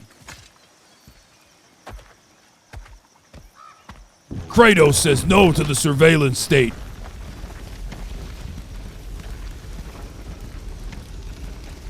I still can't believe Mom. Kratos is a libertarian. Boy. Against Odin. And never talked about it. The fact that it didn't go well might have covered that notion. What your mother did before we met. Wait, how do I hit that thing? Did you ever ask?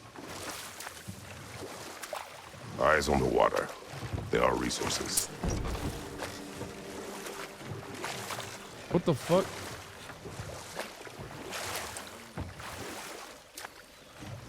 If you never asked Mom What about is what she used to do, what did you talk about? What is happening?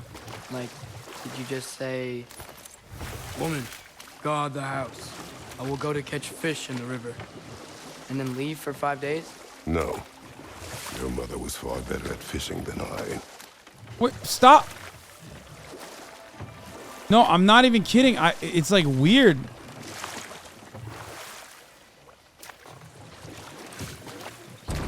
What is up with the controls, bro? What the fuck?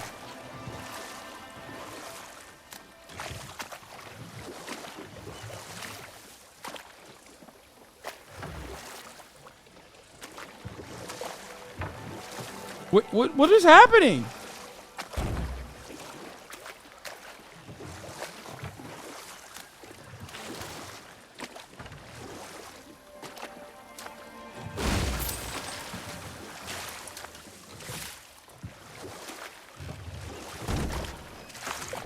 What the fuck is going on?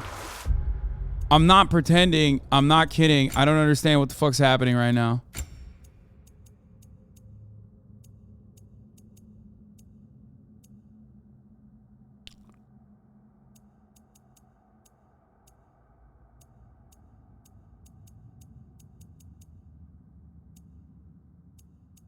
Where is it?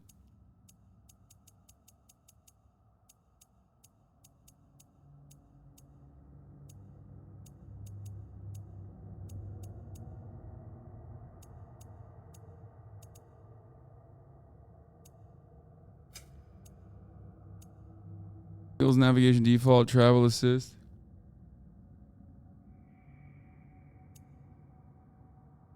Is the controller drift? It happens as the analog wears down. No, I don't think my analog could have wear down, possibly.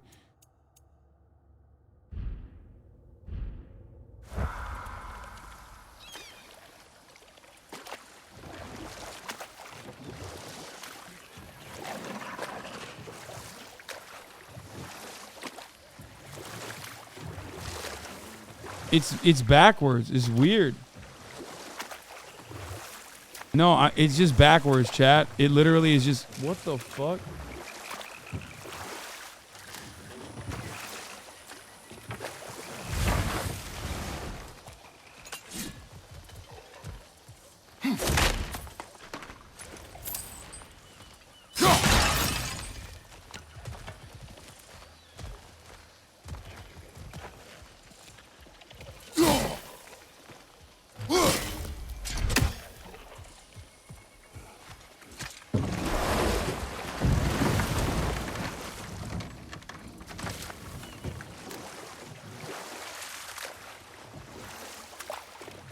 Like, what?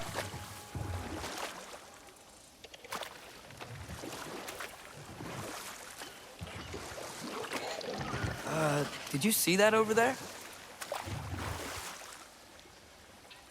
Where, boy?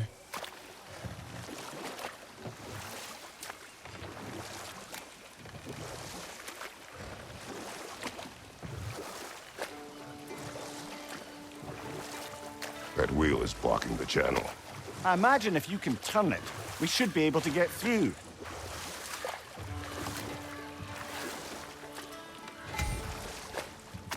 So these are wetlands, huh? Pretty accurate. It is a bog. The smell is making my eyes burn. You know, it is a fair bit more potent than when I last visited, now that you mention it. Looks like the path continues on the other side of that geyser.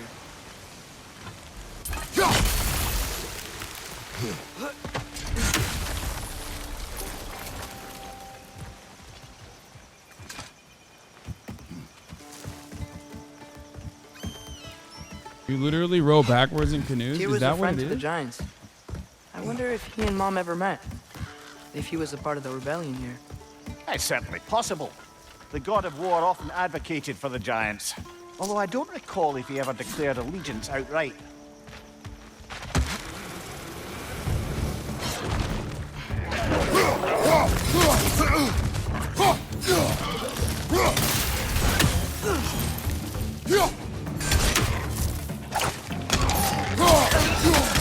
Nice, nice, nice. Good job, good job, good job! Oh! Lag going up.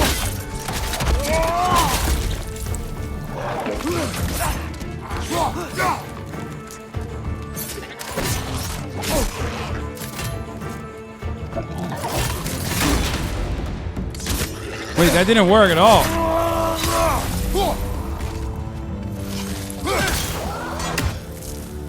That did not work at all. L1 at the last second to parry and apply stun. Okay.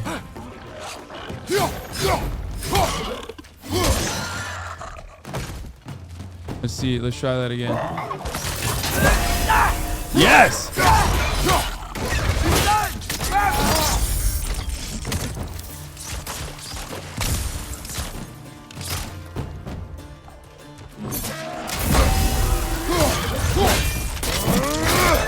Nice.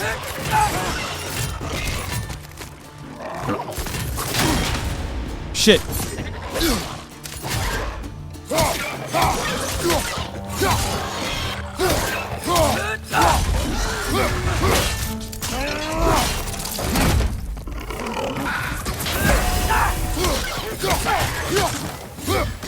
That's fun. Timing those parries are fun.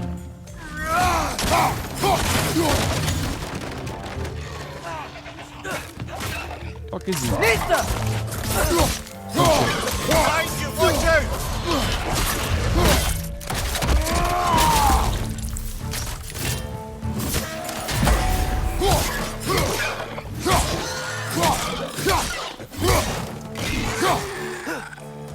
Nista! What? Woo! Yeah, hit the corpse. Hit the corpse. Yeah, that was a bug. It's okay. It happens, you know?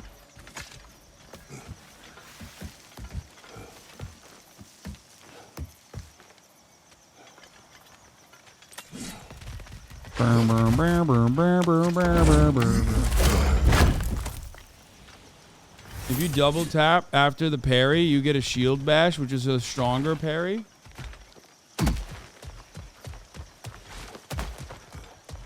I remember at the end of the first game, you were honestly getting good, and you'll get better. Yeah, I thought so too. I think so too. There's got to be some way to turn the wheel up here.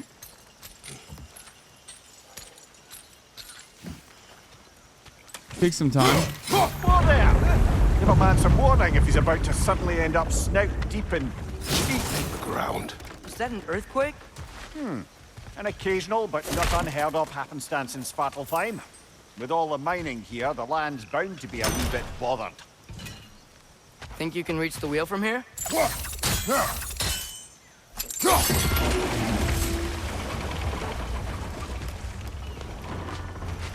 I was thinking, because it's so warm, maybe it's not that the cold hasn't made it here yet, but maybe it's just different in Svartalfheim?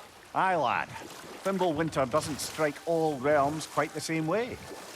Weird that Thimble winter doesn't always make it winter. In Midgard it does, but as you can see, the effects here appear far more gaseous in nature. Observe the geysers. Observe the aforementioned aroma. These effects were present before in some form, but now there's new extremity to them. Think we can fit under that bridge? Amsterdam, Amsterdam, Amsterdam.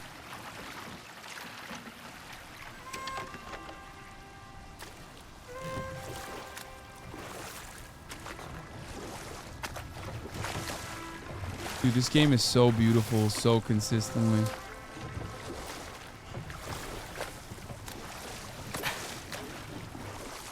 Good job, child. Oh! Get that shit too.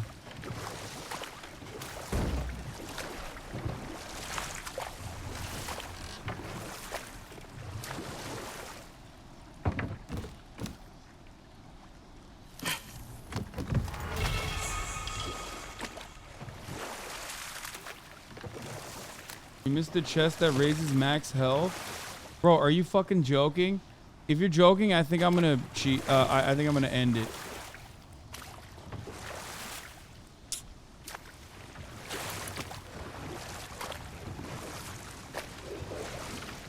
If I go back there...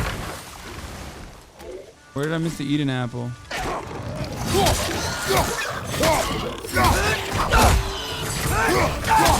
Behind you, father!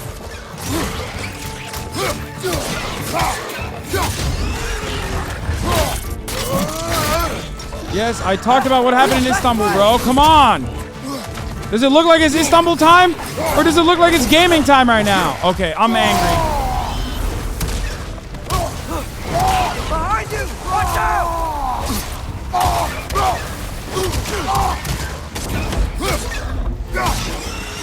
Behind! Those little lizards are so fucking annoying. Holy shit. Holy shit!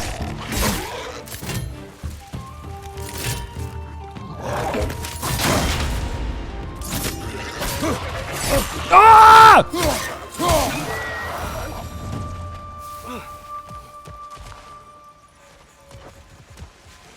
Can you talk about what happened in Greece in 1453? I fucked your mom. Okay, that's what happened in Greece.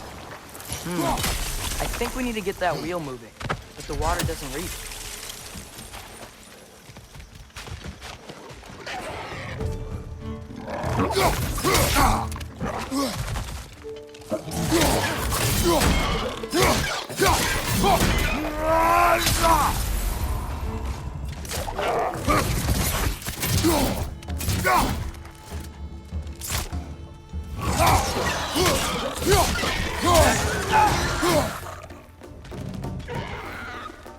Get back up here, bitch.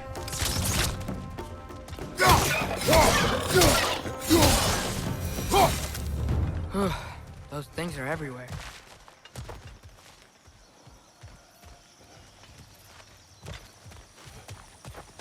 Kratos is not Greek, he's Turkish. Everybody knows this. It is canon. Alright, how the fuck do I raise the water levels here? That's crazy.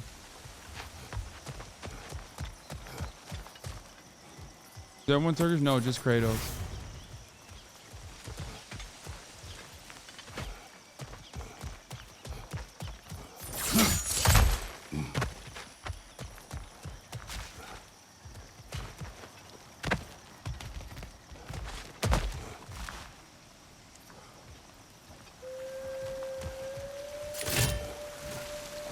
Okay, we froze one of those geysers. Is there another one somewhere? Wait, am I missing something? Oh. No way. Where? Where are the other geysers?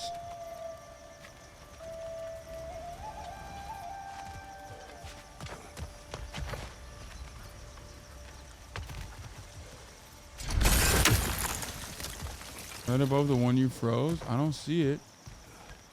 Like these? No. These? No.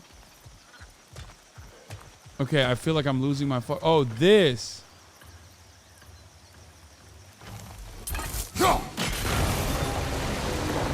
Yes, the wheels moving and the gates coming down. That's dwarven ingenuity for you. Back to the boat. If the dwarves of this realm are anything like Rock and Sindri, it's hard to imagine them siding with Odin. Well, all too often people are blinded to all but their immediate self-interest. Odin offered them safety, and defying him can be quite dangerous. Maybe they just need a couple of gods to come along and take the fight to him. Atreus, that is not why we are here.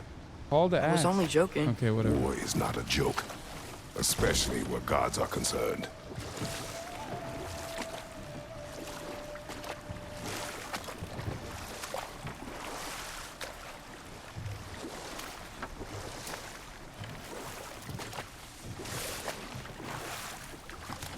Oh my god. There it is.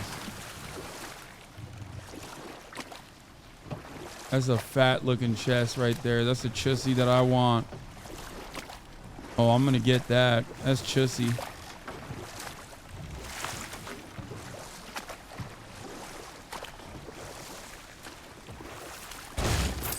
It seems, Atreus, you intend to recruit Tyr as an ally for war. I'm trying to keep our options open. Let's just keep moving. I'm glad we're out here, exploring a new realm. Maybe we could just try to enjoy the warmth?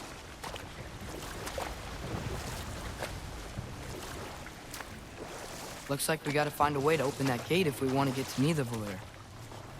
Okay, but how the fuck do we... Oh, there it is.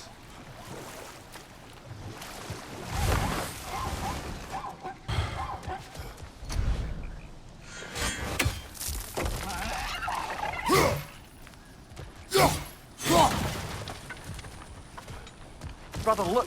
That strange bugger popped back out of the ground again.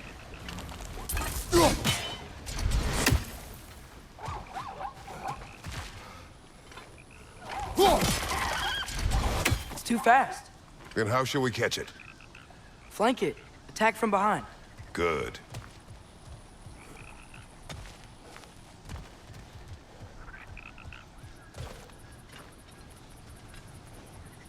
Like this?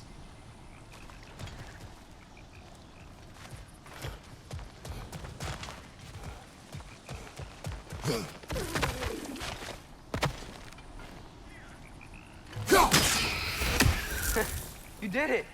Let's see what it dropped.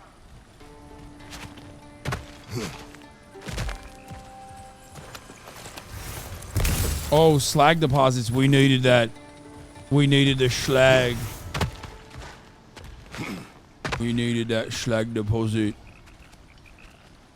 That's detrimental.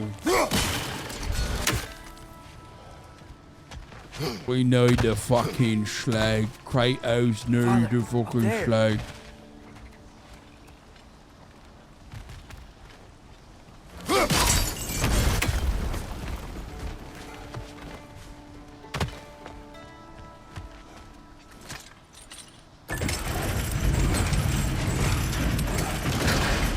Halfway there. There's gotta be another chain to lower the rest of the gate. Yes, boy. That's precisely what's going on, boy. Look, there's a chain we can pull up there.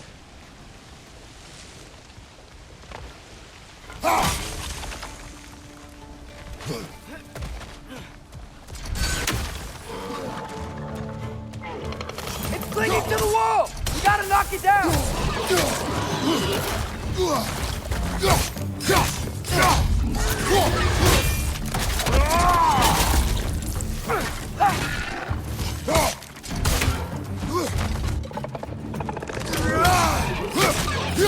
You fucking slag! You will perish, you fucking bastard.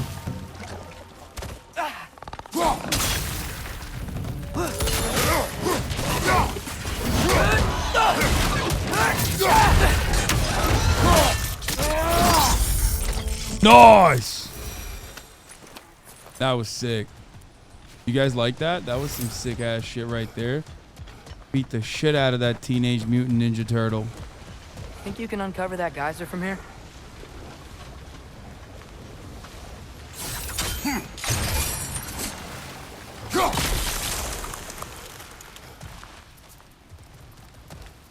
What does that do then?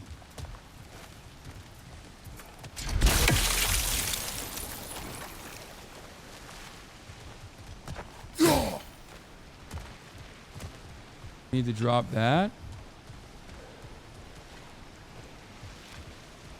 Need to freeze this other geyser. Make this one go crazy with it. Oh, I think I get it. If you freeze the geyser, the pressure will turn the wheel. No shit, son.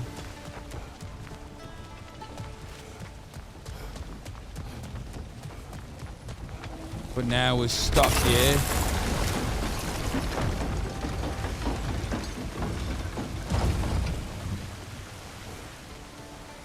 What the fuck? Oh, maybe new platform? Block's coming down. No. How the fuck do we get across now?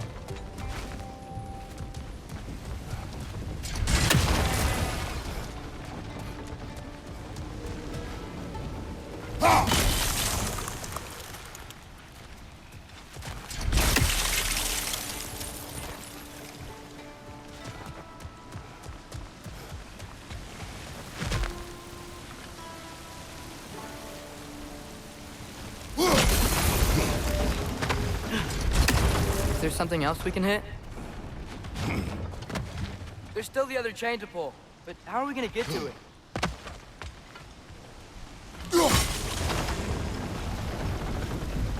Maybe you could try hitting the rope holding the block. What do you mean?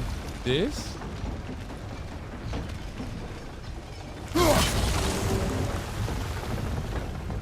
Maybe you could try hitting the rope holding the block. What angle? Oh, right up there.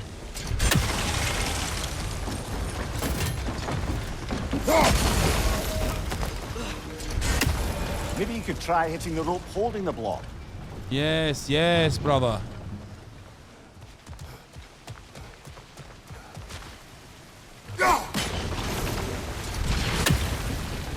Maybe you could try hitting the rope holding the block.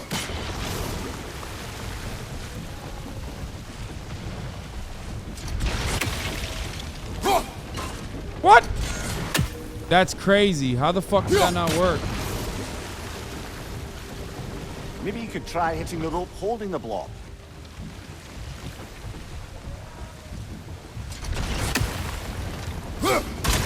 Nice one.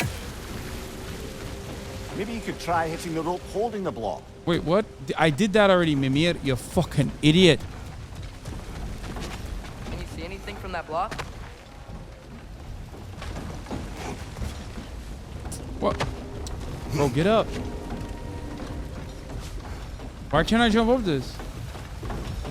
That's craziness. That you can't just jump up this thing. That's one of Cavassier's poems. Very highbrow. You should collect any others you find.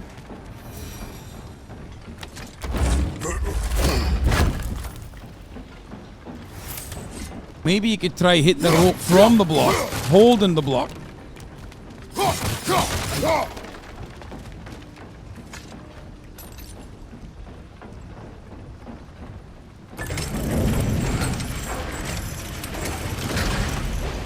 Lad, if I may, what exactly are you hoping to learn from Tia?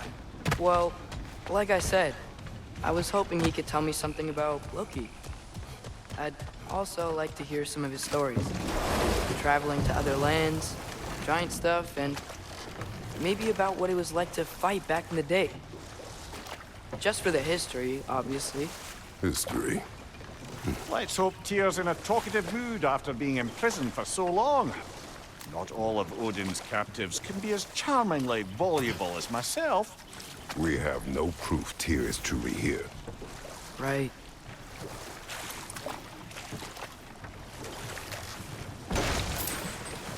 Hack Silva. That earthquake earlier. Do you think there will be another one? It's unlikely, but geological disturbances tend to be unpredictable. If the geysers and smell here are worse because of Fimbulwinter, maybe the earthquakes are too? Aye, you might be onto something, lad.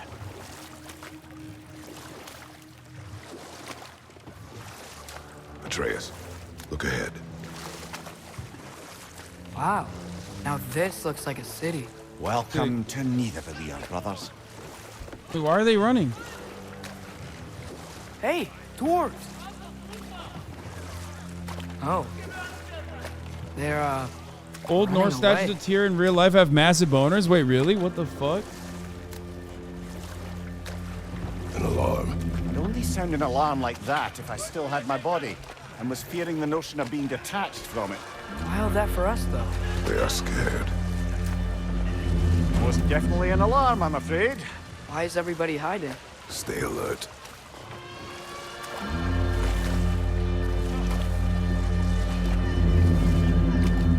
Bro, we come in peace. No.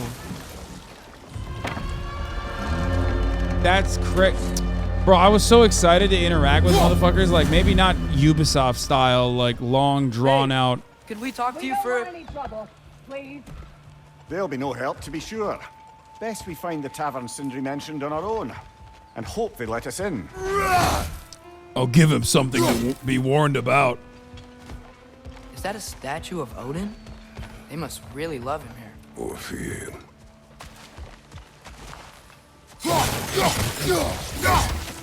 I'll give you something to worry about, you fucking peasants! Yeah!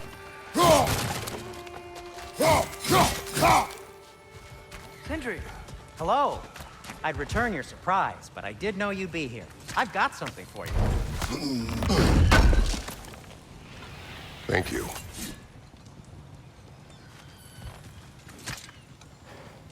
What do you have, Sindri?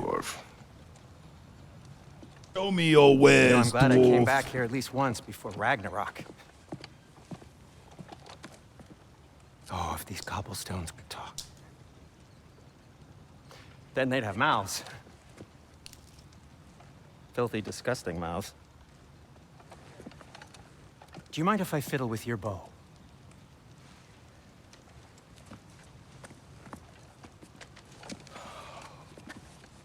Oh, you are long overdue for a replacement. Taking advantage of certain material. Ow. Structural sensitivity to sonic vibrations has been something I've been meaning to try for quite some time now.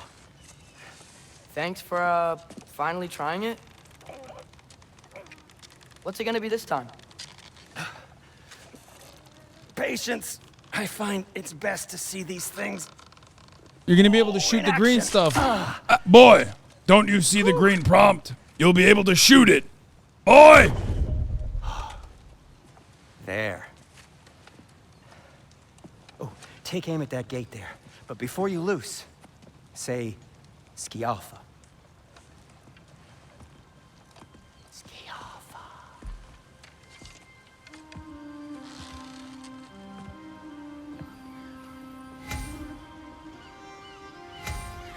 Ski Alpha.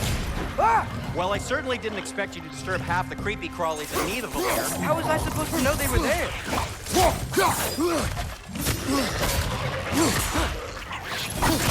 Behind you, brother!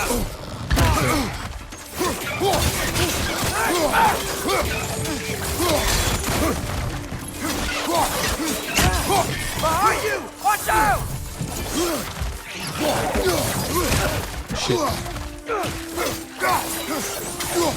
Right side!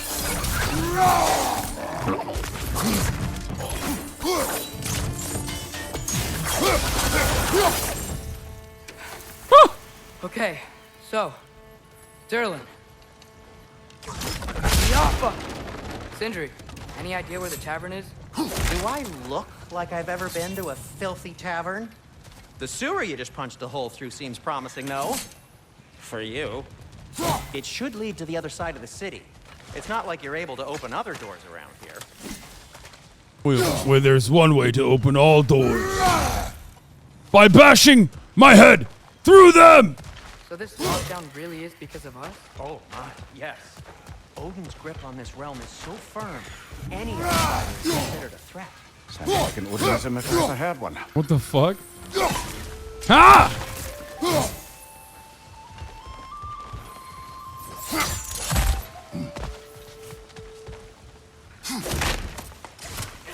We need to stop these lockdowns for Ron DeSantis! Open up the doors!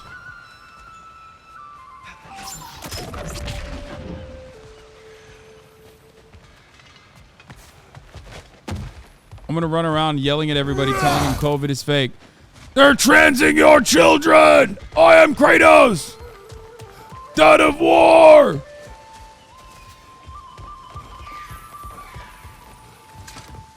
Best of luck. Any outsider is considered a threat. Is that to protect the dwarves? It sounds like it. But knowing Odin, there's sure to be an ulterior motive. Well, Concerned parent Kratos says, "Don't say gay!" Good one, Chatter. This realm has its hooks in deep. But there aren't any guards patrolling. We're clearly not a threat. Why hide? This thing you made an example of, to keep the rest in line. Self-preservation can outweigh bravery for even the strongest of folk.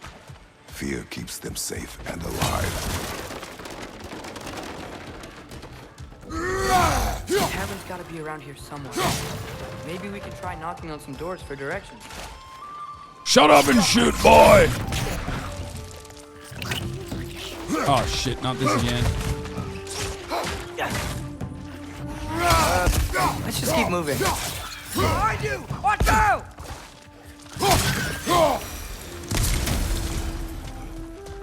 What is Looks this? to be an artifact from the Dwarven Resistance. A firebomb from the chief anti-Odin propagandist in Durlin's rebellion. Quite a sharp wit she had until she turned to, well, subtle means of resistance. Brock may be interested in getting these back. Better in his hands than out in the open. That rat tail, that was funny. Did you guys see that?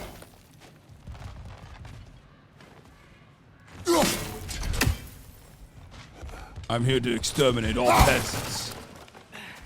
And all melons. Open the door! I was excited that we were gonna have like some NPC cutscenes, you know what I mean? Like some cool cats and kittens, some cool characters, you know?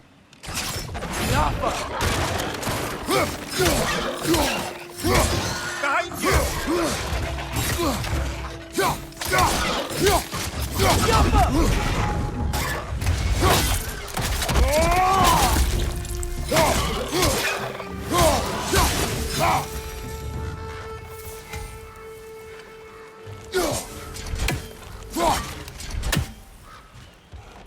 go! Sorry, boss.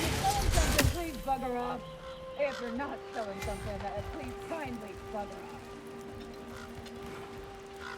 off.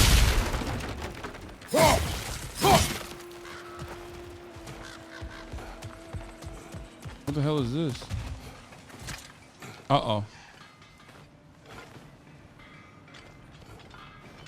These are vaccinated people you're killing? Have you lost your mind? Wait, what do you mean, why?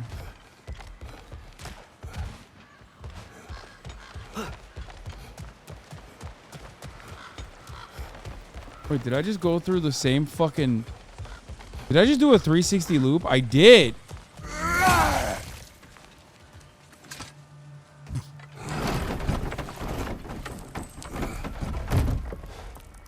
This looks promising, right? That's like a house. If he's here, maybe you should let me do the talking. You? Well, we don't want to intimidate him. You're tall as a tree and you have a severed head on your head. None taken. Fair point, though. I think that's him. Finally, an area where the shutdowns and the lockdowns have not taken hold. Hello? Watch yourselves. Apparently, there are intruders about. Oh, that's us, I think. Well, if you're planning on killing me, at least let me finish this song. That alarm was in just the perfect key. We're just looking for a friend of ours named Derlin. Well, we both know that's not true. Derlin's got no friends left. But if that's all you need, head out the back way there, and you'll see the safety office just across the river.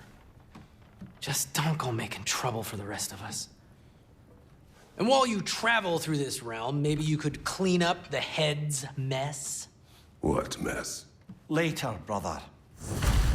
This character is the composer of the game. I wish to hear of this. The rig's in the bay. Head.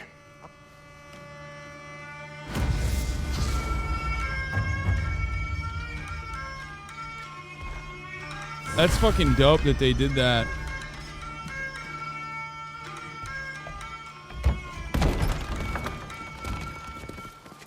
Sorry, one more thing.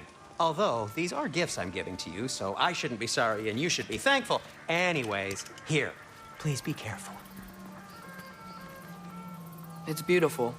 Thanks, Sindri. It is beautiful, isn't it? It's also very useful. You'll be able to find anything your heart desires with it. Really? As long as your heart desires the locations your father and you decide and plot to travel together, then yes. It is a compass. Ah, but a beautiful compass. Now scamper off.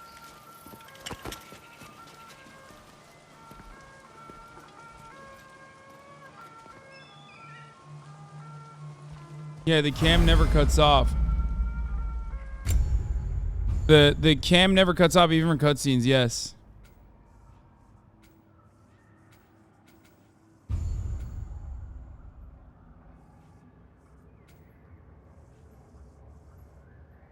That's the whole shtick of the game, is the like they famously started doing like these long drawn out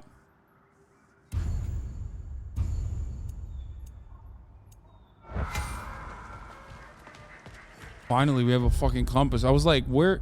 That's why I was so lost. I'm like, where the heck? Come. I was wondering where. A boat can be far. Huh. Really, your Sindri made it sound like Derlin was some sort of rebellion leader.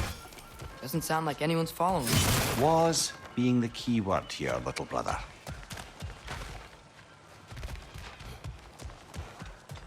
Where is the safety office? I feel unsafe!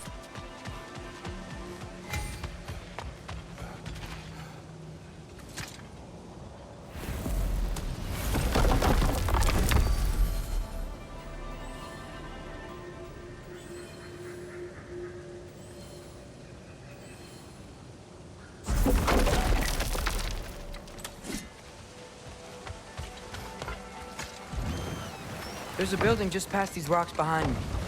Maybe we It should is head that way. truly incredible what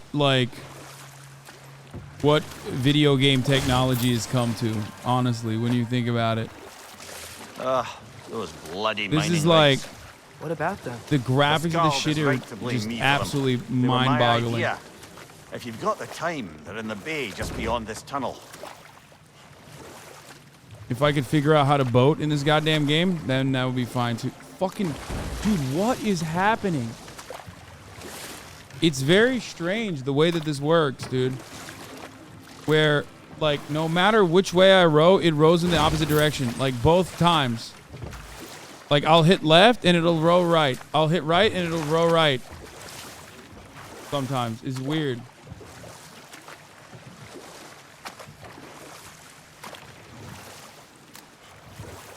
I'd particularly appreciate us checking out the mining rigs in the lake to the right.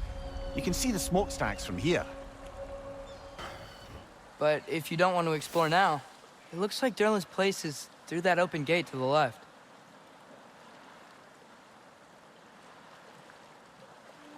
So, which way do we go? Like a real boat? Shut up, chat. Here. Up to you. I mean, dude, it's not a real boat. It's a fucking video game. So, like, no matter what, it's not going to be real. You know what I mean?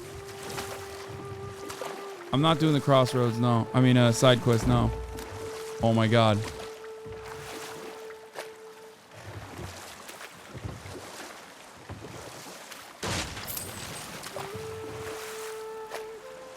So, we're going to Derlin's? Makes sense.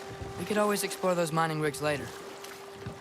Dude, this is a 700-hour video game, man. This is the safety office? Well, the sign a hair's breadth away from a head injury up there certainly gives that impression.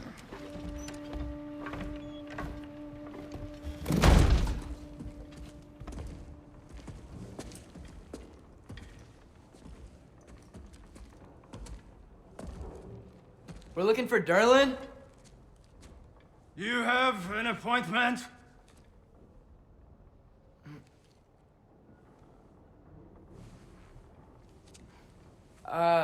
No?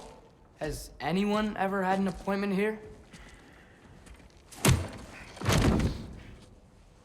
Oh, he's drippy. This is a drippy dwarf, so we know he's cool. Here to collect on something, pal. Think parading a severed head around on your hip is gonna scare me into somehow approving estrogen secretion proposal, eh? Oh, I love his accent. We're looking for a prisoner of Odin's. He's being kept in a mine somewhere. Some friends of ours said that I you could fucking help. love his accent, eh? South African. Cried out. He's fucking South African. Head off with that too, eh? She was my wife.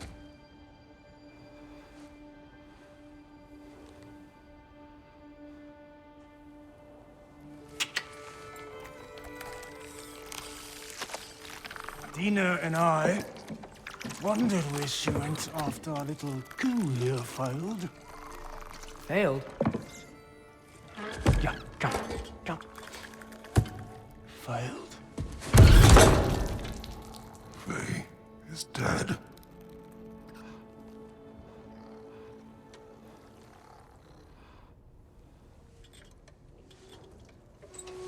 Rest of them are.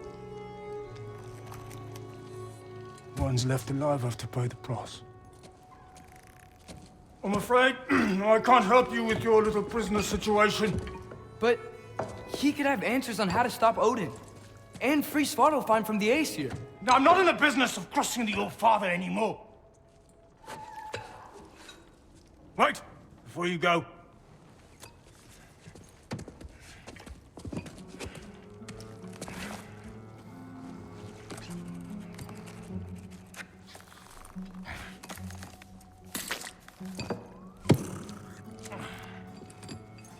Take this.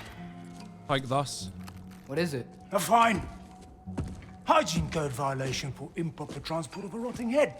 2 demerits for speaking the All-Father's given name, and, yeah. For fucking up my desk! Damn, he got so cucked by Odin that he's like a hall monitor for him now. Okay. So much. Get out of my office. So much for a fucking. So much for Mr. Rebellion, dude. Hey there. So what about get out of my office? Don't you understand? You said her name was Diener? Oh, sure. Thank you. I think. He's reading tentacle porn on the job. Yeah, he's doing more than just reading tentacle porn, if you know what I'm saying.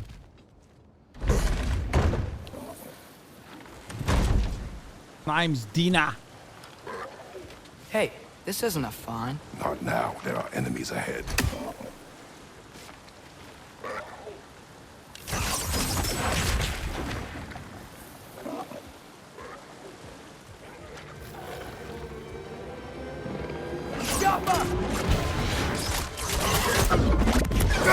What the hell?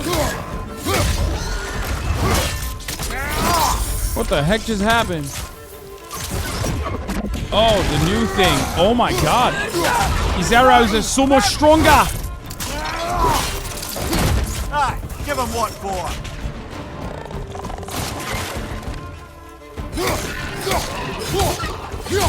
Incoming! Above you! Oh shit.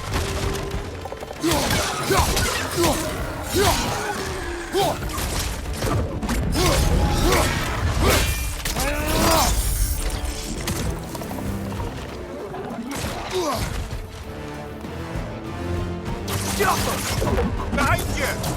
Oh shit! Ah!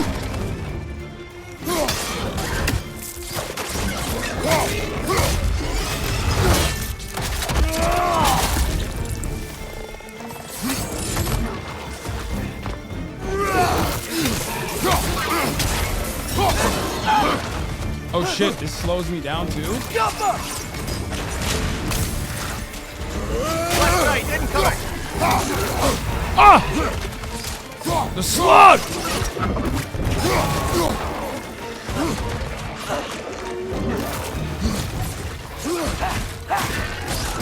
Get him, boy! Behind you, watch out!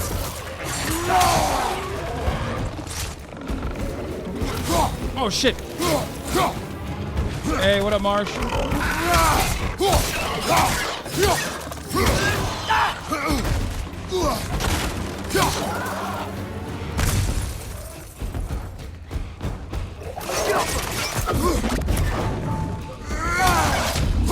Left right! Oh no! I fucked it up.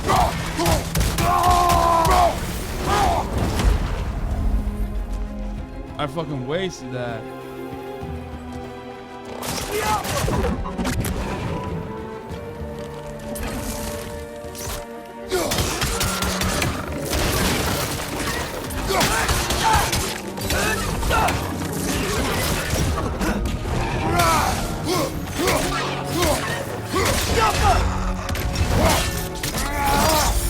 I love the head. This is the last.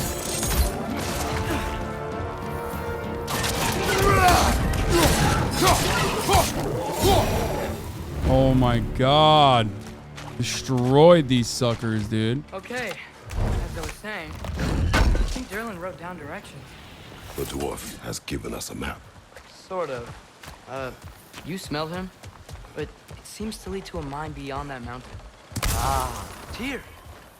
What does this do? Not everyone uses axes and arrows to fight. Right.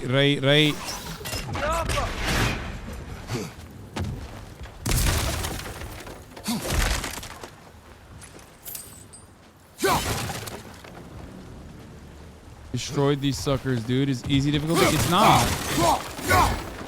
It's balanced. And guess what?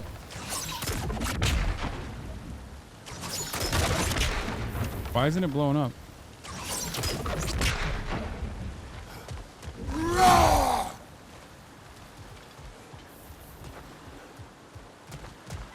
What do these things do? I guess they just fall on people? That's not a thing? That's not a part of the puzzle? Are you following the story? Derlin actually give you help? Yeah, dude, it's fucking screenwriting 101. Of course Derlin gave me help. I knew that already.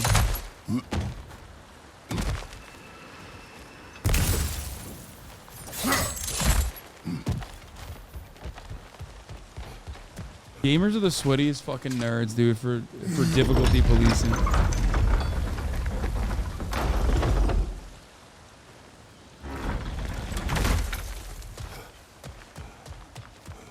Journalist difficulty. It's like, come on, bro. Don't say that your life literally has nothing else in it.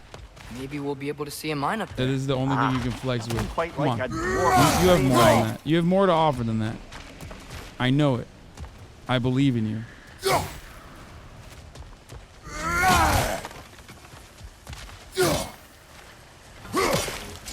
We can take that train up the mountain when you're ready, brother. I have Hasan so he plays more games. Yes, please. Exactly. Not playing hardcore difficulty. Oh my god. Oh my god, you're a loser. It's like, yeah, bro. I am. I suck. Not that good. Not like a secret. I'm pretty open about it, you know? Okay, what the fuck is this? I feel like this is a thing that we won't be able to unlock yet. Until later. We may need some special equipment to use this. Yep. Boy, shut up. I'm just testing the things out.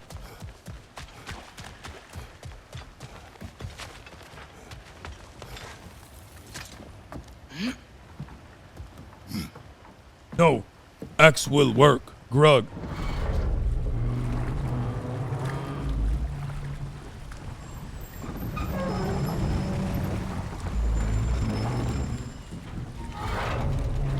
Heimdall. There's a name I don't miss hearing. No one said it until you did, just now. Durling. He didn't need to say it, brother. It was written all over his face. Well, burned, I should say. Into his head. He burned that into Durlin's head? Failed rebellions tend to warrant swift and enduring retribution. He is a captain of Odin. Aye, and the bearer of Galahorn. True believer, that one.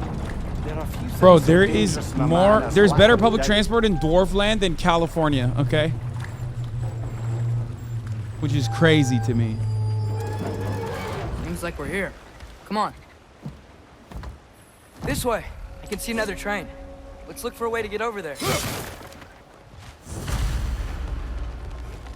You know, maybe finding Tyr is our best protection. Oh shit. Seemed like Odin really didn't want us to find it.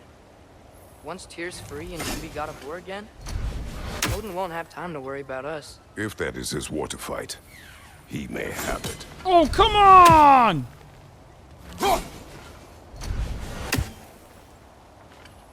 Wait, can I shoot that? What?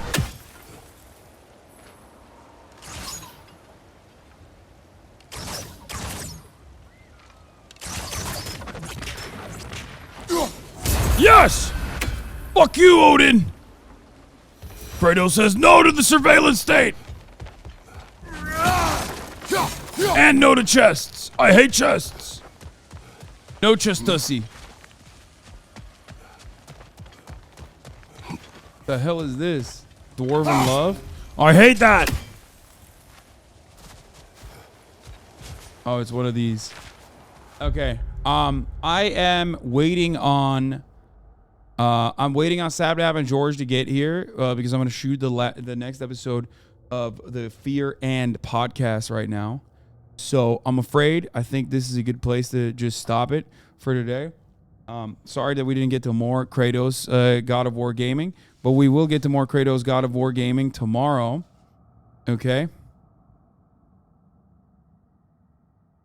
This was a fun run. This was all extra content today. Let's be real. I wasn't supposed to be live today.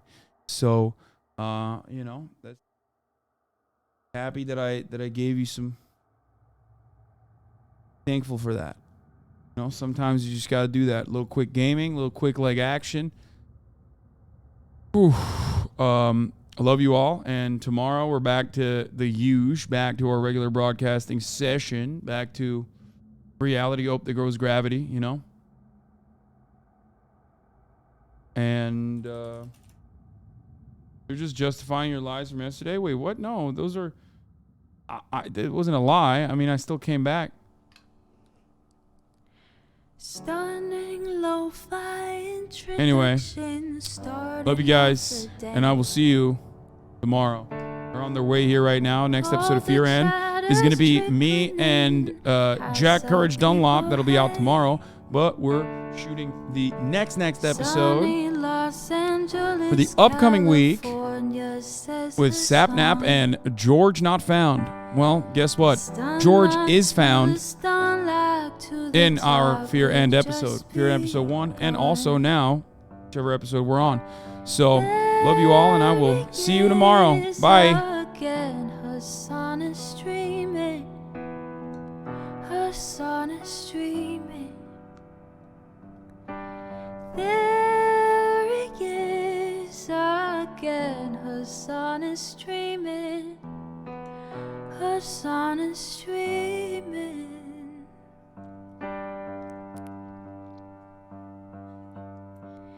Reviewing the P.O. box, Uncle Iger's face. Sudden Discord at your prop, great names take on race. Tiny Bernie Sanders, LGBTQ Air Force. The whole left at your fingertips and out your door. The H3 crowded debate, the Young Turks online show. 3 full fucking years of this and plenty more to go. 90-day fiance talks of champagne bourgeoisie. I can't say that word. A Trump rally, live reaction, a mass riot in DC.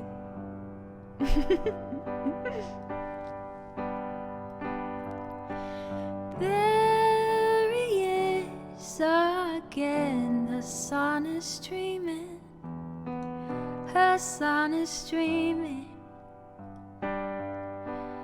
There he is again. Hasan is streaming. Hasan is streaming. Reading live stream fail comments. Austin show chat advice. And all the ways the right-wing pipeline can suck you in all night. JCS relax, Lord frame gets broken, cover blow. A full-blown mass pandemic, months of streaming.